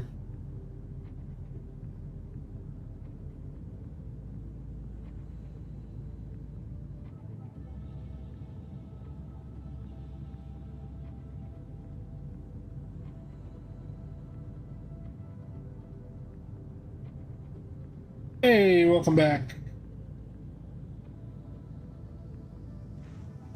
Finally, there's someone in chat.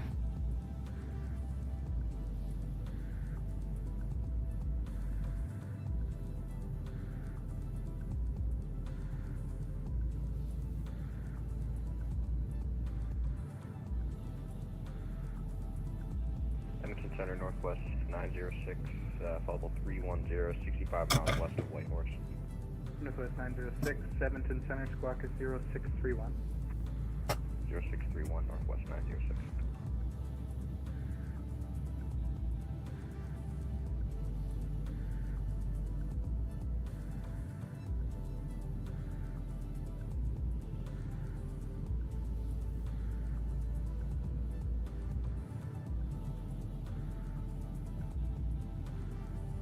Northwest 906 Heavy, you're identified. Good afternoon.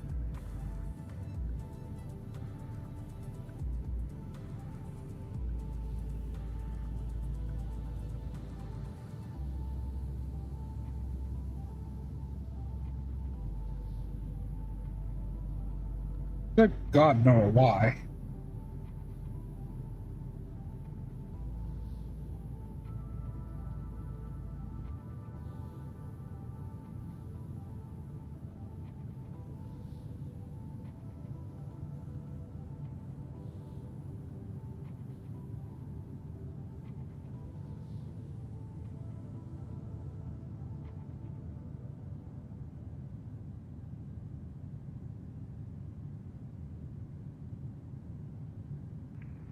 Edmonton Center, good afternoon. Arctic 1587, flight level 30.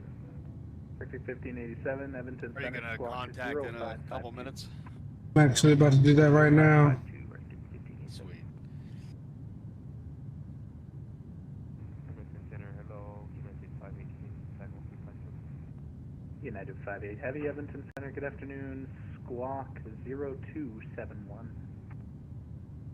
Squawk 0271, United 518. Good afternoon, Edmonton Center, Westjet flight 600, 16 miles east of Budog, flight level 380. Westjet 600, squawk 1030. 1030, Westjet 600.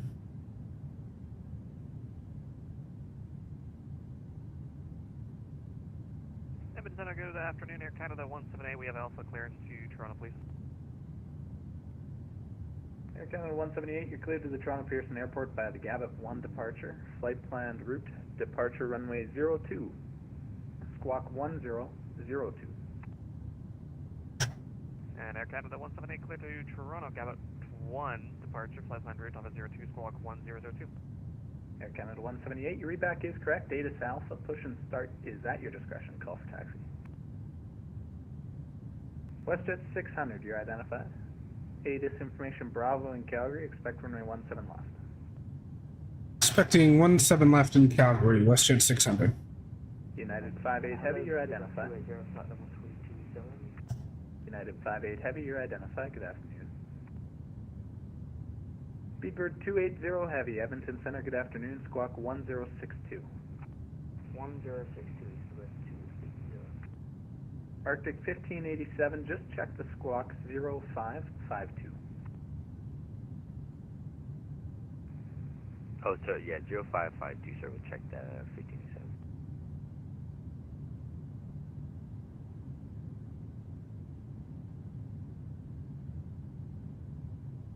Arctic 1587, thanks, you're identified.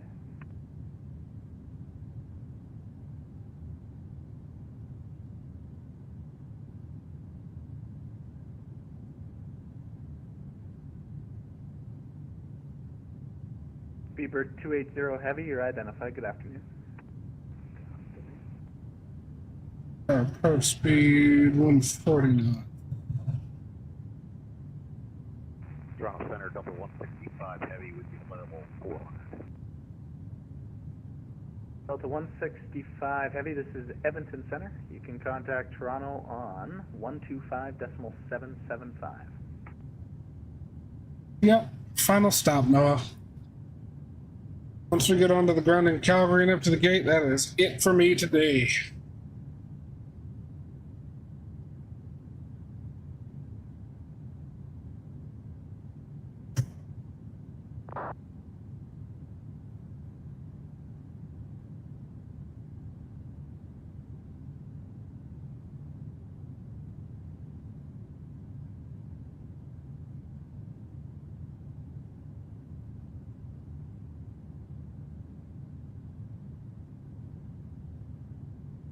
Edmonton Center, Westjet 243 with you, flight level 380, about 25 miles east of Gudog.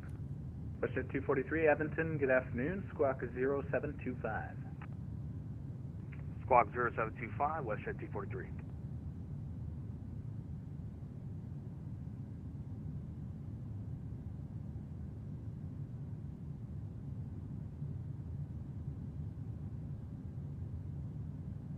Westjet 243, you're identified. ATIS information Bravo in Calgary, expect 17 left.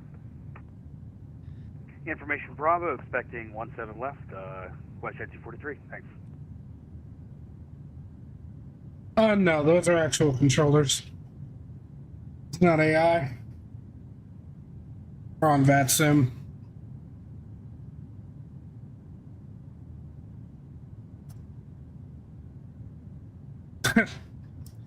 I have a lot of experience talking to ATC IFR. Just, it's funny. I really learned everything backwards. IFR, fantastic with. VFR, no clue.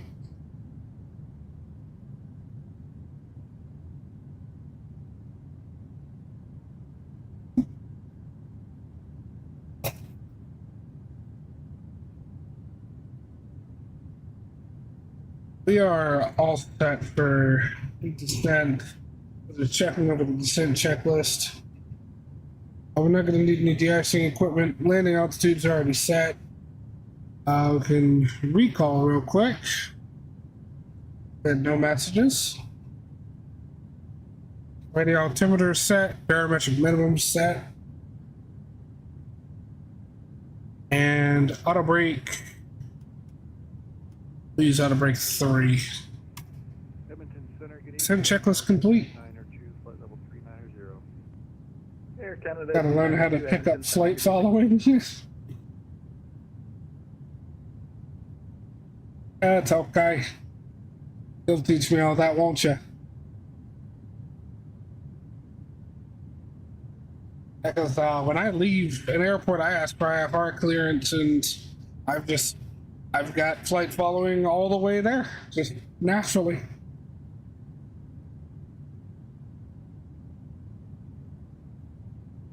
Westjet 600, when ready, descend 12,000, 12,000. The Calgary altimeter 29904. Descend 12,000, and you said the Calgary altimeter is 29904? The affirmative, and that's when you're ready. Not a problem. Should be started here in the next couple of miles.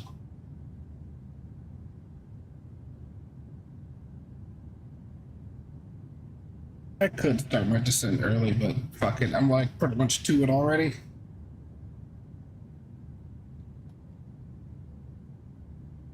Alright. Get everyone back in their seats. I'm gonna leave the music off just so I can hear ATC when they come up.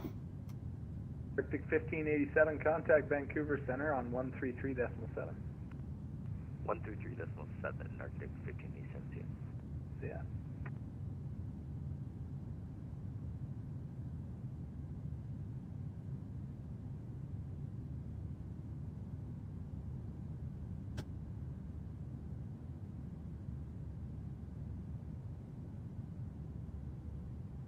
Calgary approaches on 1-2. Canada 178, gate 125.9. I'm gonna Canada put them in standby. Altimeter 29901, taxi via Oscar Alpha, hold short runway 02. Oscar Alpha, hold short 02, Air Canada 178.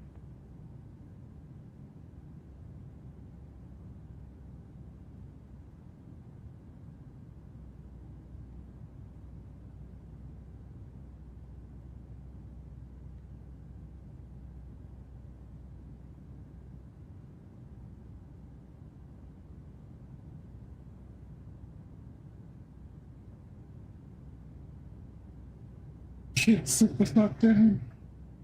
Oh no, Unicom was on standby because I swapped off Unicom. It automatically goes into standby. What I just tuned in standby was Calgary approach. I can just switch over whenever. Yeah, no, we haven't had center on for a while now, so we were on Unicom pretty much this whole time.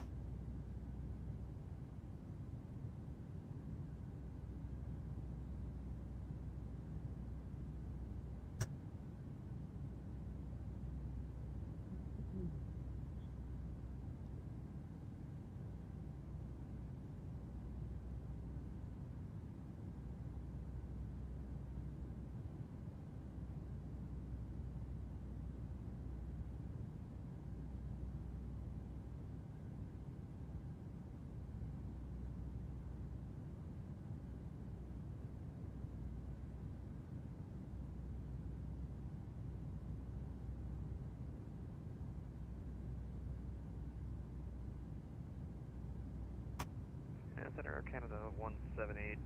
The wife is just calling us away. We're just going to hold short of the runway. We'll call back when ready for departure. No worries. I said the wife has called him away.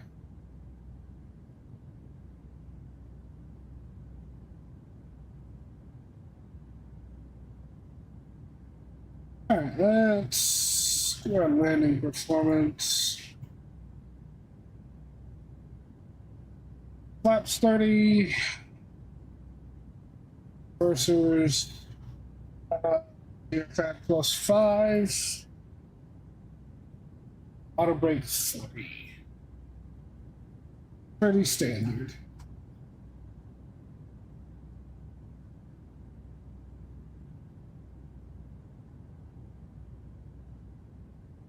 Trying to exit around Delta 3 or Delta 5.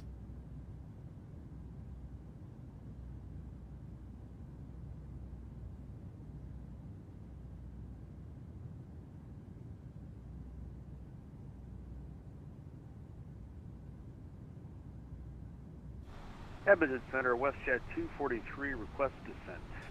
So 243, descend 12,000, 12,000, Calgary altimeter 2994. Descend 12,000, 12,000, Calgary altimeter 2994, Westjet 243.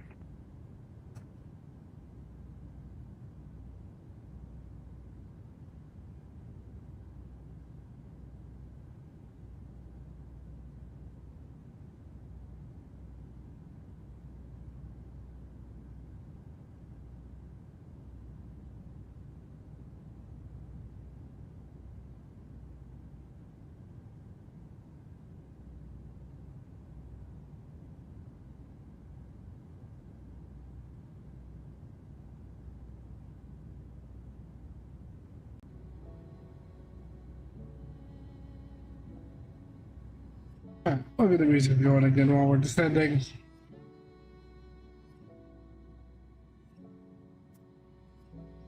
gotta keep an eye on our altitude, listen out for any radio calls.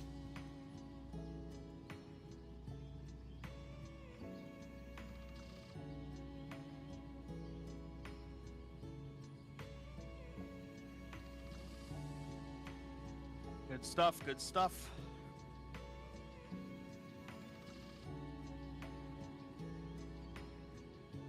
God, I'm so glad center came online.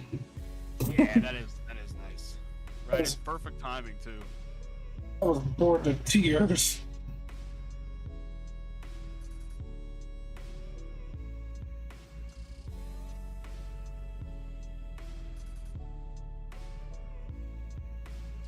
By the way, if you want to start on your standby Calgary approach, it's on 125.9er. Thank you very much.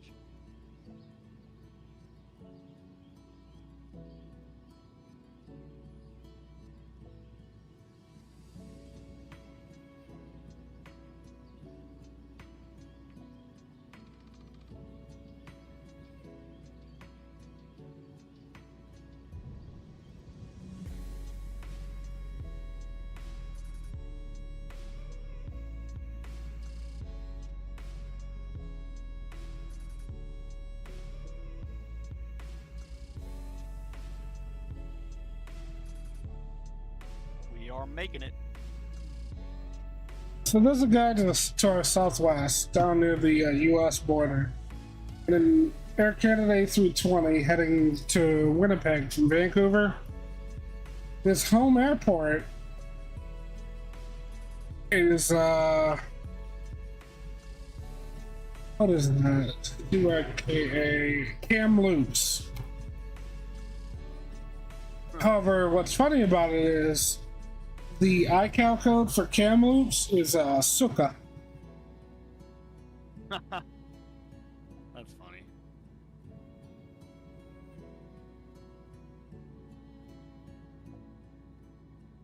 Alright, enough.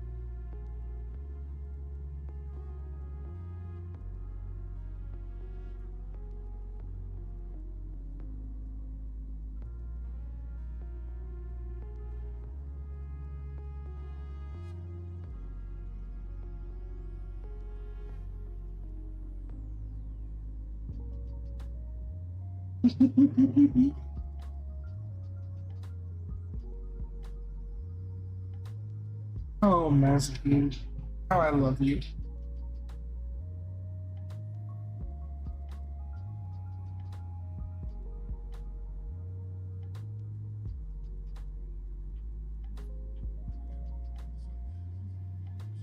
I start giving her scratches and she gets frantic, turning and rolling like, scratch me here. No, wait, scratch me here. Canada 178, call me airborne. Winds 2604, clear for takeoff, runway 02. Alright, we'll give you a call airborne, clear takeoff 02, Canada 178.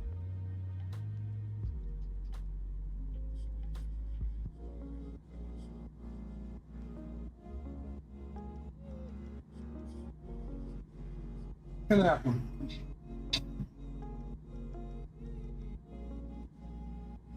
I don't give you all the attention in the world as soon as you land the plane.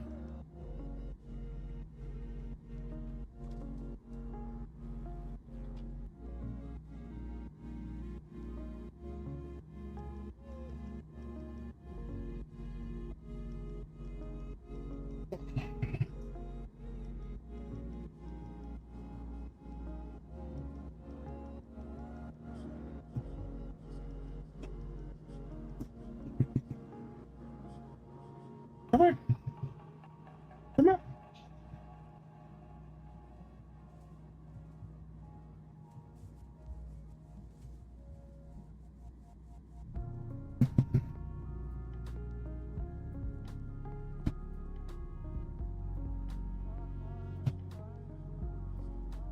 Come on, over here. You don't understand? I got you.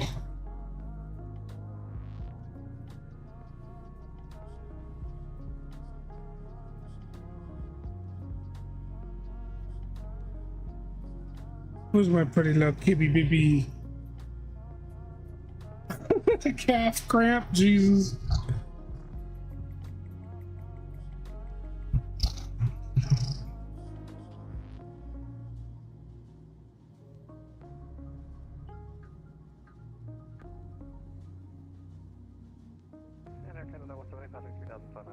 Air Canada 178, you're identified. Right turn direct to Omrod on course. Climb flight level 370. 370, right direct on rod, Air Canada 178. Westjet 600, contact Calgary arrival 125.9. Over to Calgary arrival 125.9. Westjet 600, thank you.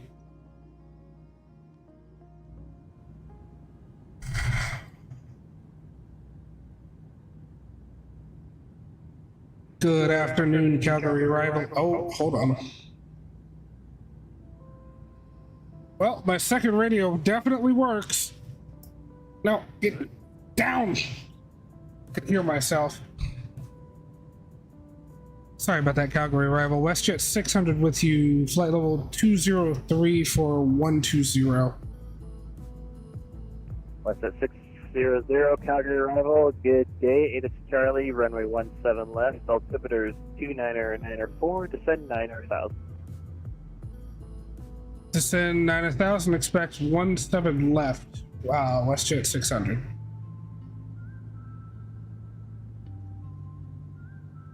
Down to 9,000.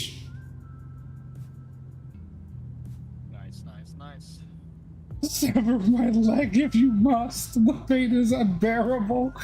Jesus. Gosh, our kids being dramatic as hell in chat.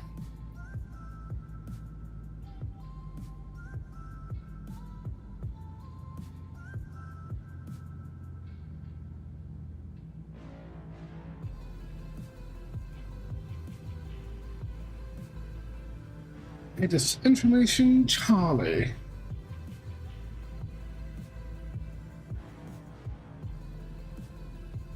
You know, I had my second radio tuned to Calgary arrival, and I start transmitting, and I could hear myself. I was like, "Oh God, I gotta fix that immediately." Uh-oh. I don't know why. Hearing my own voice as I'm talking, my brain just goes fucking blank. I get it. Just very unexpected.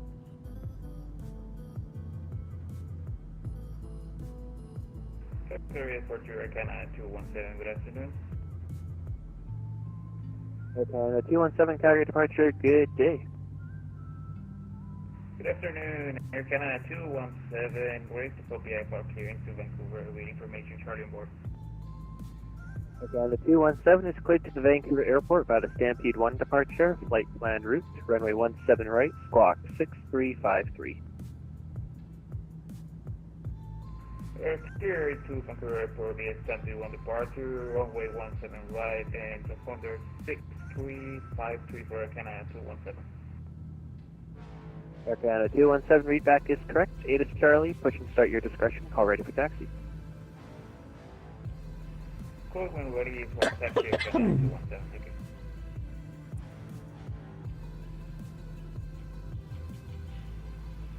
Calgary approach, Westjet 243 with you, descending flight level 230 for 12,000. Westjet 243, Calgary arrival, good day. 8 is Charlie. Runway 17 left, altimeter 2994, descend 9000. 8 is Charlie, expecting 17 left, altimeter 2994, descend and maintain 9000, Westjet 243. Good. Good.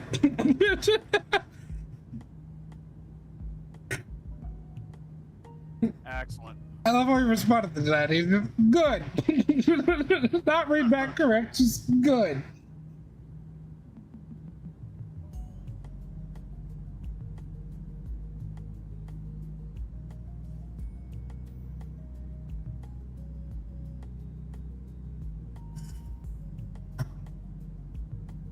Attention passengers, this is your captain speaking from the front wheel well.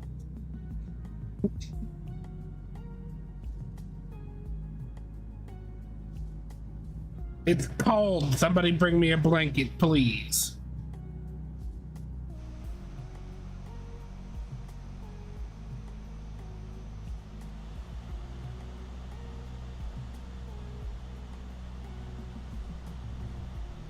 Oh, so I had to do something I've not done yet before in the 7.3 recently. What's that? Refill the engine oil. Oh, okay. Oil quantity was down to like 40 fucking % with the engines off. Oh, okay. Yeah. The blanket, a cup of hot chocolate. Jeez.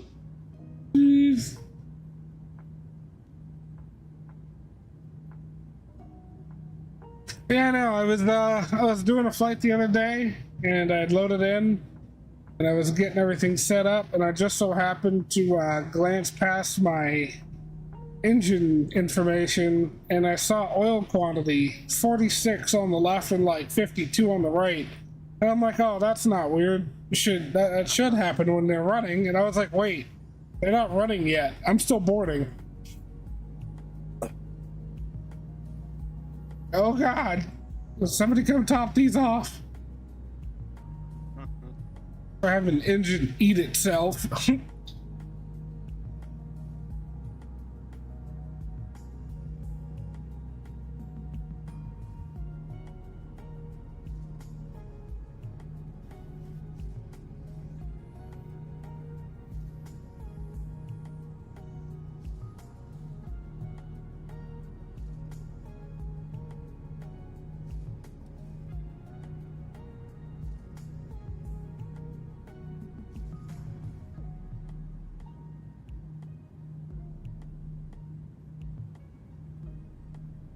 Oh, wait, do I already have? No, I do not.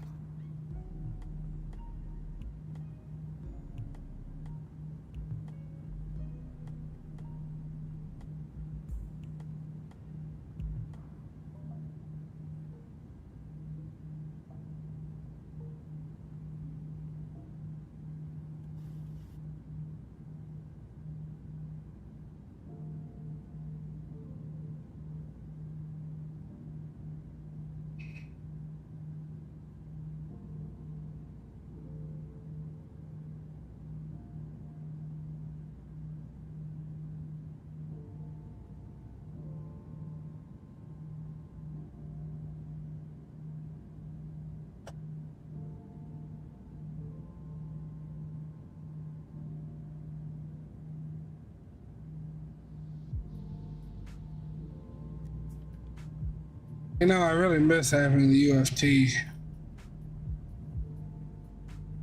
So you can do your landing calculations. Yeah.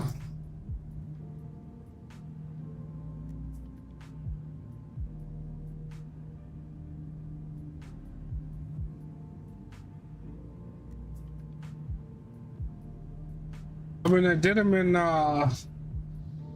sim brief, so like, sure it's accurate, but I like having the UFT. I'll just move it back.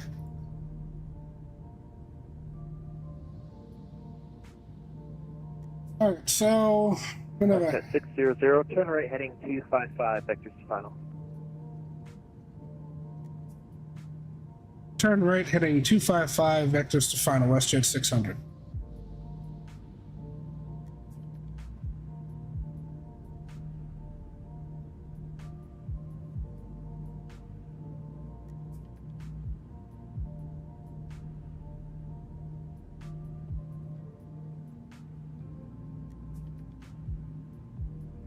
At 600, descend 6,500.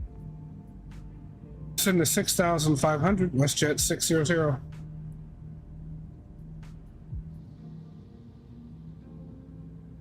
I'm gonna go level change. Take manual control of the speed. 210. Fucking flaps 2.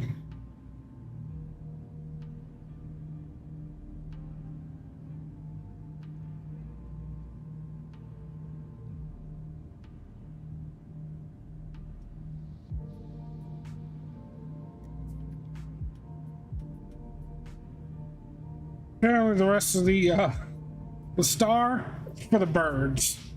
Just going in.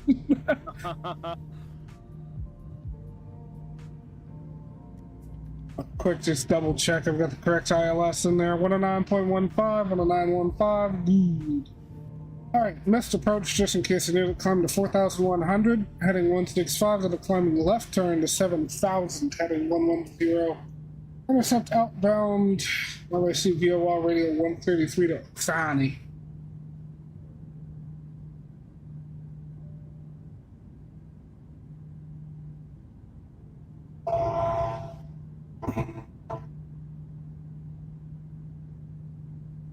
Gonna slow her down nice and good.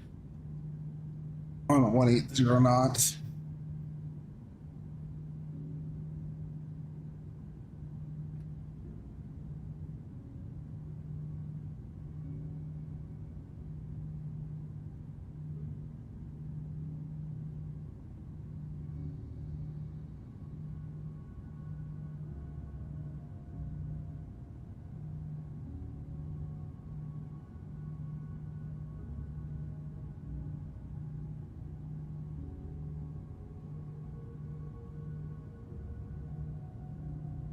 Westjet 243, reduce speed by 20 knots. Reduce speed by 20 knots, Westjet 243.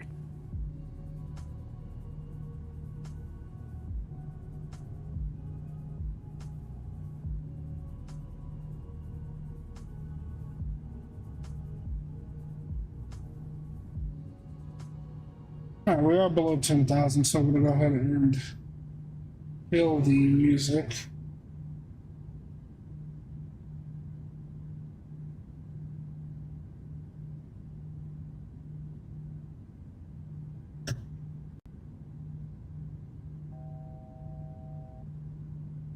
Westjet 600, descend 5,000.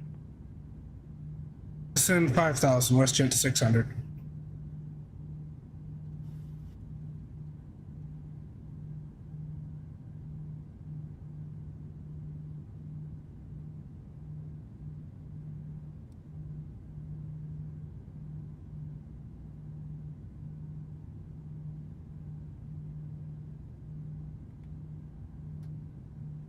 Flaps 5.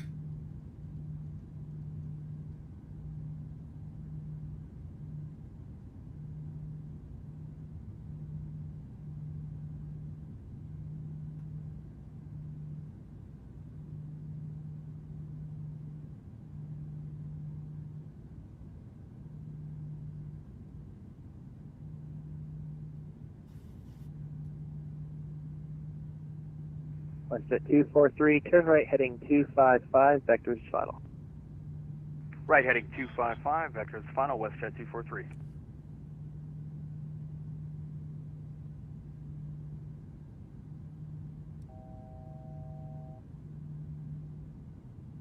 Westjet 243, descend 6,500. Descend 6,500, Westjet 243.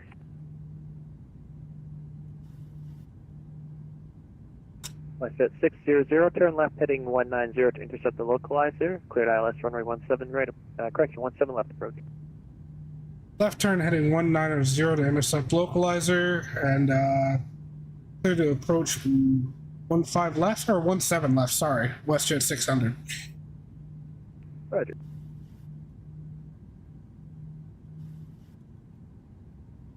That's why he wanted me to go to 5,000, because it's going to slip me in a little further down. Alright, alright. Intercept localizer 17 left. We gonna get on in here.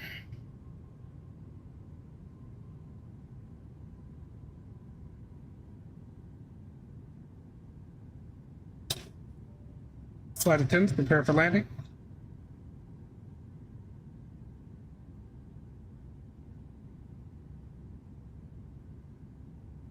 Alright, so same speed as flaps 5, we're gonna go flaps 10, get about early. To help us slow down more when we're ready for it.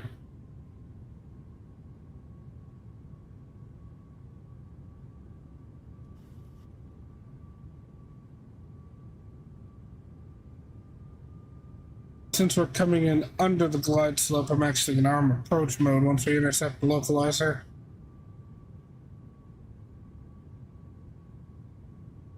Air Canada 217, waiting, second. Air Canada 217, runway 17 right, altimeter 29094, taxi April 1 at your discretion. Golf Charlie, hold short 17 right. This is ground green up here. It's like the roads and everything. Air Canada 217, sorry, correction, taxi April 1 at your discretion. Golf Juliet Charlie, hold short 17 right. We're clear to taxi via April 1 discretion, then Golf Juliet Charlie and 17 right for Air Canada 17. Calgary arrival, not Air Canada, sorry, WestJet 600 establishing the localizer. WestJet 600, wind 1208, clear to land runway 17 left. Clear to land 17 left, WestJet 600.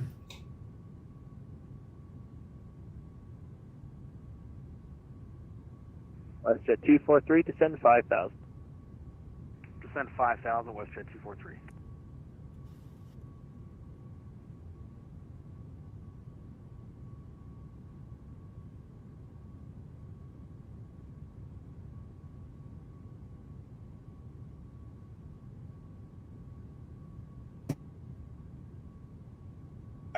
Service may reset the ILF. I'm gonna reset the MCP altitude to 7,000. It's the top of the missed approach. We're on glide slow. Approach good canvas 935. Gear down. Just curious if you're giving top down to departures as well. Canvas 935, Calgary departure, good day. That is a firm. I will have your clearance in a moment. Stand by 1. Copy, canvas 935 with Charlie. You're at +5. We're at the +10 speed, going 15. We'll arm the spoilers.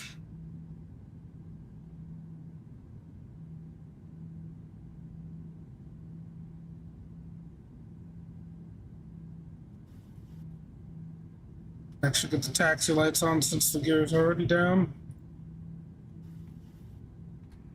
Jet 243, turn left heading 190 to intercept the localizer. Cleared the ILS runway 17 left approach. Left 190, intercept the localizer. Cleared ILS 17 left approach. Westjet 243. Canvas 935, clearance when ready. Go ahead for canvas 935. Canvas 935 is cleared to the Edmonton Airport via the Calgary 7 departure. Direct Pevlu, Papa Echo Victor Lima uniform. Direct Oilers for the Oilers to arrival. Runway 17 right, squawk 6335. Canvas 935 cleared from Calgary to Edmonton, Calgary 7 departure, direct Pevlu, direct Oilers. For the Oilers to 17 right off of Calgary, squawk 6335, canvas 935. Canvas 935, read back is correct. Thanks for Charlie. Push and start your discretion corridor taxi. We'll go canvas 935. Alright, 60 knots, reverse or 600, stow. welcome to Calgary, exit right when able. Let me know where you're parking. Taking a high speed off to the right. Air Canada 217, wind 1208. Sorry, Air Canada 217, call me airborne, wind 1208. Clear for takeoff, runway 17 right. Clear takeoff, runway 17 right for Air Canada 217. Westjet 243, wind 1208. Clear to land, runway 17 left. Clear to land 17 left. Westjet 243.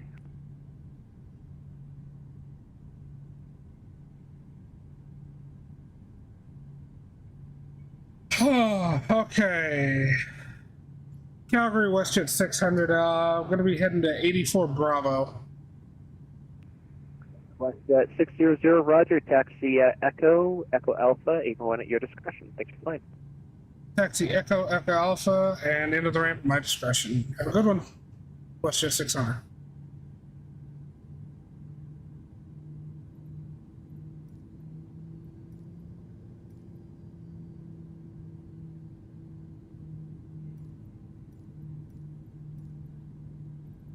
Oh, 84 is a heavy gate. Oh, well.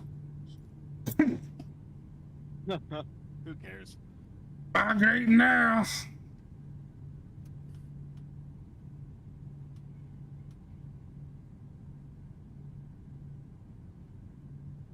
Oh, shit.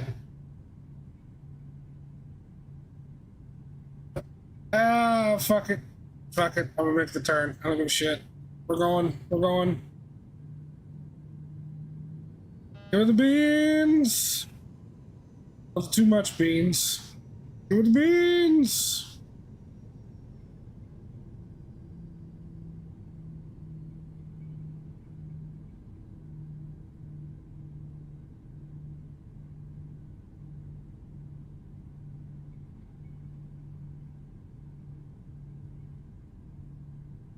Alrighty, we are coming in, ladies and gentlemen. It's gonna be my aircraft now.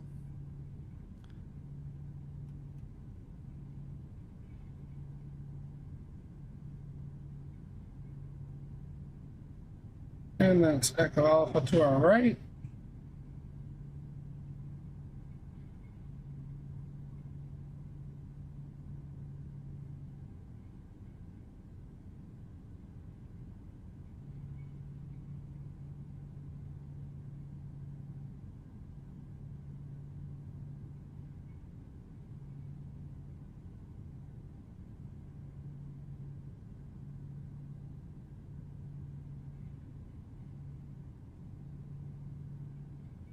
Didn't you? Air Canada 217, ferry departure. Waterford, Canada 217. Air Canada 217, just what's your passing altitude? Flight level 382. Sorry, Air Canada 217, what's your current altitude? 7,000. Air Canada 217, identified, turn right heading 260, climb flight level 210. Maintain flight level 210 and turning right to 270 for Canada 217.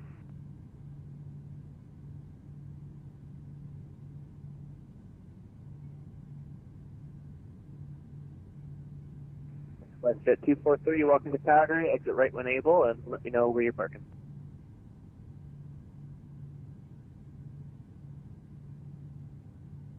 I don't know why the hell they want me way the fuck over there, but sure, why not?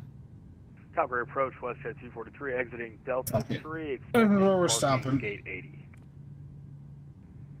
Westjet 243, roger, exit Delta 3, taxi Echo, April 1 at your discretion. Have a good day. Taxi to the gate via Echo. Thanks so much. Have a good one.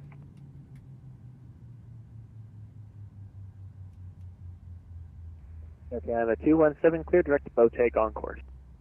Clear direct both ways on corridor, Canada 217. Well, if we parked a little bit askew, if they were lined up on the actual fucking line, which they weren't. Get the collision light off. Honestly, we don't even need to load the light, it's daytime.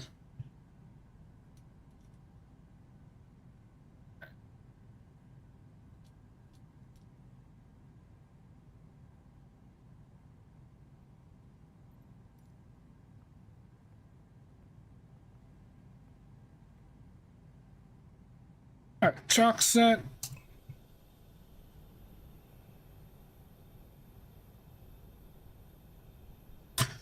Alright, chat, that's it. Good stuff, everybody. There's the boy.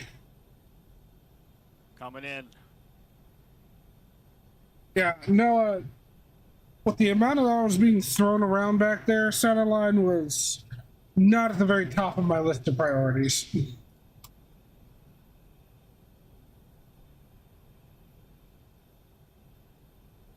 At that point, I was like, is it on the runway? Yes. Am I landing at a rate that's not going to put people's spines in the backs of their heads? Yes, we're good.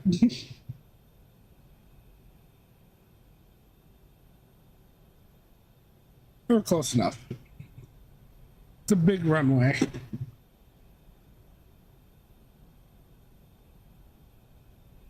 Alright, ladies and gents, that's gonna be it. Hopefully you guys everybody. Yes.